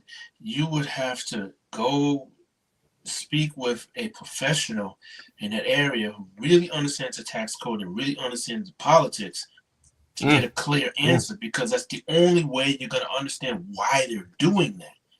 Like, I can only speculate. I haven't researched anything to say, oh, I see why they're doing it. Just based off the number, that's what I'm saying. It just sounds like they only want people who legit got money, and that's most likely going to be outsiders. For what reason? What's the purpose? Sure. I have no idea. Oh, let me clarify. It is not $100,000 for a local to start a business. The local can start a business with no money.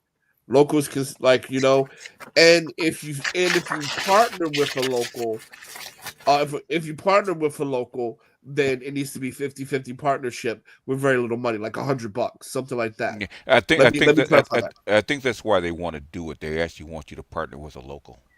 Yeah, that would make sense. That's what Japan is as well. I'm just used to having my own shit, so that's why that's why you have to pay for it. That's why you have to pay for it. Okay, you have a higher threshold if you want to do it yourself, but you have a lower threshold if you want to partner with somebody. I misrepresented Kenya a little bit.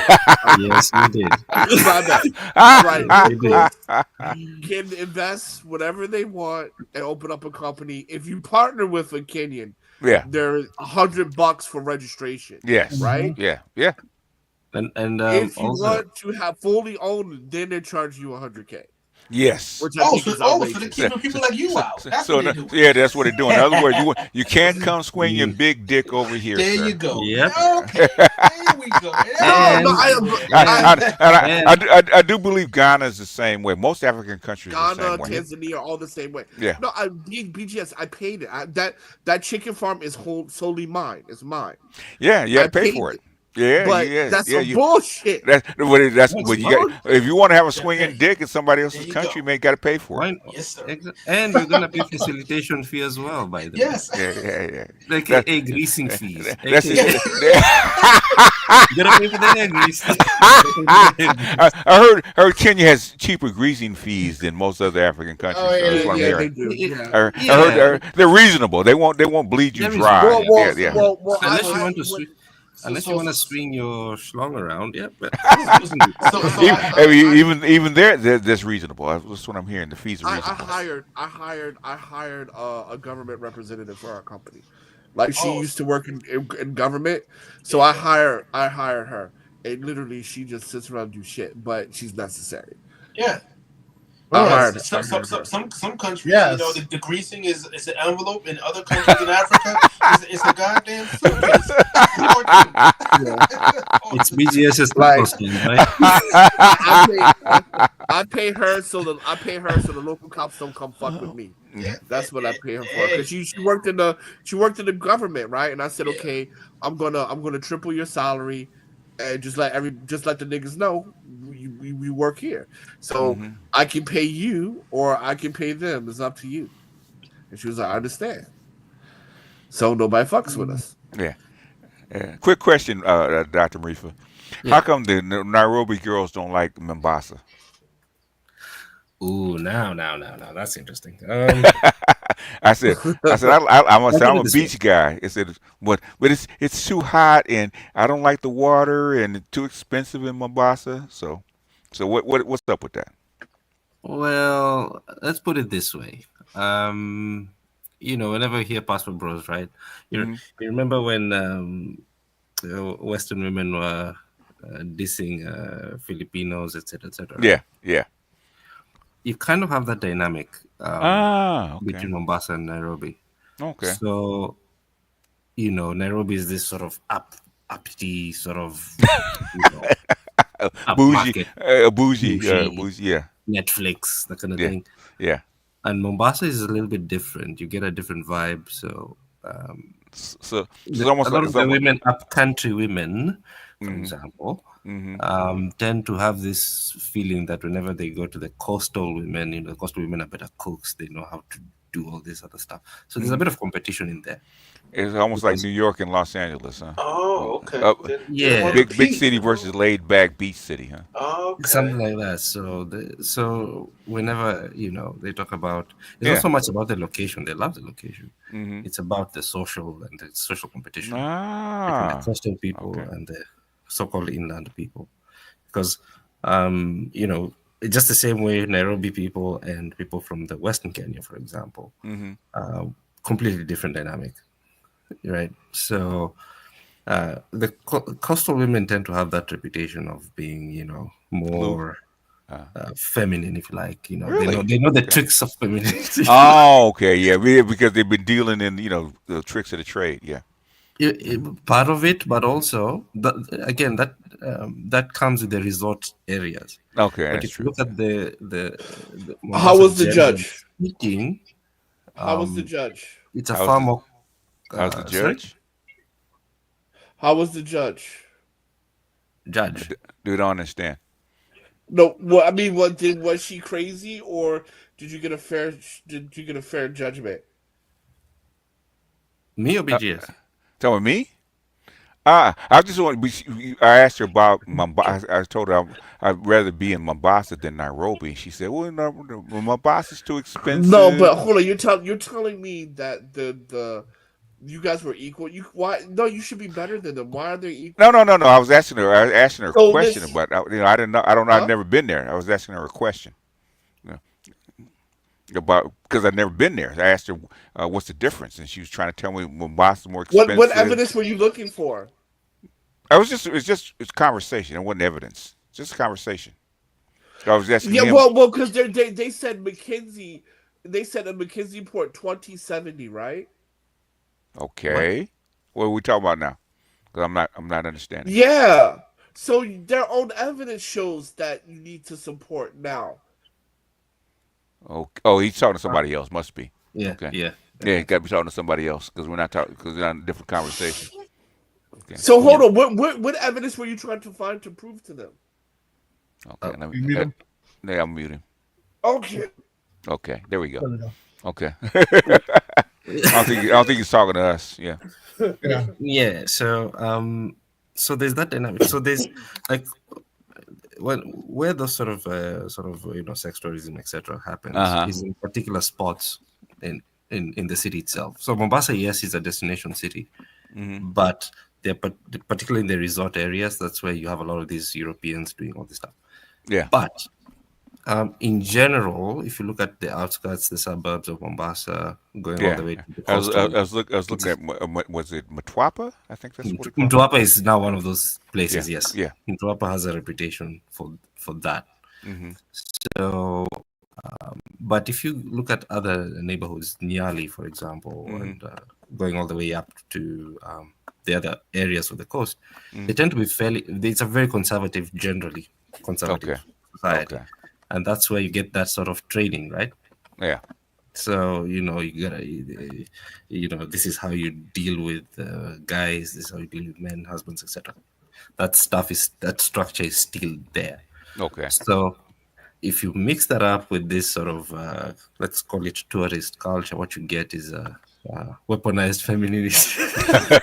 Okay. They know how to do their game. They know game, right? Okay.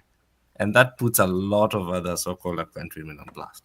Okay. Because they cook like crazy. They have this thing, some of them do this. You've heard of the waist beads and things like that? Yeah. I've seen them. Yeah. So I've seen them. Yes. Yeah, and it's baked into the culture, So it's not like this sort of strip club or whatever, but it's part of that cultural DNA. So it's a different cultural experience, and it tends to put a lot of the upcountrymen on the defense a little bit. Okay. So if you say, I prefer Mombasa, translation. In fact, there's a saying. There's a Swahili saying that translates to something like this: going to Mombasa is like going to a wedding, but leaving Mombasa is like going to a funeral. It sounds better in Swahili, but basically, I get the meaning. Yeah. In other words, Mombasa is a party town. Okay. Yes. In fact, the colloquial term is Mombasa Raha, meaning more like going to New Orleans in like a party town. Yeah. Exactly. Yeah. So translation, BGS is going to Mombasa. Translation, I'm in trouble. I'm in trouble. That's what it means. Okay. All right. I had to go to the source. Yeah. So it's a very common thing. Although they want to be city girls now. They don't want to be ghetto girls or village girls. No, village too hard. It's a status thing now. Yeah. And Nairobi city girls, Nairobi people don't like Mombasa people. Mombasa people don't like them. I'm getting that feeling. I said, okay, you learn a lot. Okay. So how bad is Nairobi? How bad? That is one of my very modern. It's actually the go-to place on the continent now. Nairobi.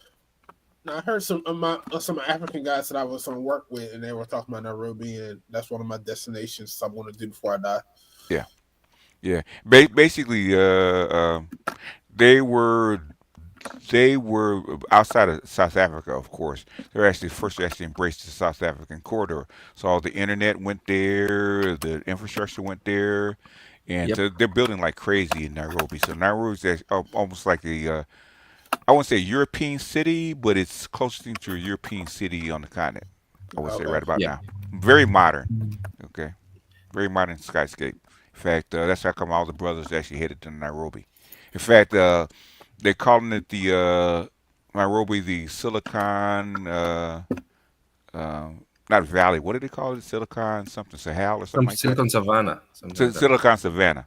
That's where it all is right now. So basically very modern, very chic. Get there before the prices go up, I would say. Well, I'll probably want to be there for 2 weeks when I get my 2 years in vacation. Yeah, Because if I want to go to Africa, I want to go at least 2 years. 2 weeks. Okay, yeah. If you want to have a good time, because everything's there in Nairobi right about now, because all the Westerners are there, and I think that with the passport bros going there, they're bringing other stuff to Nairobi. So all the stuff is there right now, from what I'm hearing. Yeah, go ahead. Internet, shops, food, all kind of stuff. So that's the go-to place. Yeah, because everybody goes to Ghana. Like the person when I had dreads or locks, the person who was the one that used to go to Ghana all the time. It's like everybody goes to Ghana. I want to go somewhere else. Hardly hasn't gone too much.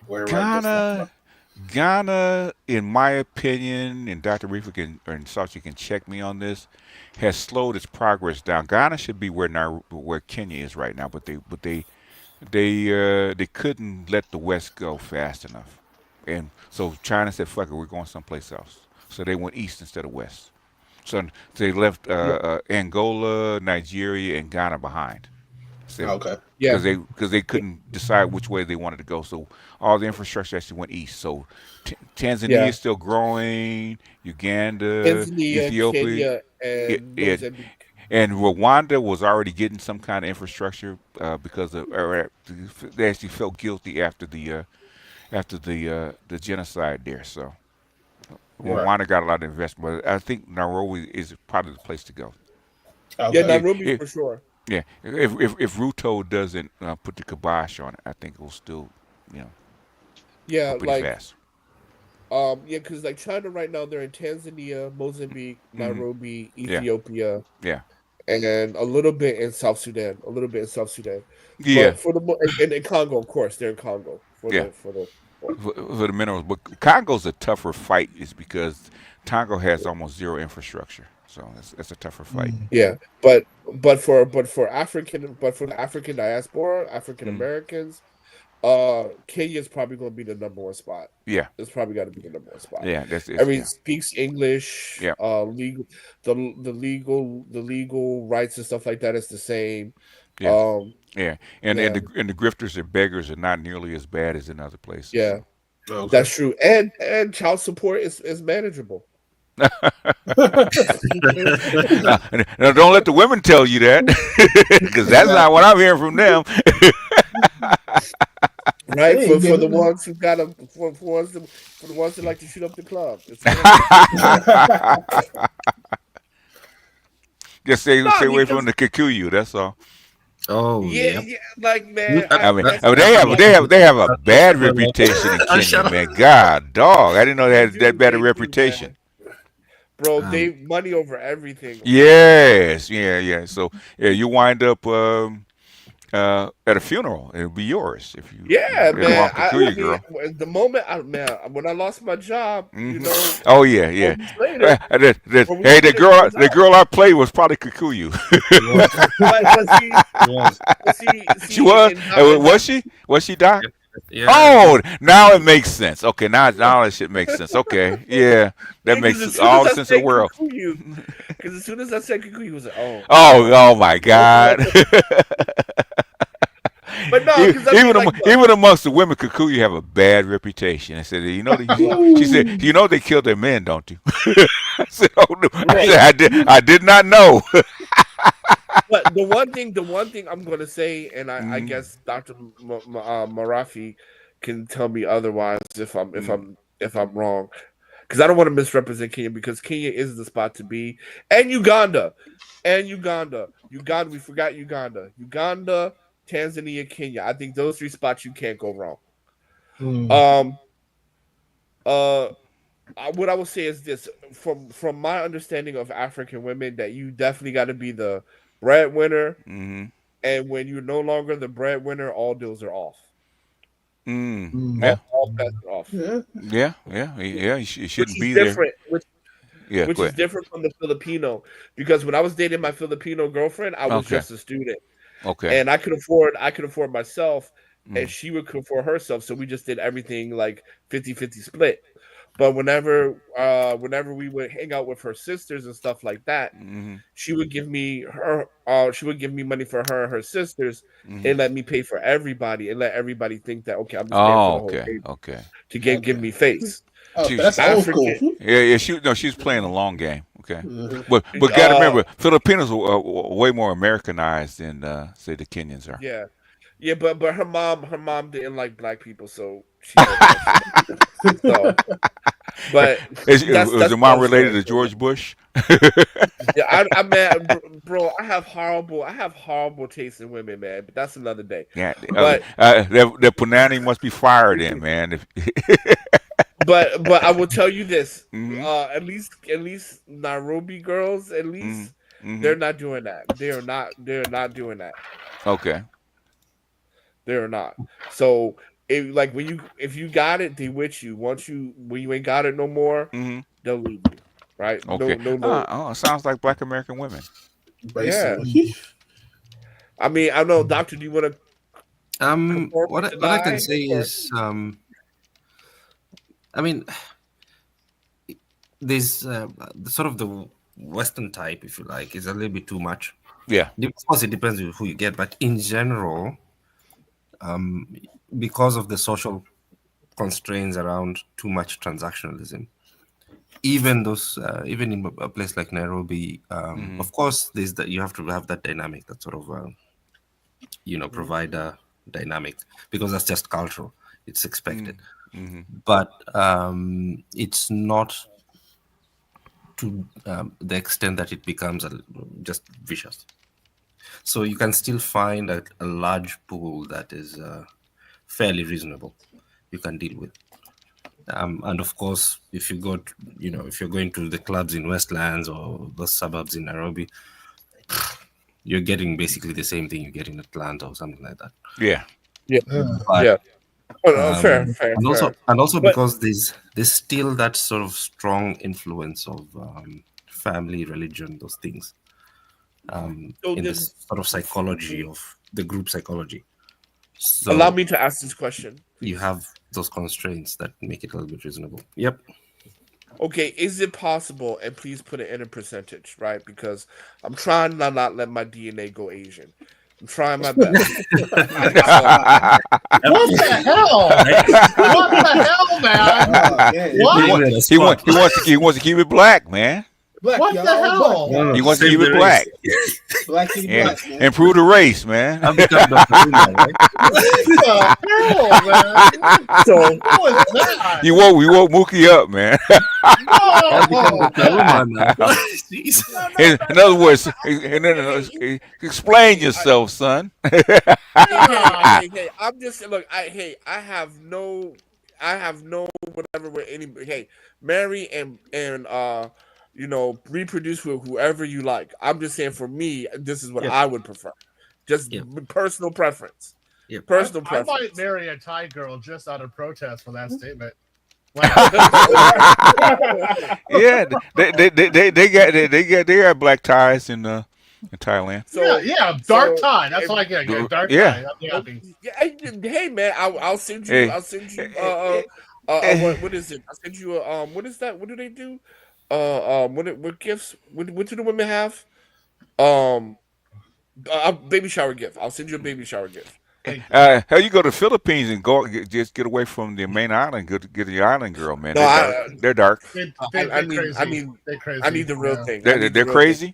Yeah, they're crazy. The island girls are crazy. No, Filipinos are a little crazy. No. I'm just saying. Yeah, they're more aggressive than most Asian women, but they're not crazy. Well, all I'm gonna say, man, if I have a son and he's half Asian, and the girl said his dick is too small, that's my fault. That's my fault. A Filipino guy told me if you lay them right once, you can walk over and let like linoleum. Okay, got to fuck them right though. but so my question is this. Mm-hmm. To the good doctor, and you can please give me a percentage, because look. Black men, the John Henry life, it ain't no joke, right? You have ups and downs. Yep. Like right? You like the mountains are high and the valleys are low. Extremely. The valleys are hell bound low. Okay, the valleys are hell bound low, and the mountains are high as hell. So, what percentage of Kenyan women would stick by you if you lost your finances? For how long? Let's say 2 years. Oh shit! Sorry? 2 years. Ooh, 2 years. That's a long time. 6 months. That's a long time. I was gonna say 6 months. That's a long time. That's how long black women give you. African American shit give you 6 months. I mean, Get your shit together. No, BGS, she gave me 2 months. And Who she was did? out. Yeah, I got 2 damn. months. Well, she could cool you. She didn't count. Okay. Okay. No. But doctor, I've seen, normally, because it's I'll say this. I'll put it this way. It's hard to put a percentage because there's so many dynamics in there. But I would answer your question this way. One, that is pretty much a standard dynamic in the country anyway for most couples, right? If you're looking for a job, 6 months, 7 months, and couples tend to stick around.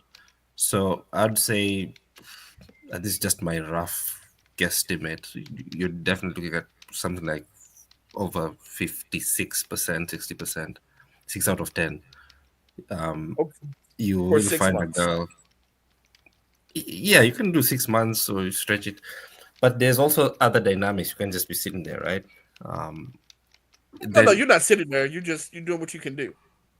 Yeah, I mean, there's that level of understanding in there that I've noticed amongst even some of the city girls, because it's a very standard thing. They're used to that in relationships, right? People get laid off all the time. Retrenchments.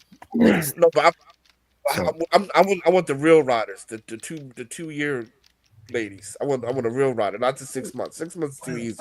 Get yourself a white girl. Then or go to the village maybe. Yeah. You You can always dig a ditch. Yeah. Then don't depend on the black ditch for that, man. Go outside the race. Outside the race. Because most Asian women. That's when she go to the side. She go use the IG, the Instagram. So let me find her replacement. Unless you get yourself a sugar mama. Because most Asian women will give you 2 years easy. Or if you really can't, actually, most Asian women will look for a job for you. Actually, because that has happened too. Okay. Like I was dating this one girl and I was looking for a job and she just called some people and I got a job like the next day. So the Asian woman will actually help you get a job or start your business. Different environmental dynamics, isn't it? Mm-hmm. But because the environment really is the key here. But what I'm saying is, you still get women who are more likely to stay with you and try to help you as you struggle. Because I've seen it myself. Right? Yeah, I'm just gonna do the surrogacy thing, man. But if 2 years if you want the city lifestyle and 2 years, well. Oh yeah. Because like for me, I really value loyalty and just the loyalty of like, and I don't want to pedestal them because they have a litany of other problems. Okay, so let me ask you a question. Keep their expectations low. What's your money? I'm just because remember I've been here for 21 years, so I'm just used to that loyalty of like either I'm gonna stick with you or I'm gonna help you. That's why you're in China. That's why you're in China, man. So let me ask you a question. What's your floor? What's my floor?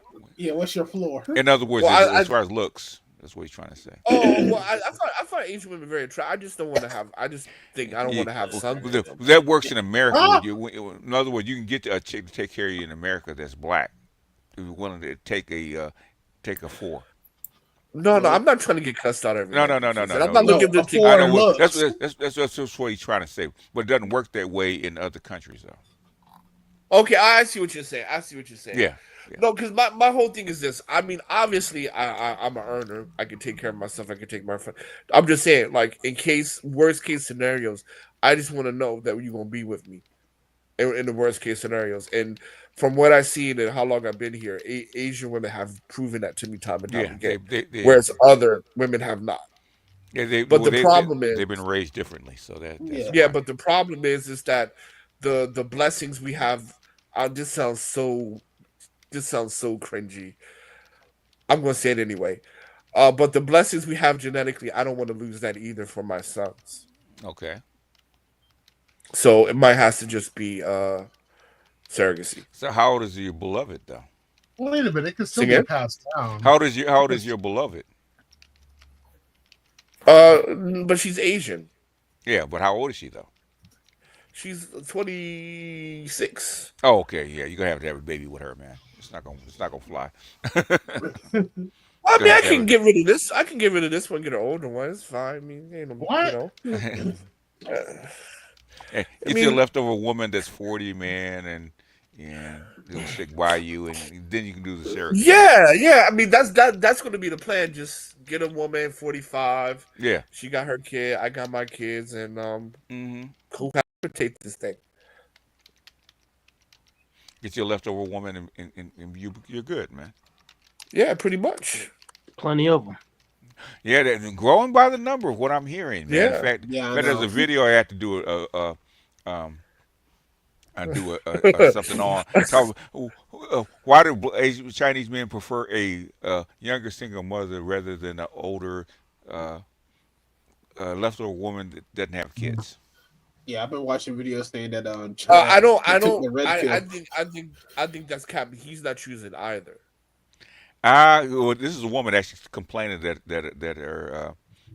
his mom won't let him choose either. Oh, really? That's to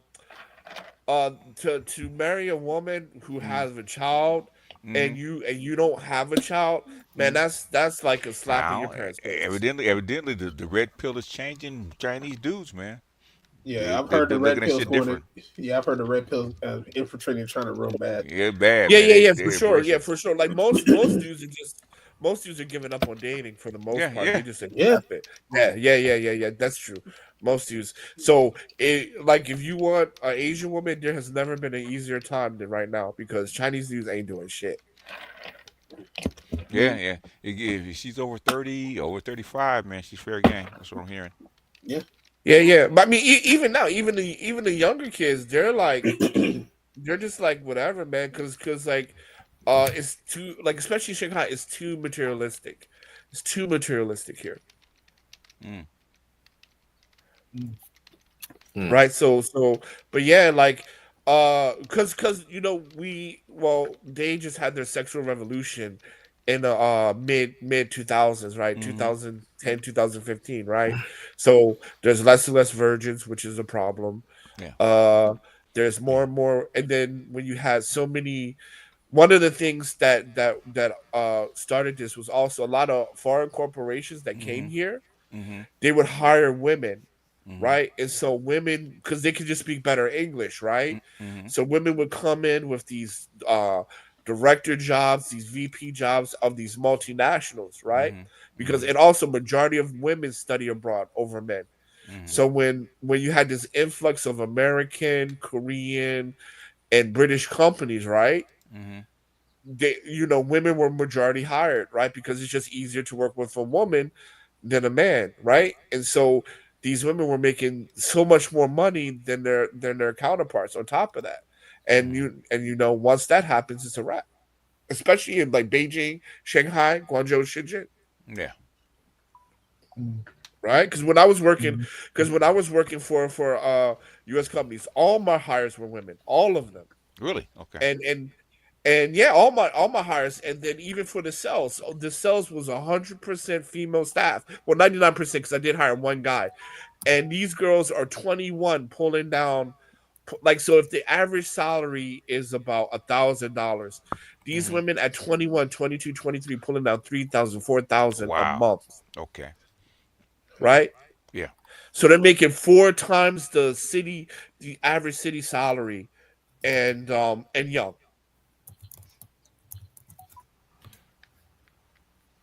Wow.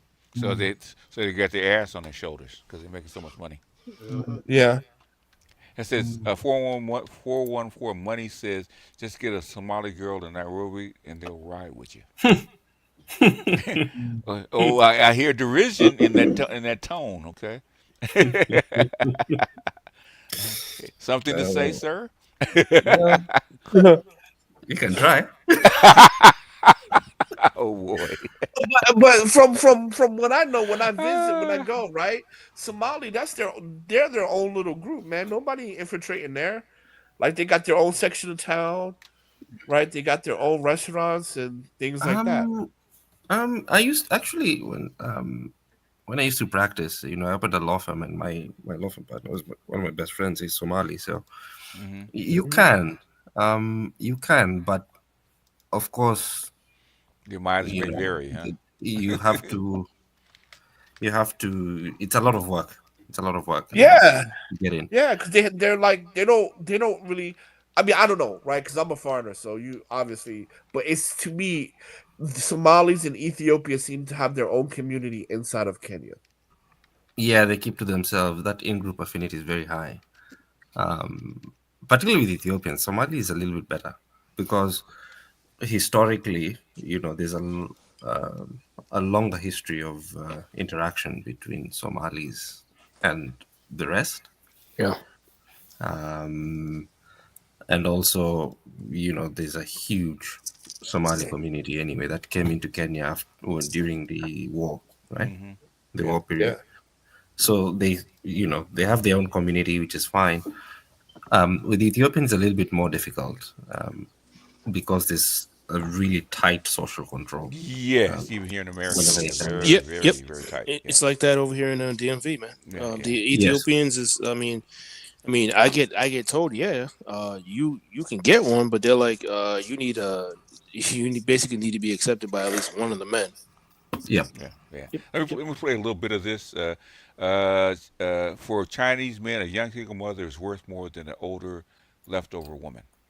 To play about maybe 5 minutes of this? Will that be good? That's fine. Okay. Because I know it came up. I swear I saw it. Both from our city, Luoyang. One is 30 years old, divorced, and has a 5-year-old daughter. She doesn't ask for a wedding gift, just wants you to treat her daughter well. She is a very responsible and good woman. The other is 31 years old, unmarried, and requires the man to have a house and a car. However, she has a stronger personality and is a very determined person. Both are ready to marry as soon as they make a decision. So men, could you make a choice? Today, I really went through the most awkward blind date ever. The guy I met, Xiao Zhong, is the same age as me, also 39 years old. But as soon as we sat down to talk, we barely exchanged a few sentences before he started saying he regretted coming to meet me, that he shouldn't have come. I was speechless and asked why. He said he had just come from another date, and because of the judgmental looks and societal pressure, he didn't dare to follow his heart. Now, comparing me to the other woman, he started thinking about how good she was. I was furious and asked what was so special about that woman that kept him so attached. Do you know what he said? He told me that woman was 26, had been married before, and had a 2-year-old daughter. Upon hearing this, I was outraged. I said, I, 39 years old, with a master's degree, am inferior to a divorced woman with a child. Doesn't it sound like a black woman? Yeah, I would love to hear the Chinese. I would love to hear the Chinese because I'm thinking that dude said "F you both," but it might be. I'm just playing it. So yeah. I mean, yeah. Go ahead. No. He then replied, calling me a leftover woman, and said that I think too highly of myself. He said I was so used to living alone that, even if we were together, I wouldn't be able to fit into his family's life, and even having children might be a problem for me. As for the divorced woman, according to him, she is more mature, knows how to deal with family relationships, and if there's any conflict with his mother, she could handle it with ease. His only concern was what others would think and the pressure of raising her child, but since she's 26, he thought having children with her in the future wouldn't be a problem, whereas I, at 39, might face difficulties. After hearing all of this, I was extremely angry. I said, what's so special about a divorced woman with a child? She's already been married, and I'm still single. If I marry you, it'll be my first marriage, but with her, it'll be her second. Don't you know how to compare? Don't you know how to make a choice? Besides, I'm highly qualified with a master's degree, while she only has a technical diploma. How can she compare to me?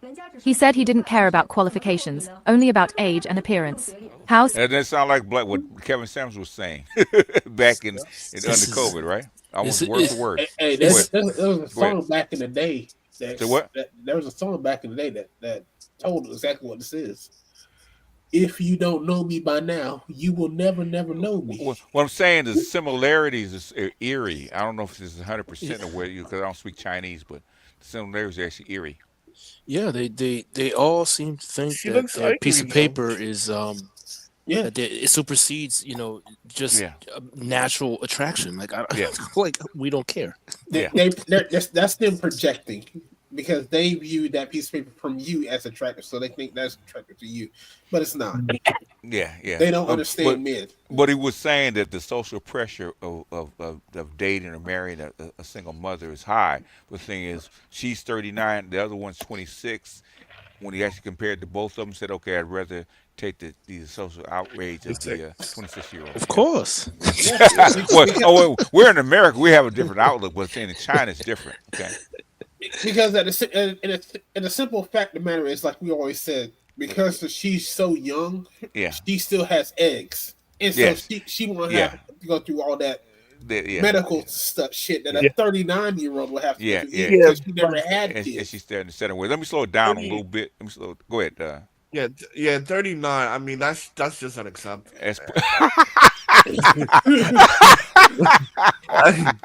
That's just unacceptable. I mean, because I hear 40, and 40. I mean, like no Chinese man is dealing with a 40-year-old that never been married. Yeah, 30's pushing it. Yeah. Chinese man. Yeah, I mean, 40-year-old woman. And we'll play a couple more minutes. I'm gonna actually slow it down a bit.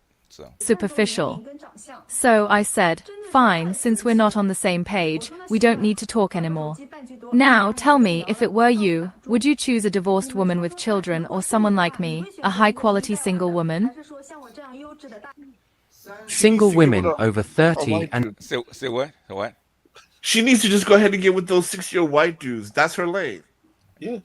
Yeah, but she wants she wants women want plus or minus 3 and somebody that's closer to them. That's what they want. No, but what she can get right now is that 55-year-old white dude who just cruising around Asia. That's what she can get. Yeah, right now. But I wanted to play that because I just heard. I'm actually gonna have to do a video on that because she sounds a lot like a black woman here. Okay, a lot. Oh, shit, a lot of modern women on the West. Yeah, Chinese women becoming modern women in a hurry. Yeah. I mean, the thing about it is that the crazy thing is that they were always like this. Mm-hmm. It's just that the environment changed where they could actually exercise it, huh?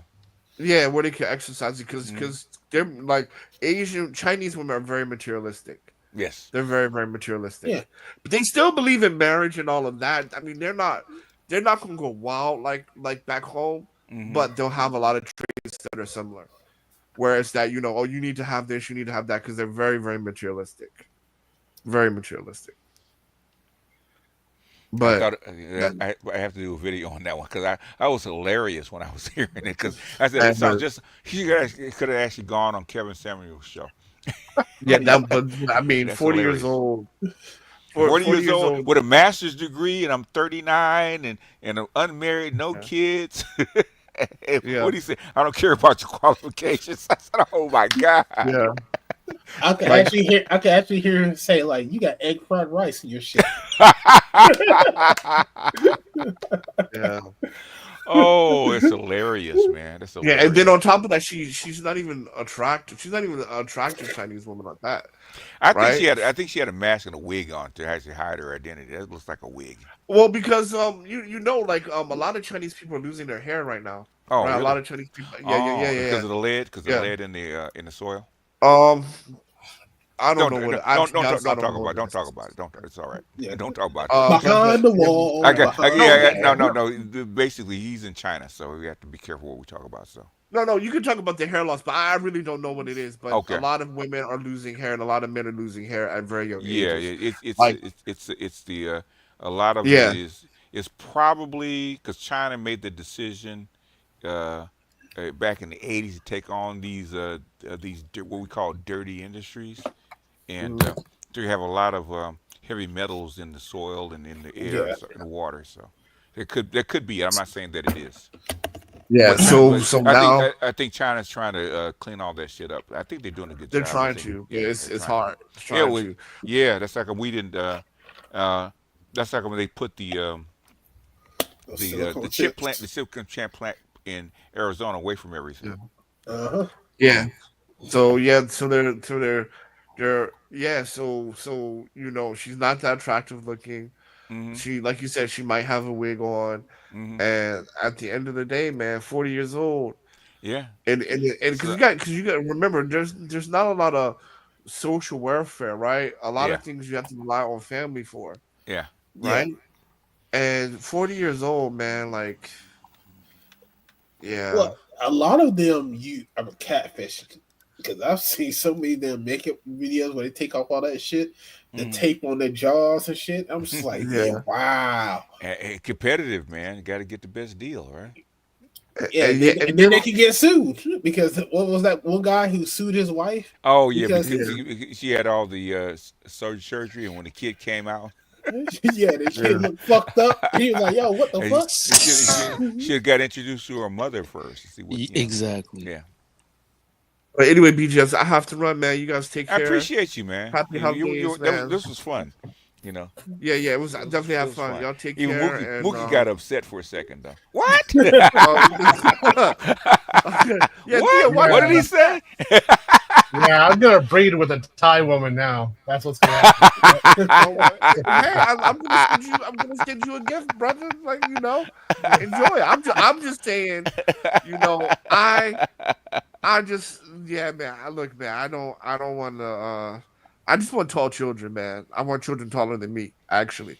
Oh. So, and that ain't happening with Asian. You better go to mother. Go to Mombasa, man. Get you one of those tall. Yeah, I'm gonna. Yeah. Yep, I'm gonna go and see. That's the good thing, man. Like, because how tall are you? You're what, 6'5"? How tall are you? I'm 6'4". Oh, okay. 6'1". So, but I want my kids to be like 6'6". Okay. So Go to Juba. You know what was the deciding factor, BGS, and I did not know this till recently. Women who are not pregnant can breastfeed. I had never heard that one. Yeah, really, they can. Yeah, the normal. Yeah, the wet nurses right back in the day. They normally had kids. I mean, if they've had kids, they can nurse for up to like 2 or 3 years, but they had to have had kids. Oh, I read online. They say any woman can breastfeed. You don't have to be pregnant to breastfeed. No, you don't have to be pregnant, but they have to have had kids. Yeah. Okay. Cool. That still works. So yeah, I can pick some hot young mom, pay some money to breastfeed my kids. Yeah, you can do that. Yeah. So because that was the only thing I didn't want my kids on powder because their brain don't fully develop, right? Yeah. When they're on powder. So now that part of the equation is solved. I got to just find a single mother that's breastfeeding. You're good to go. Yeah. I think. Yeah, I mean, they're a dime a dozen in America. Shit. Yeah, but they come there. You know what? I'm paying you. That's to breastfeed my kid. That's not gonna go over very well. Yeah, but she smoke weed though. Well, we'll do the drug testing and all that, but I'm pretty sure you can find somewhere in the world. But yeah, man. But anyway, it's been fun. Y'all take it easy. Happy holidays, everyone. Appreciate you, Hot Sauce. Yeah, take care. All right, folks. We got about maybe I'll go another hour since Dr. Reefer's here. So BGS, I made it. You made what? I promoted. Oh, I mean, you didn't work enough hours. Goddamn it, shit. Shit, I know, right? Yeah. Yeah. I have been promoted, so and then next level that after that will be store manager. Oh yeah, so you and Lewis will be equal. Pretty much. Right. You probably hate your BGS, when are you going to Mombasa then? Probably. And take Salchi with you, but probably summer next year. Salchi's got his own route. I don't think Kenya's in his sights. He's a Nairobi guy anyway. he's there to make sure you well behave. Salchi's a Nairobi guy. He's an urban guy. Okay. The beach is too kick back for Salchi. Okay. Oh, exactly. You got to go out every once in a while. See what's over there. He wants that Biadi treatment, man. He wants that sort of resort, yeah, all that luxury blue water treatment. It's good for the brain. Makes him crunch the numbers better. Hey, you listen to the beads, okay? What is calling him? The bees as they whine to the reggae. Precisely. Yeah, I'm still in shock. Sorry, it's gonna be a while. I'm trying to get out of there. Like, what the fuck? As Marifa said, hot kuma. No, oh God. They teach you things. They teach you things, Dr. Jeez.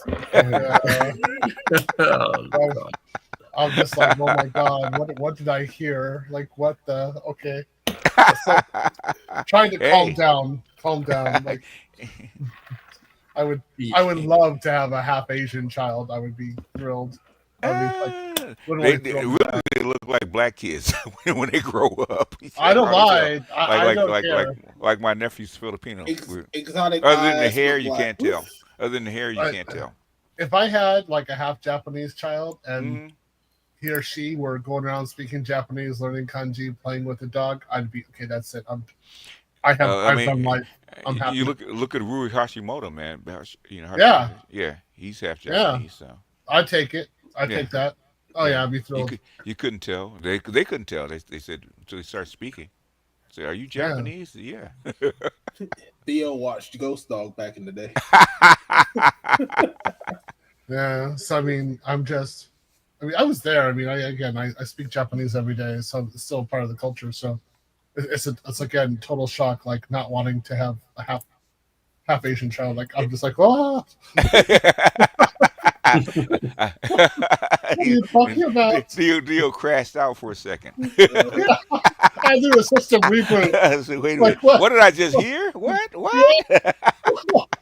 I'm like, I want to talk to my black friends in Japan. I'm like, yeah, your kids are cute, right? Yes, your kids are cute. Yes, yeah, we like your kids have job. Yeah, okay, we have no problems, right? Okay, what are you talking about, bro? Like, that's how it feels like. But okay, I'll calm down. I should do that movie for my rewatch days. Yeah. So Jules is not going to be in trouble then with the homework, right? Is Jules in your class, Theo? Is Armageddon week over, Mookie? No, it's going for another week. So really? Jules was fine. Jules can do Armageddon in his sleep. I'm not even worried about Jules. Yeah, he's more than capable. Ninja person can do it. Clearly can do it. It's not even an issue. So there's a lot of guys in the class who can do it. There's a group who's going to have trouble. Yeah. So that's why they have to work in groups. Okay. That's not individual based. I won't accept individual submissions. Oh, and, okay. Yeah, I'll say Lavarius is saying, "Oh, please, no more homework." Oh, this is just the start of homework. No shit together, nigga. You have to get. There's a lot more projects going on with this, so we're actually creating kind of a base, and then from here it's gonna be like, okay, you add this to it, do this, connect it to other applications, do this, do that. So this is what's gonna happen afterwards. Yeah, you got to be the fastest camper nowadays. Yeah. I would have been in your course, but I work too many damn hours at my job. I don't. Okay. So I was working. I'm still working 4 right now. Mm-hmm. I teach 4 classes, and then I still have to exercise and I cook all my food. So I mean, but the difference is between you and most people is that you're not human.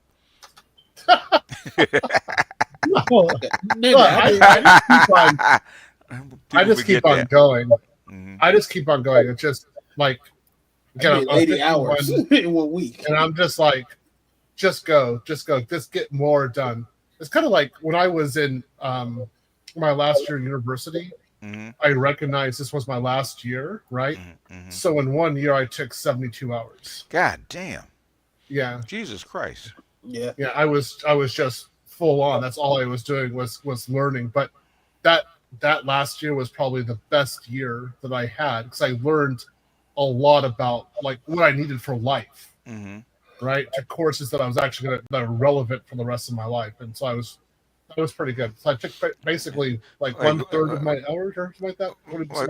It's like going to Special Forces boot camp, man. Shit. Yeah. Get buried up to your neck in sand while the ocean washes over you. Okay, you gotta love it though. You gotta love it. Yeah. Yeah, but it was worth it. I mean, I was such a better person afterwards. I knew so many more things. So if you survive, yeah.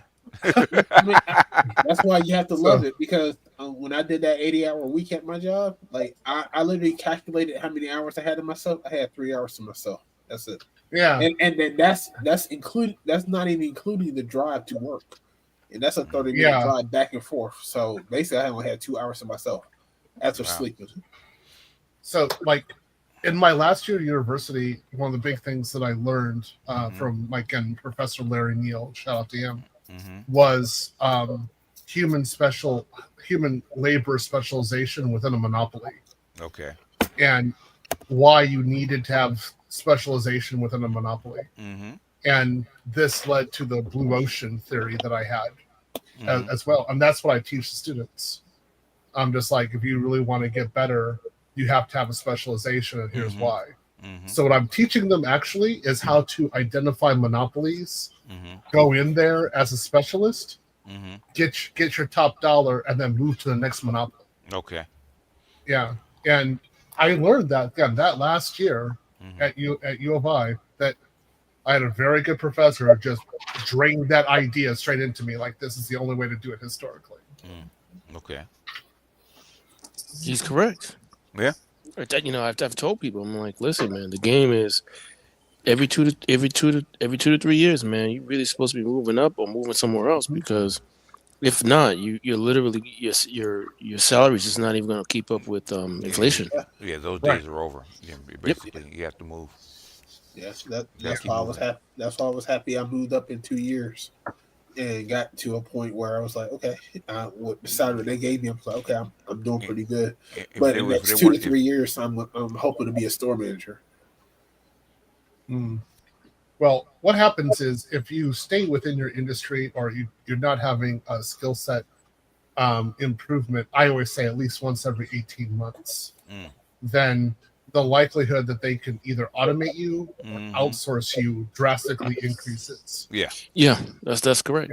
I think it's only. I think Go ahead. I'm sorry. Go ahead, Sachi. I interrupted you. No, I was gonna say, there's only some like 90.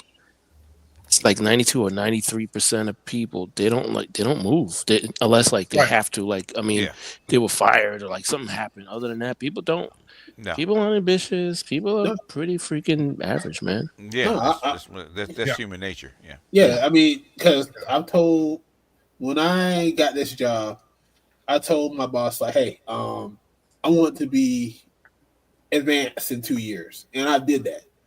And when I had my interview to get my advancement, I told us like, "I want to be a store manager within 2 to 3 years." And he said, "And because of the company that I went, and because of the store that picked me up, and it had a lot of eyes on it, I was in a perfect prime position to where I impressed a lot of people in upper management, because that's who I was trying to impress. I wasn't trying to impress people within my store. I was trying to impress people that was in upper management that was coming to my store to see my work. And even in the interview, the guy said, upper management sees my work, and they noticed it. Yeah. So I try to. That's what I tell guys, like, you're not trying to impress the customers. You're not trying to impress your managers. What you're trying to impress is upper management, because those are the people that's going to enhance your career. If they see the numbers go change, they want to know why. Yeah, and one of the things that was helping with me is because the store that I chose was that all eyes was on that store, and so they were asking like, "Oh, what? Why is this so good? Why is this so good?" And my store manager wouldn't take credit for it. He would just say, "Hey, it's this guy." And I'm like, that put me into a position to where they was like, yeah. Right now, I was like, we want to make him the next level. Yeah. Basically, when you go into any position, you want to be the problem solver. What problems are they having? Where the sticking points? Where the roadblocks? How can you change it and make the thing run better? Okay? Yeah. They will always keep you if you're that guy. Yeah, and always, I tell guys when they want to improve, always to ask questions. Ask your manager, ask your district manager when they come inside. Hey, how can I do this? How can I do that? What experience do you have? Yeah. When you go to other stores, if they want you to go to other stores, ask the stores like, what's going on with this? How can you improve? And then you talk to your store manager. It's like, hey, I came from the store. I see what these issues are. These problems are. And this is how you can fix it. And that lets you know that you're always thinking about fixing the issue. Yeah. Or improving. Okay, so let me ask you this question real quick. If your company is bought by another company and they decide to bring in another manager who's better networked than you are. Okay. Well, I'm asking the gentleman.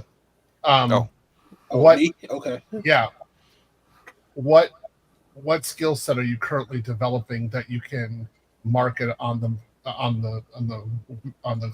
labor market in order to continue your standard of living? Okay, so basically what I'm saying is that so I understand spreadsheets, I understand the inner workings of as far as labor, because labor is a big issue with companies. How much labor are you spending to do a certain task, and are you efficient in doing it? And if you're not, and if your labor is not at the point where it needs to be at, are you holding people accountable for what they need to do? Say like if they're supposed to be A, B, C, they're only doing A, B, why they're not doing C? Have you coached them about doing C, or have you then gave them the right paperwork so that way you can hold them accountable? Because most of the times, a lot of managers don't hold their people accountable for what they're supposed to do. But if you're holding your people accountable and putting the right people, the aces in their places, as one manager told me, then what it's showing is that you're seeing issues that's arising and you're adjusting for those issues. You're not just stagnant and let those issues simmer at the top. Okay, so those are some things. Okay, but my point is that again, I'm much more ferocious because I've been through bad experiences. Basically, you always. My point is that you always have to assume that the worst is going to happen, and that those people you're developing your connections with really are just going to turn the leaf and say, like, you have your meeting with HR, they're going to wish you the best, and that's it. And whatever relationship you had is gone. And so I would just say, like, just make sure you always have your eyes on the market, on the pulse, because it could be gone. I don't know how many times it's happened to me or my friends. Yeah. And so I don't trust anybody at work. I'm a pure mercenary. You should never trust. The one thing that I tell people when they come into a job, these people are not your friends; they are colleagues. Right. And the thing about it is, you should do your job to the best ability that you should do, but keep these people at an arm's distance.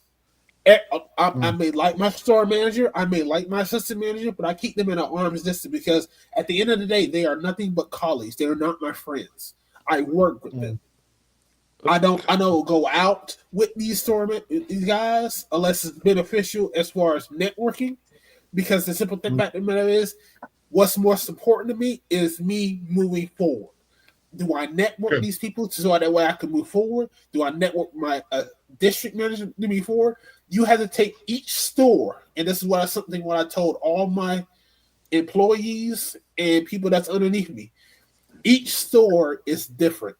Each system that you in is different. Just because this system works in this store does not mean it works in this store.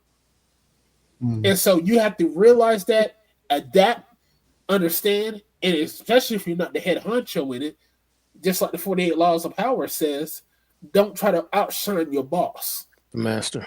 Yep. So I could actually probably do better than my boss is doing, but at the same time, is that beneficial to help me grow and move forward within life? And so that's why I say I am going to stick to a certain standard to where, my boss is only let me do this. Okay, that's fine. Even though I may think it's wrong, but at the same time, I'm doing this within his confines of what he wants the store to be ran. As long as I do that, I'm fine. But I can also have those side conversations with the district manager and say, hey, this is what I would do differently, and that can help me propel me to be more further, which is what I have done. And this is why I'm in the position where I am now. You're going to grab about 30 more minutes, guys. Okay. I understand what Theo's saying because, it's obviously he's understanding the macro of what's going on in your industry.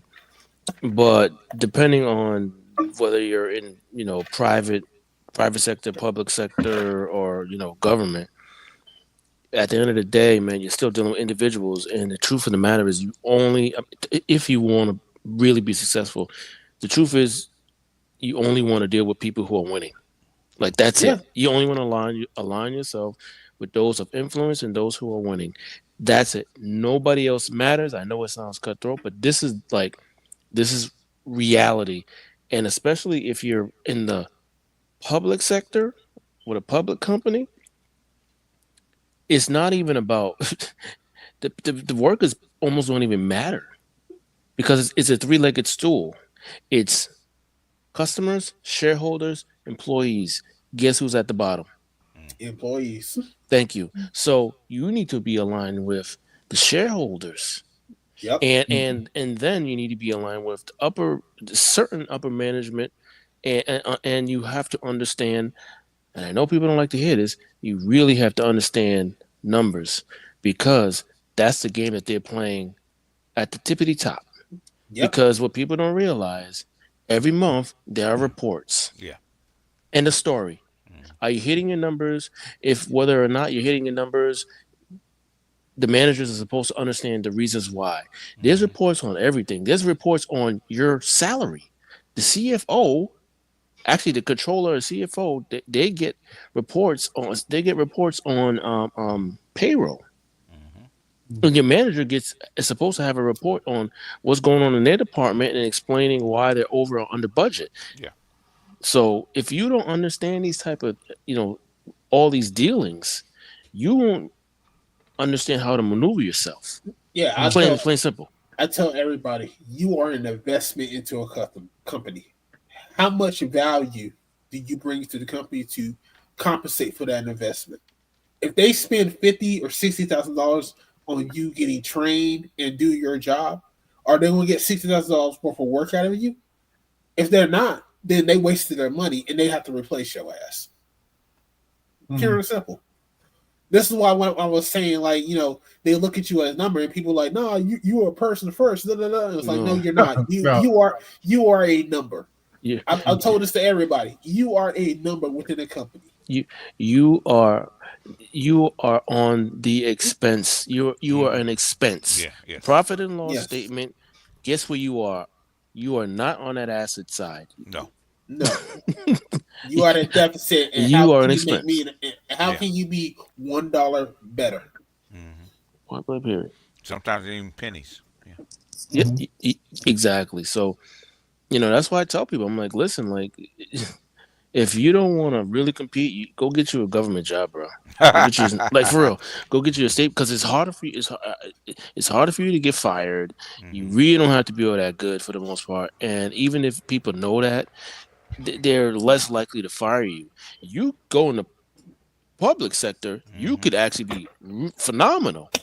But depending on what's going on in the economy, and then depending on what's going on in that particular business, and then depending on what's going on in your department, there's so many factors that will have nothing to do with you, and you can still get canned.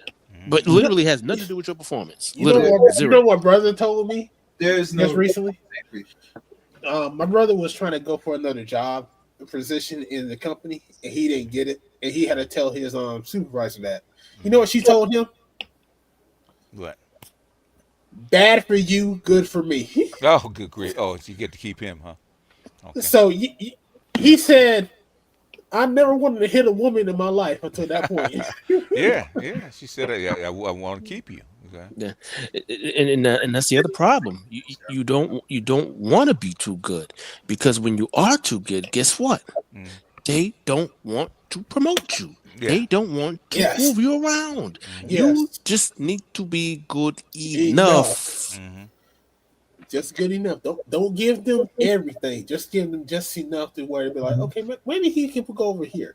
Maybe he can go over there. Because I'll be honest with you, I was good at my job. My boss does not like this decision at all. That's why he's keeping me for extra 30 days. I'm supposed to be promoted as soon as they say it, but they have the right to keep me for extra 30 days. Yeah. So he's keeping me extra 30 days because he has no one else to replace me with. And he does not like this shit at all. But I'm like, hey, it is what it is, bro. I need more money, boss. Exactly. At this point, because we just know my situation, I lost the bakery job because they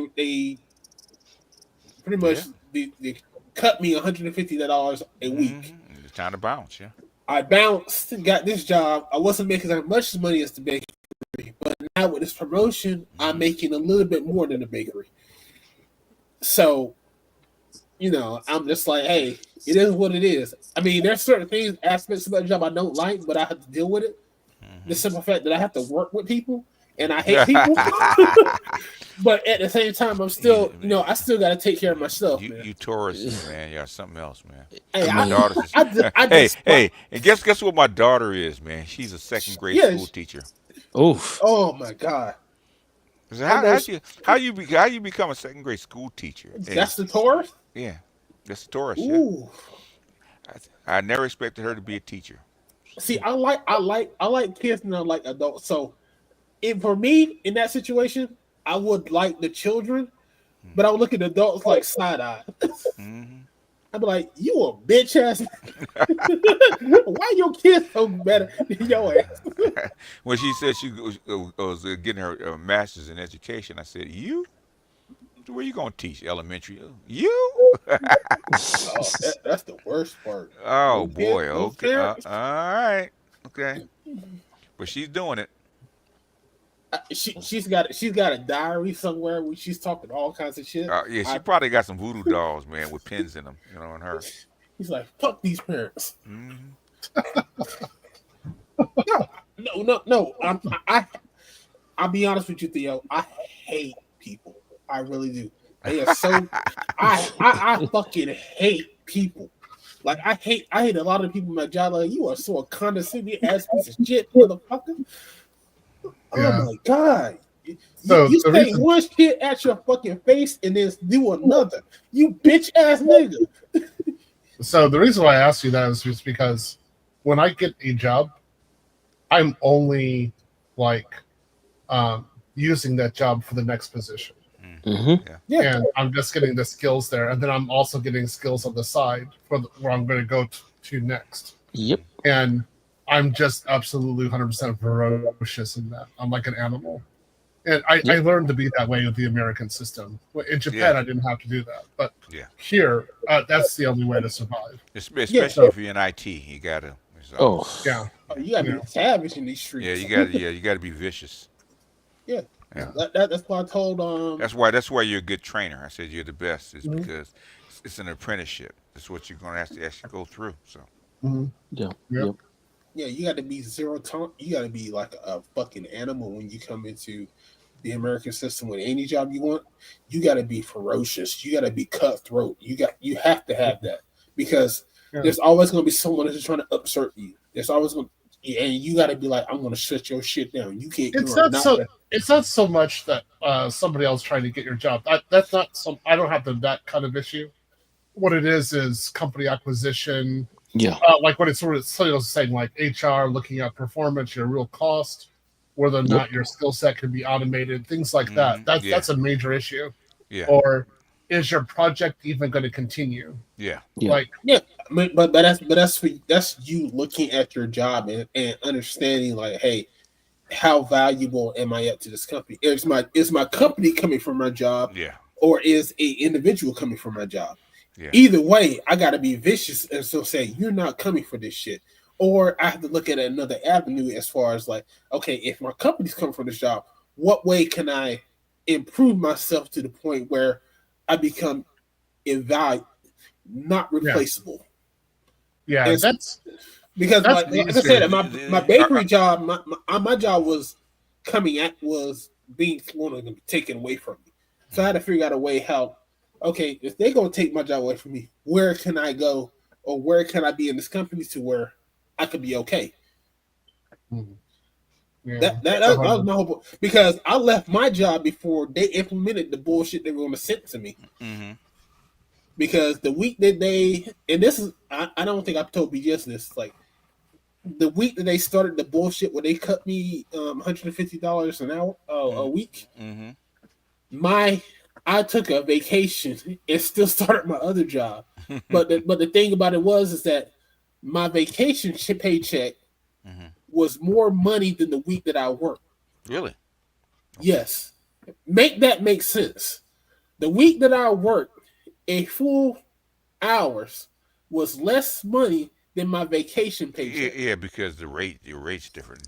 But your seniority at your other company. So I said, fuck them. I'm already better. I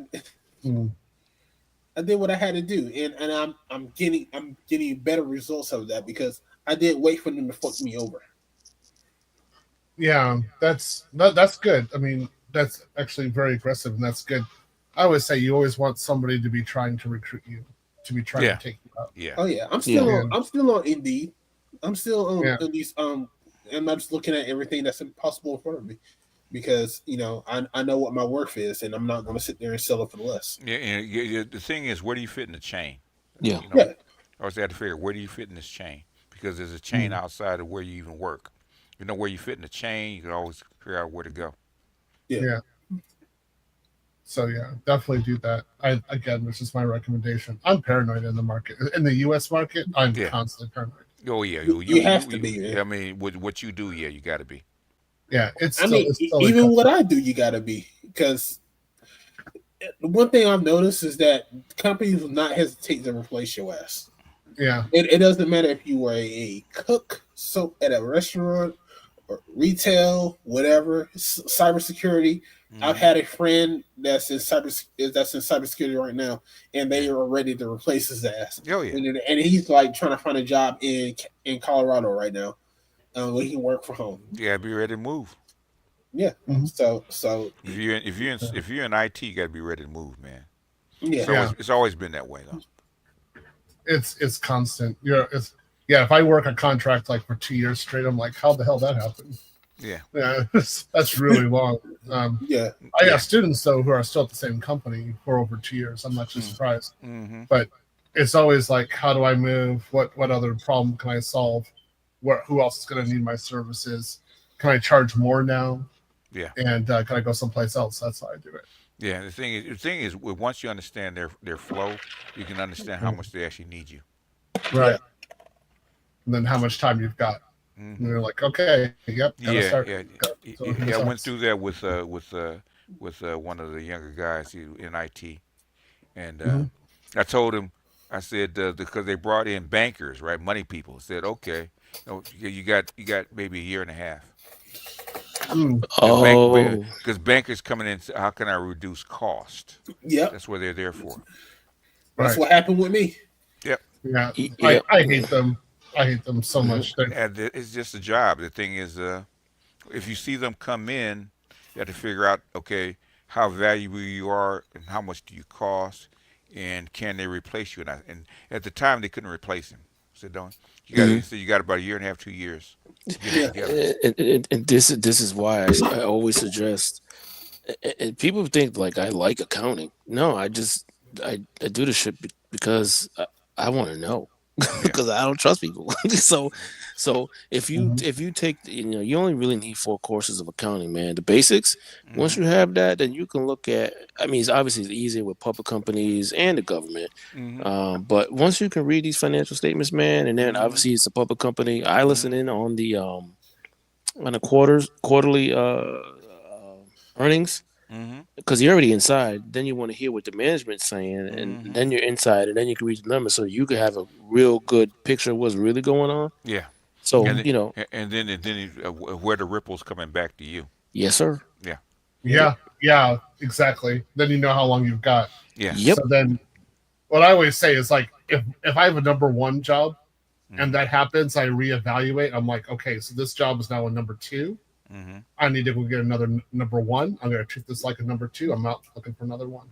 Yeah. Let's bring it in, and then write out that number 2 until it's done. And I'm like, I know who you guys are. That's it. I'm protected. I got the cash flow coming in. HR talks to me. I'm like, I knew this was going to happen. I'm ready. Yeah.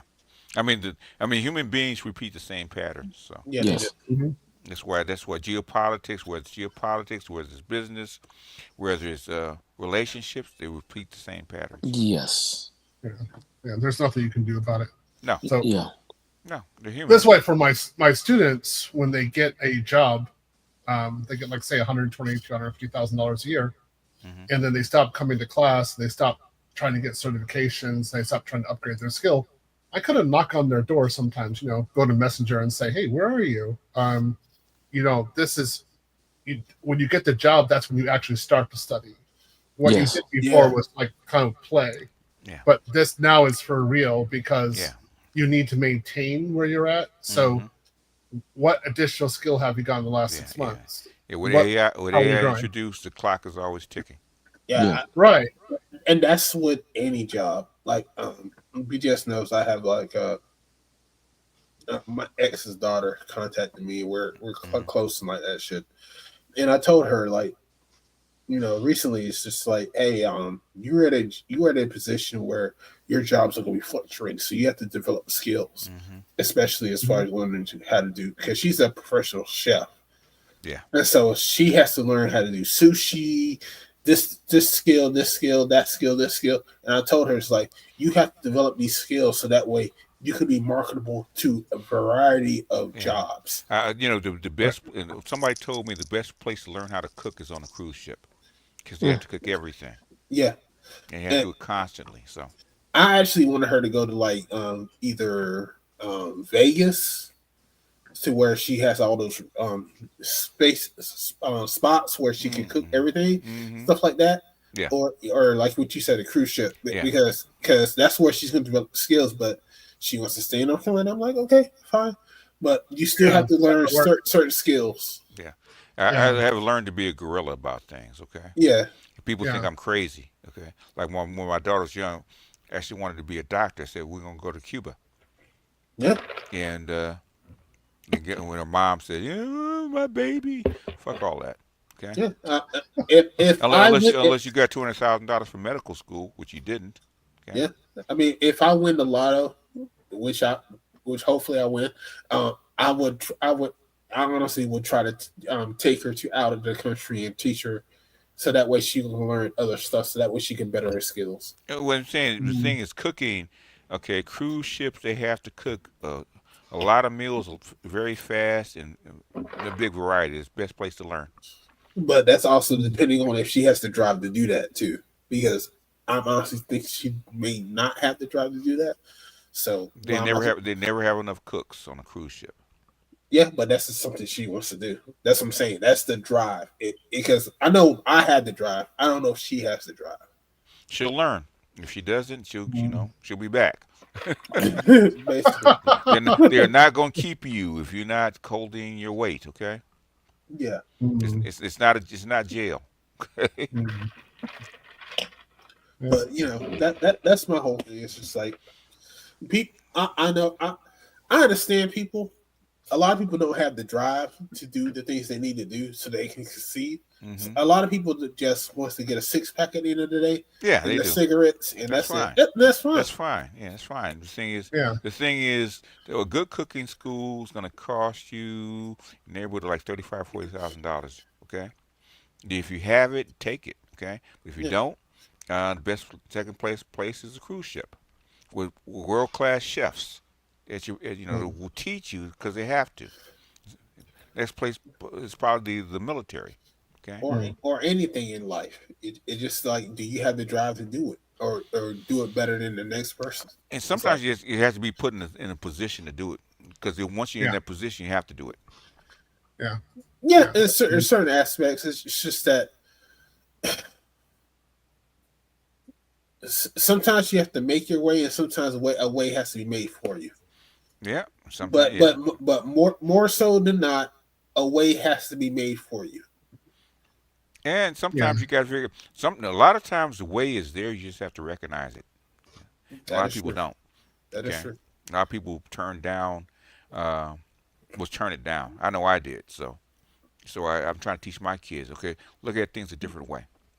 Yeah, because I know I want to do animation, and so I have to get in touch with a lot of these animation groups and stuff like that. Yeah, trying to make my way.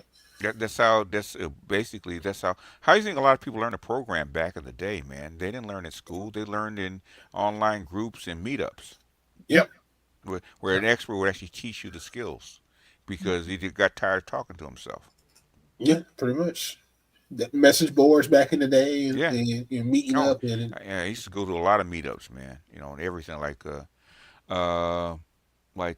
LAMPS, right? Which is Linux, Apache, and that kind of stuff, right? PHP, yeah. Back in the day, I'm speaking the language, and they would literally teach you the game, man. People that actually had the jobs teach you how to get a job, like what Mookie's doing with them. Yeah. Actually teaching you the job instead of you going to school. Right. Yeah. That's why I believe in Mookie, because it's an apprenticeship. It's not a school. It's not a class. It's an apprenticeship. Yeah. That's right. I'm teaching you how to do the job. Right. Like this is it. This is your thinking. Do this. This is your process. Get this done. Have this process in your head. And this. If you got for my students, they want to spend a lot of time with a theory. I'm like, okay, but if you're not learning how to do the job, you're not going to get paid. Yeah. So, Do you want to get paid? You know. I mean, that's the most things. Like you have a problem. How do you fix it? Yeah. That's it. How do, in other words, what's the most efficient way to get the task done that's in front of me? Okay. Yeah, I mean, the philosophy thing is funny. Is good and all with the administration group, but as far as the job, it's like I'm here to fix the problem. Yeah, you are. But things theory it can help you advance your skills. But things at the end of the day, you need the basic skill to actually get the job done. Yeah. And then put the theory on top of that. Yeah. So for myself, I only teach a theory if it's relevant to the job. Yes. Or I know that they could get something shot down. So my students sometimes wonder, like, I sit there and say, like I give like a standard, an international standard, and I say, you have to know this, and you have to know this about it. I just keep on drilling it in their heads. And I'm like, I'm not playing with you. The interview can knock you out just on this stupid standard. Yeah. They come back to me after they have the interview. They're like, oh, yeah, you're right. Yeah. I told you. Because you heard it 1,000 times, of course. Right. Yeah, I've heard it so many times. I'm like, oh, yeah, I have to know it. It's that's always the difference in my between head. an apprentice and a teacher, okay? Yeah. You know, in other words, a guy taking to an apprenticeship is going to tell you exactly what you need to know because it's practical, okay? Theory will come in if necessary. That's the difference. Right. Yeah, that's right. Exactly. Only if it's necessary. Yeah. Because then you get lost in La La Land. Yeah. But there's sometimes I'm like, yeah, you have to do it, and then I have to try to reinforce it into their heads. Yeah. So they understand what's going on. There's a proper way to cut wood, and there's a faster way to cut wood with the same effect. Master will teach you how to cut wood the fastest way, most efficient way. Okay, instead of going through the theory. Fuck all that. Yeah. This is how you do it. How you know? I've done this like 10,000 times. This is how you do it. A to B. A to B. Yeah. Yeah. Not the A1, A2, A3. And you want to learn the theory? Here's the book. Okay. Yeah. Go read it. Okay. But the boss is going to ask for this. Okay. Mm-hmm. Yeah, that's right. Yeah. So like when I give my students are always surprised like how I give them their homework, and like part of their homework is like practical labs because I want them to be able to have a certain skill set when they're talking to their manager or an interview. And then another part, I want them to be able to do their work actually, what was actually the deliverable. I want them to do that. And then I'm have them read all this other stuff. And that's for the guys who really want to know the theory. I'm like, here's the theory, go read. That's it. Yeah, we got about 15 more minutes, guys, and we're gonna bounce because we had 5.5 hours already. Yeah, so it works well. I think my students are doing well. Yeah, but I always tell them like, please take this seriously. That's not. You don't know how the wolves are out there. I'm nice. The thing is, you give them another chance, but the wolves won't. Right. I'm gonna eat you now. I'm gonna eat you now. There's no coming back from it. Yeah. Yeah, you don't know how bad it is. Unless you want to, go to school and take 2 years and then spend 2 years actually learning what we're trying to tell you within 1 year. You can do that if you want. But they just teach in the schools. They just teach a bunch of theory. They don't teach what's actually relevant. Like, you have like 1 hour to get something done. How do you get it done? I'm actually showing you how to get it done. How to get it done? Yeah. What employers care about? They don't care about theory. Results. Get the job done. Yeah. Go ahead. Results. Move on from there. And then I'm barely charging anything. These schools charge like what, $10,000-$15,000 for BS. Man, I'm taking some courses now, and I just cut through the crap. I'm like, man, this is because I'm like, I'm at that point, man. I'm like, yo, I'm too old for this crap. Like that's how I see it because I've worked for so long. Yeah. I mean, I technically had my first job at 13, so like, I've worked so long, and I know my job very well. So I'm like, okay, I need this extra piece of paper for this reason. You need the paper. That's why. Exactly. Yeah. So, but some of the stuff, I'm like, I already know, like. We don't use this. Like, we don't use this at all. Yeah. But the teacher says you got to know it, right? Yes. It's part of the curriculum. Yes, it is. Yeah. That's why you have to know it. The saying goes, you pay what you get for it. If you go back But you know, I've been privileged in the sense that, you know, I typically have, you know, I don't really call them professors because typically, you know, these teachers they actually do what they're teaching in the real world. So I would say majority of, you know, the professor I've had in college in my college life, they are currently doing it. So it's a different story where they will literally tell you, okay, so this is part of the curriculum only because we have to do this, or sometimes they'll say, we're not even doing this crap because we don't do this like I don't do this in my job, like to tell you, and we just skip right over it. So I try to find professors who are actually working. They're not, you know, just professors. I call it mental masturbation. That's what I call it when I'm doing stuff. I'm like, yo, man, I'm sitting here doing mental masturbation, and I know I'm not doing a goddamn thing with this thing. Yeah. But you gotta do it the way they said to do it. You get your paper. Exactly. So for what I'm teaching, I always teach like I'm teaching you to be able to do my job. So I'm literally like, if I need to do it, I'm teaching you to be my replacement. So what do you need to do? What do you need to do? And I have a certain amount of time to get you at a certain level, right? And what I there's a test, there's a certification test, and I don't always teach what's on the certification test. And like sometimes I feel kind of bad about that because I'm like, okay, did I leave you out in the wind? Did I leave you out in the cold for the certification test? And I'm kind of like, you can always read that on your own, that theory, because you're only going to need to know it for the test, right? It'll never be on the interview. It'll never be in real life. So why am I going to spend my time? If you're going to talk to me and I'm a professional, I'm actually doing this, I'm only going to teach you what real life is. Do this, right? And then the other stuff is flashcards, reading and flashcards, memorize it. Yeah. So I'm making so you did tech then. Do you know Udemy then?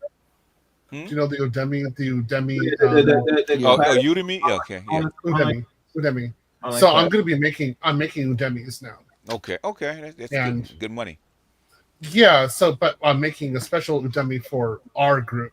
Okay. And then I'm making another one for the public. Okay. And one of the things I'm focusing on is I'm making an Udemy for my cloud. And I'm saying, like, this is the one for the job. Okay. Like, for job and interview, this is what you have to do. And then I'm going to make another one for tests and certifications. That's going to be pretty much like, yeah, this technology is really stupid and worthless, but you have to know it for the test, so let's just go through it. Yeah. Okay. So then we go through and like, okay, but for the job, you better know this, or $150,000 a year, you can say goodbye to it. Like, this is not going to happen. Like, just go back to Keisha, rub her feet, and do what you ever need to do because you're going to sleep on the sofa. That's what you got. That's what she wants you anyway, so. Right. So I'm going to be like much tougher. Like, this stuff it's only hard for a small period of time, but it's much worse than being underneath a woman who like treats you like dirt. So let's just get through it. Okay. Let's just, unless you can sling that thing. Okay. Yeah, and that gets played up. Nah, it never gets old, man. Don't ask me how I know. BGS. It's that time. And if she tosses you aside, she's gonna come back and retrieve you. Okay. I'd rather go Nairobi.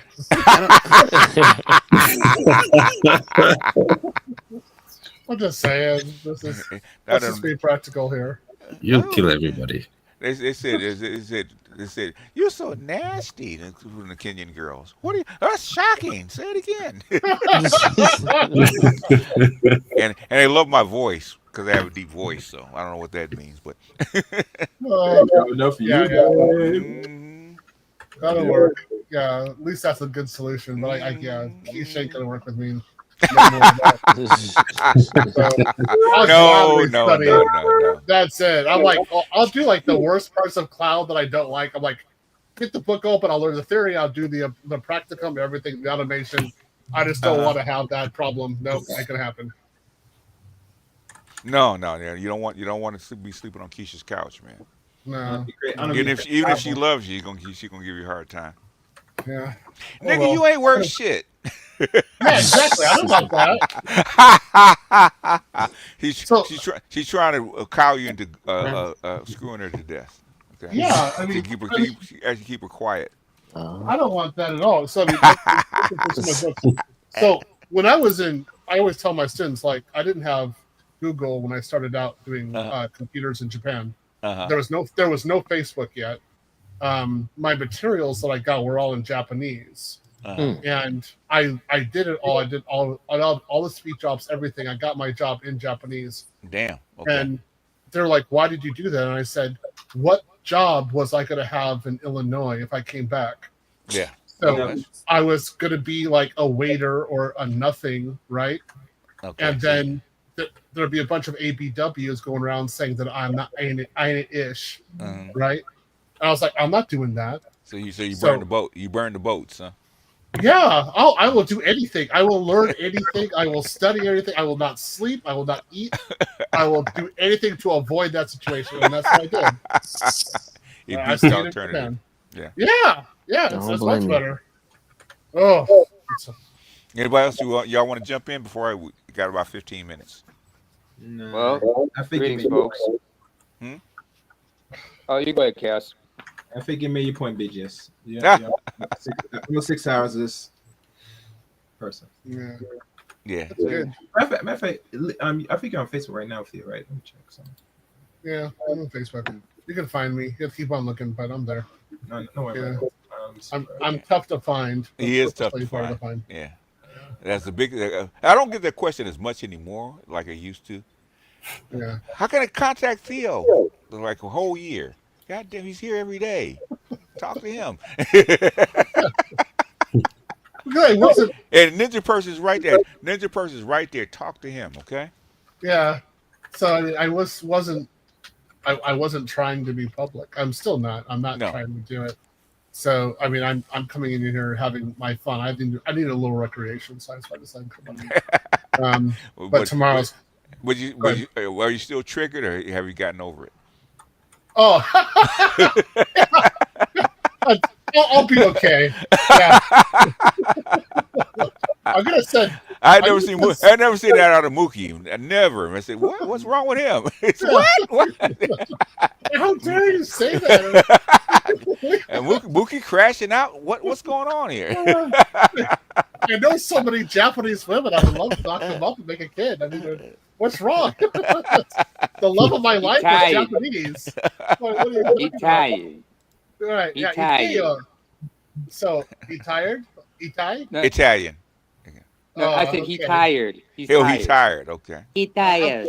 He a long time tired. He worked long time. He need break right now. He need no. That's like Chinese, Thailand. Japanese don't say that.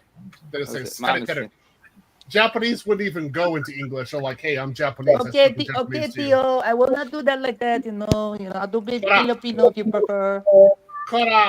So Filipinos actually there are a lot to deal with sometimes. That's why it takes black people to actually deal with Filipino. Shit, I got cousins that Filipino. Tell me about it. Mm-hmm. Oh yeah. They can be little firecrackers, but like my boy said, but if you lay them right once, you can walk all over them. Yeah. If they really enjoy it, then they get really malleable. Mm-hmm. Yeah. But and it's good Catholics, they're gonna see Jesus thanks to you. So in other words, you got to pimp them a little bit, okay? Yeah, you do. That's right. If you kind of pimp them and then kind of treat them right, and be a little nice, but threaten their lives. Oh yeah, they're in for it. They're to be good. How come you didn't go name her Osaka and rescue her from that rapper, man? Oh no, she gets what she deserves. That's it. I was like, man, I'm done. Did she commit class suicide or what? I see the thing with her. I was sitting back and I was like, you could get so many guys. There are so many guys who are available to you, and that's who you choose. Like, come on. They were trying to marry her to like Japanese royalty, man, and she just went left. She wouldn't have it. I tell you, she acted like a black woman. That's for sure. Yeah, she's a black woman. That's for sure. Yeah. Thank her Haitian father.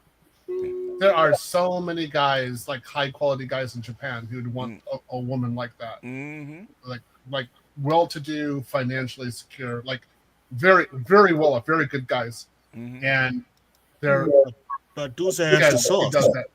Those has the sauce. But the sauce is not going to build her up. It's good. Not gonna. It's the same thing. It's the same mistake APW do consistently. Yeah. I think she's like that rich white girl that has a baby by a black guy. Class suicide. She don't want to be that. So. Yeah. So anyway, I'm just like, okay, fine, that's it. And it's unusual for, like, we call them half-mo. It's unusual for half-mo to make that kind of like huge mistake in Japan. Usually they choose the top level men and they stay in relationships because everybody's going after them. So, oh well, such is life. Yeah. Such is life. Yeah, that's true. Yeah. It's late. We probably gotta take this down. So yeah. Gonna wind up. Closing thoughts, folks. Oh, I just want to say, as usual, y'all ain't shit. Never been shit. Never will be shit. And God bless y'all for it. And where were you guys, man? Like 5 hours ago, man. Sleeping. Oh, I was asleep and dealing with a weird thing. I'm just dealing with some pain in my lower back, kidney issues and shit. You know. Oh, so yeah. Hey, stop doing the crack. I was teaching class. I was teaching class tonight. So yeah. Well, I know you've been here, but talking about AL, normally they're here first. Yeah. I just came out of a sabbatical. Like, I got my new PlayStation 5, so I've been binging like crazy. So I'm sorry. So who is she, man? Who's the Candygram? Oh, PlayStation 5. Oh, okay. You and Craig. Okay. Black Friday, huh? Yeah. Okay. All right. I couldn't let him outdo me, goddammit. I'm sorry. I sat back in the weeds and watched about 2 or 3 weeks. Yeah, I'm about to get mine. I'm way down. Craig still says the polls are right, goddammit. So. Still got the weekend, and then of course there's Cyber Monday. Yeah. So we still got plenty of time, with y'all. I mean, it's just been a ridiculous week.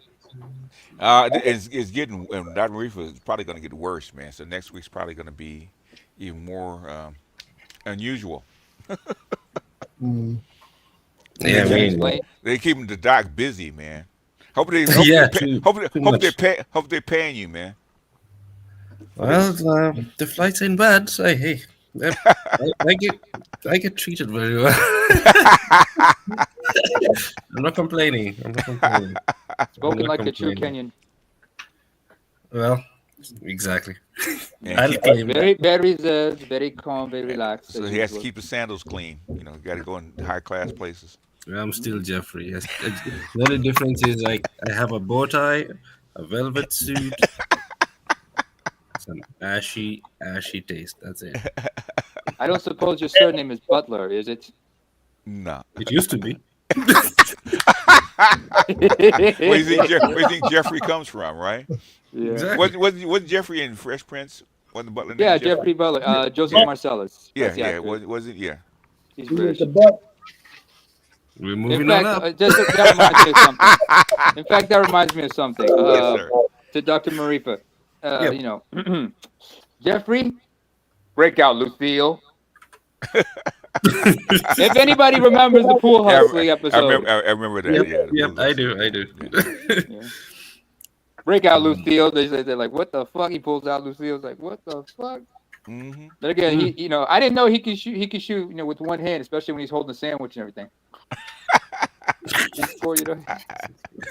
That is a lot of pool playing. Okay. Oh man, he grew up, like he explained to Will, like, I grew up on pool halls in the South, right? So I know how pool hustlers get down. That is true.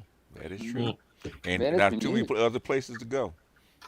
Shit, I miss shooting pool, but it is what it is. Yep. Hell, sometimes I like to watch snooker just for the hell of it, just see how they play, and I'm like, oh, good technique, all right, nice setup. There's more to the game than people think. Hey Theo, Mookie, what you doing research on right now? I'm hearing you typing. I'm not the one typing, but it's like AI SecOps. I really need to get AI SecOps working in the way that I want it to work.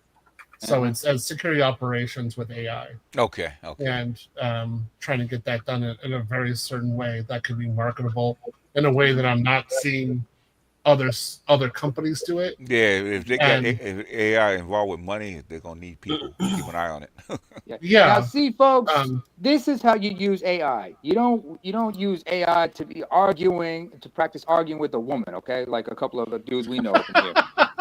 No, there's a couple of guys who do. What's his face? They talk about like they have arguments with AI as part of the program. I'm like, what the hell? They do. No. Oh. Yeah. Okay. No. I want long story. Yeah, it long must story. be. What I want is pattern detection with AI so that security rule sets can be updated and actions can be taken that are relevant within a certain environment. That makes sense. Yeah. That makes sense. And so I've been working on this for over a year and I'm getting closer. So one of my jobs, I'm doing it there as well. And so once I get it in a way that I can really transmit it and that is repeatable, I'm giving it to my students immediately. So, it's gonna be great.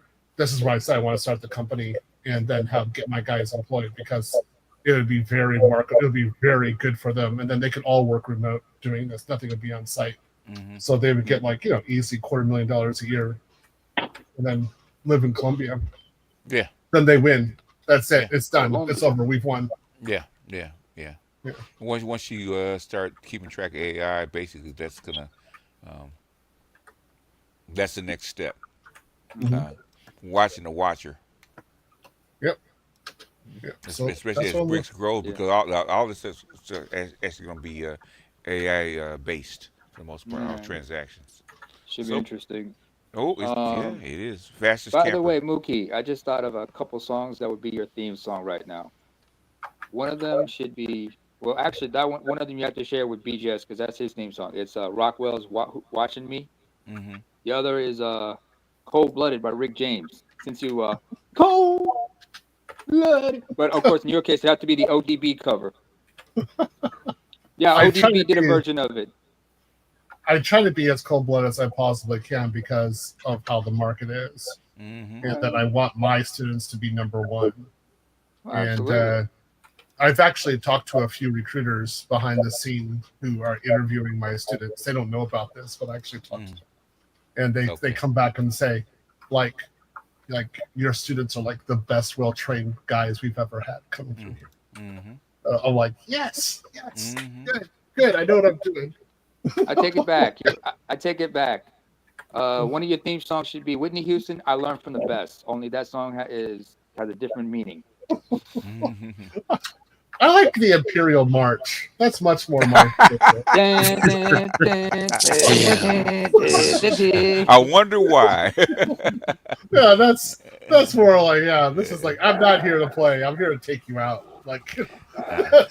All right, good people. Closing thoughts. I gotta take my dusty behind the bed. I'm gonna go ahead and drop. Hey, look, BGS, loved being here. Got good conversation, guys. You guys can do anything. Hey, you're a lot more fun than I thought, Mookie. You should see me in class when I start. I get totally snarky and just go after people all the time. It's like, can I do the job? I'm like, can I do the job? And I like, well, can you sleep with Lizzo? Oh, okay. In that case, what's worse? What do you want? Lizzo or this job? Okay. Oh, the job you wanted? Okay, let's do it. Shut up. All right. That's how I teach. Anyway, I'll drop down. Talk to us later. All right. Appreciate you. Say what, Ayo? He really needs to get stand up. He's fucking hilarious. He is hilarious, yeah. I mean, his dry comedy skills is like up there, for real. He gets you with that shit for real. You got to be a student of Brian to keep up with his type of comedy. Like, yes, you do. Absolutely. Hey, say something about. I got a phone call earlier from Jermaine. He told me tell you fuck you, and he told me tell you I'm done with life. I'll be busy. So, you know, he wanted me to Tell him to blame it on Jeffrey because Jeffrey's ashy. Okay. wait. Now we've gone from Jermaine to Ashy. No, Ashy. if you're in America, you're Jermaine. Outside Okay. America, you're Ashy Jeffrey. Yeah. Ashy Okay. Jeffrey. Damn. Jeffrey. If you're in South America, you're actually Dirty Foot Jose. So it's Jose, Jermaine, and Jeffrey. Yeah, Jeffrey. Yes. God damn it. We got to quit fucking with these goddamn J boys.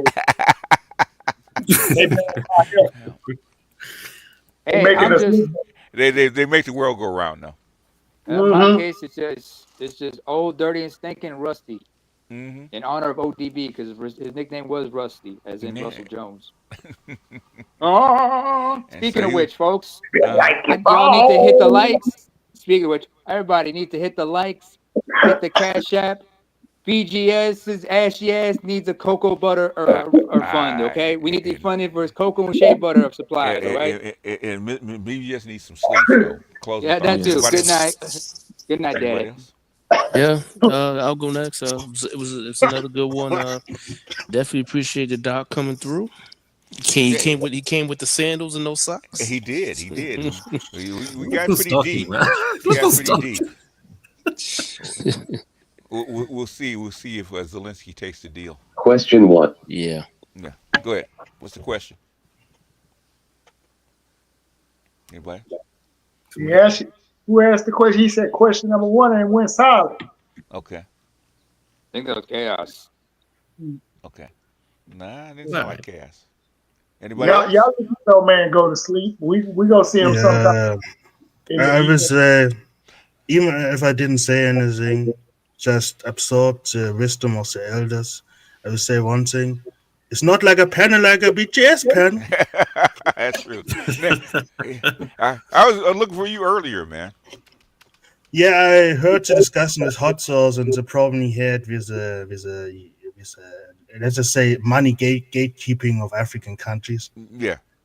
And I would have had a perfect example because in the African YouTube space, I realized that I am more of the upper crust because those people were talking about building a house and the problems they have, I don't have that. Okay. Not even close. Yeah, I mean the thing is, it's not what they do; it's why do they do it. If you can figure out why they do it, you can figure out a way around it. Okay. Yes. Or a side panel. I always go to the why instead of the what first. That's just me. Yes. Why do they actually charge you so much? Because they actually want you to partner with somebody else that's already there. Exactly. Yeah. Yes. They don't want you to extract the wealth. They actually want to participate in it. So. Yes. But at least be entangled enough so if you try to, let us say, bounce, that it's not. Well, if you bounce, they can take it. That's what they consider. Yeah. So they actually will. If you're here to improve the country, we're willing to work with you. If you're not, this is what you got to pay. So. Now, because I realized that in Nigeria, it's a local Coca-Cola company that technically it's not longer run by Coca-Cola. It's just one guy from the company, and the rest is eternally run by Nigerians. Like, yeah. Which is if you're in government, right? You actually want jobs for your people first, which is understandable. So the thing is, how do you do both? How do you make your money and still provide jobs for the people? So it's actually a win-win. That's why I always say retired people first. Okay. So in other words, it does two things: supply money and jobs. And if I can get people to actually understand that, you can actually make progress. So. Yep. Okay. This is what we get. This is what you get. So let's do a deal. But it will be good in time.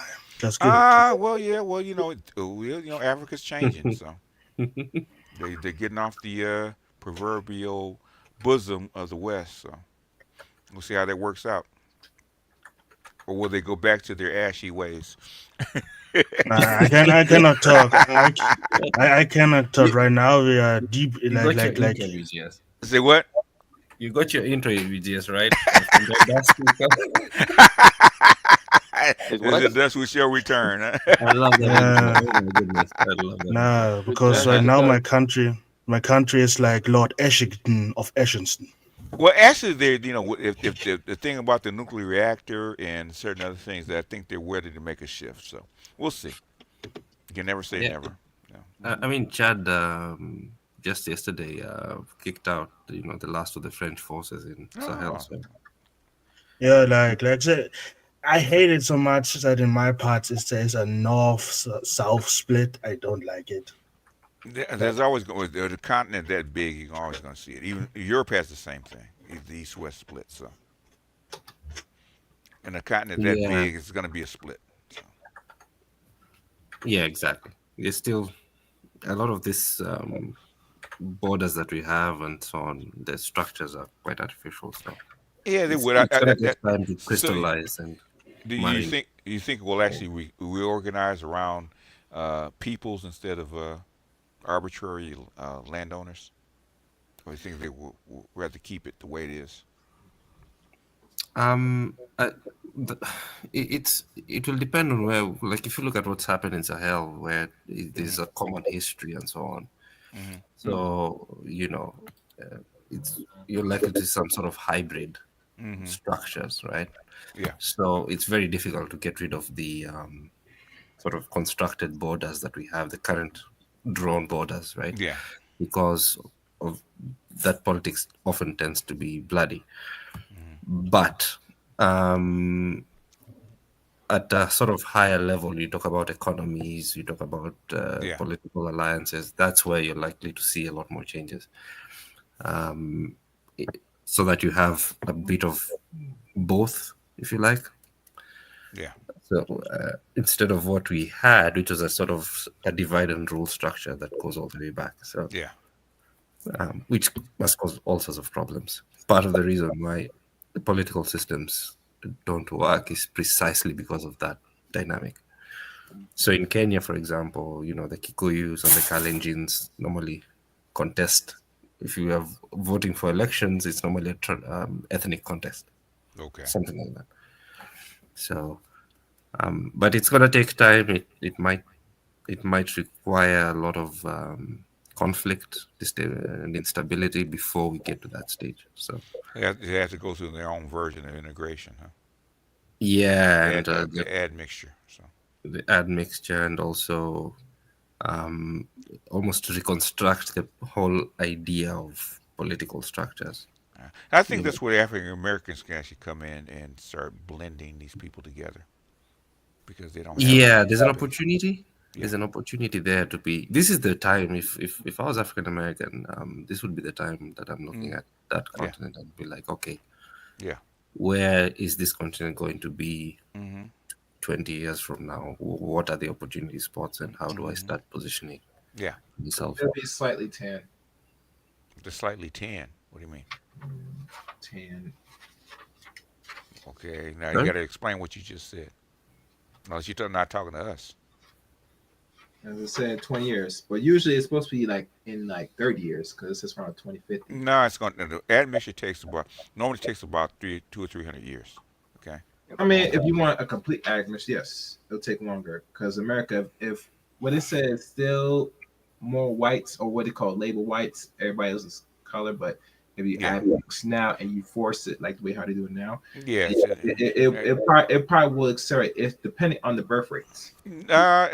Basically, we're about normally takes like 300 or 400 years, and we actually going to divide that in half. So we started in 1950. So we're maybe halfway through the cycle. So so about halfway. But the thing, bringing the immigrants actually was probably accelerated.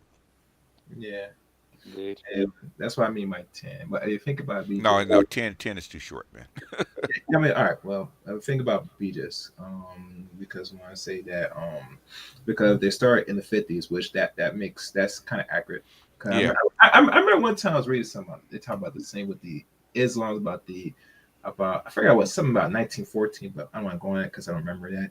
But I would always think that it would start off a century ago. But usually after, like, was it Eisenhower saw what happened with the concentration camps, he decided to step forward to really excel. That makes sense. It was two things. The one that kept you for labor is because you're still cheap agriculturally, right? But things, when the machines came and took that over, you had no place to go. So what are you going to do with these people? Yeah. You had two choices: either get rid of them, which is deport them, or what Germany did. I wonder if it's expensive to deport people now at this point. To do what? Is it expensive enough to send people back, deport them? Expensive? How are you going to deport citizens? That's really tricky nowadays. No, I'm saying, but if they, let's say, if they want, or if they want to, would that be costly? It would be costly, but the thing is, they could have done it. Things they didn't want to do it, okay? Because you actually could have tied reparations to going and put it on the continent. If you want it, it's there. Mm-hmm. Consider the blowback. What blowback? Oh no, sorry. I mean, considering the ripple effect. Excuse me. Of what? I was trying to deport so many people, like at that time. And everything. I'm talking to Chaos about that. No, but I'm not being disrespectful, sir. Excuse me. Okay. There's a time that you could have done it when the people weren't citizens. Okay. Mm-hmm. You can force it, much like Germany did. But the thing is, that's a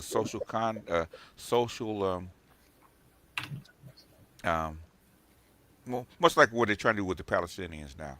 Okay. Oh yeah. Yeah. Some of that. But the thing is, there's a big social cost you would have to pay for that.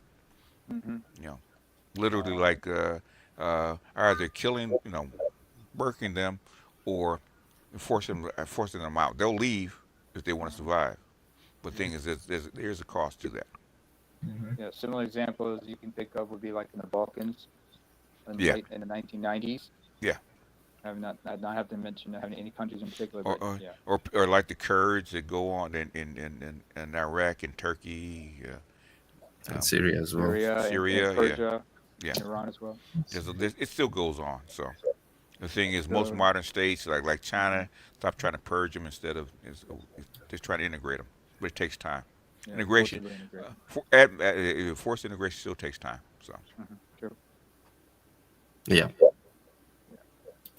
All right, good sir. All right, good sir. I will let you take your gold dust self. And the Sandman sprinkling sleep dust on my eyes right about now. Yeah. Why are you gonna sprinkle to them? That oh, that is a whole other thing with a sprinkle, man. Oh my God. Excuse me, Dr. Marifa. Yeah. Sorry, but I know it might sound bizarre for an Eritrean to say this to a Kenyan, but first of all, I see your sprinkle, and I raise you. Yeah, this is a typical Ethiopian Eritrean accent. First of all, yep. I see your sprinkle, yep, and I raise you drizzle. So with that I say, Mm-hmm. Yeah, I know shit. I never been Dudu, okay? I'm not Kaka, leave me alone. But anyway, with that, I want you to respect my gangster. Respect my gangster, Dr. Marifa. Hilarious. Y'all hilarious. I'm gonna do a reverse Uno on you. You ain't shit. Hey, I said that earlier. You ain't shit, never been shit, never will be shit. And God bless you for it. Ain't gonna be shit. Okay, ain't gonna be shit. Stand on your square, sir. As messy as it is.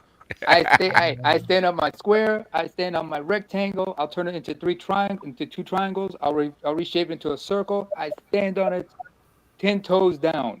Even if I'm missing a foot, I'll stand 10 toes down, courtesy of the artificial leg I have with me. Yeah, bless your dusty heart. Oh, bless you. Oh no, I'm dirty and stinky, like the old dirty, stinky. And you're Ashy Jeffrey, since you're in Europe. Absolutely.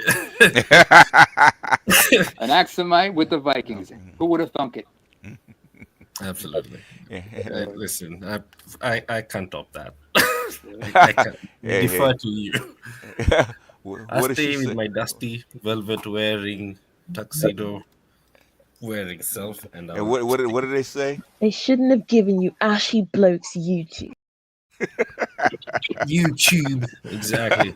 They shouldn't give you Ashy Blokes Well, she YouTube. and I her miss her. BBC voice. Yeah, I do miss it too. And her BBC voice. I like to say this. I know I'm late to the party, but You got a minute, man. I was celebrating my nephew came back in town from active duty for the power. It's proud to see these young men doing some good shit. You know, people ask me, why do you drive a vehicle? Don't you want to fly? I said, when I see my mentees and I see my nephew and my cousins doing so well, the reason why I don't want to get on an airplane, I'm sorry, I might hit my heart when I go up in the air. Because when they say, hey, don't you want to fly high? I can't. I hit my heart because that motherfucker's soaring. It's proud to see young men that you diapered and mentored to do well. I have one guy, he just graduated basic this week. Okay.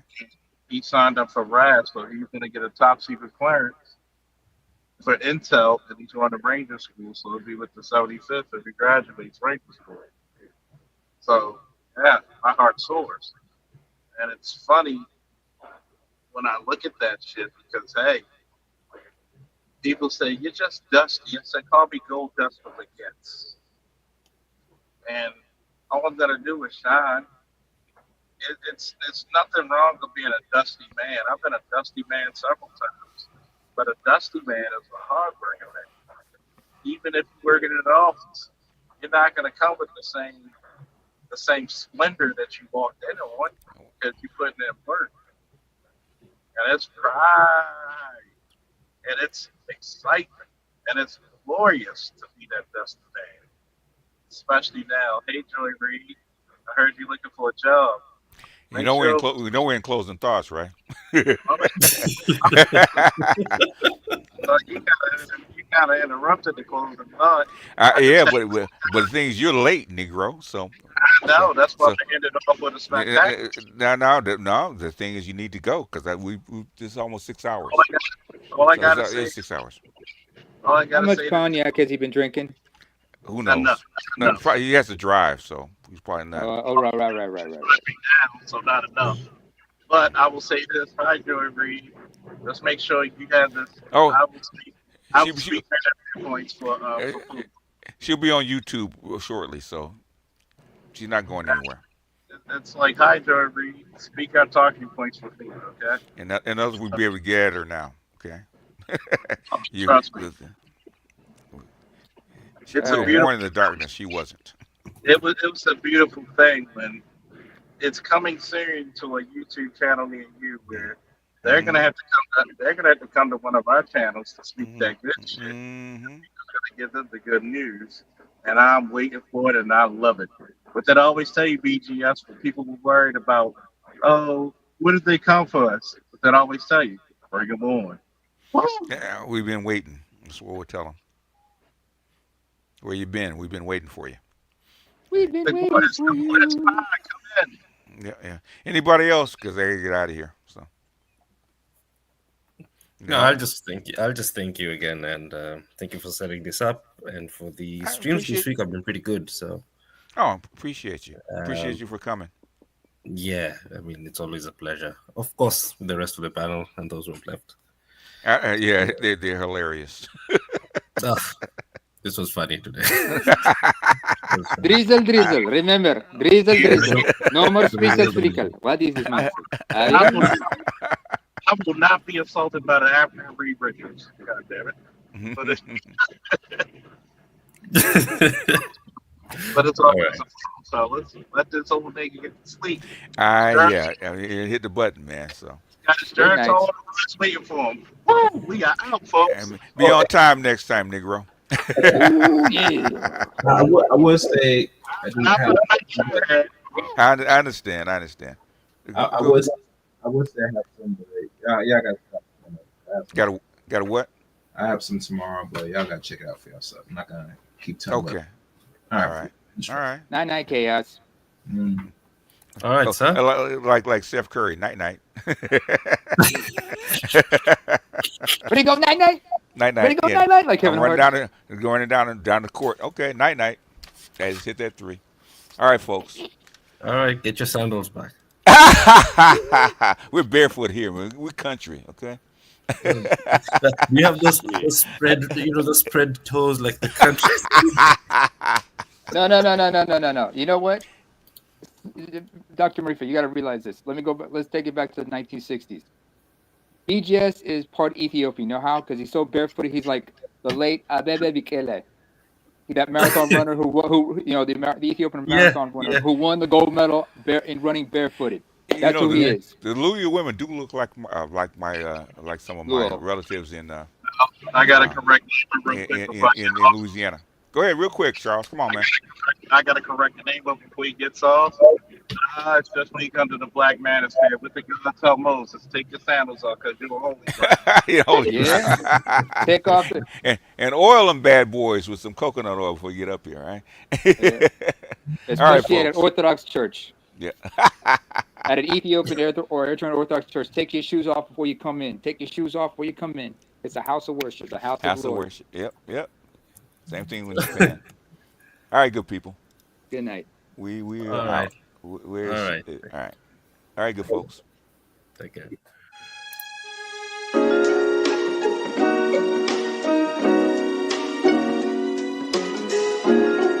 Музыка Денис Шедер.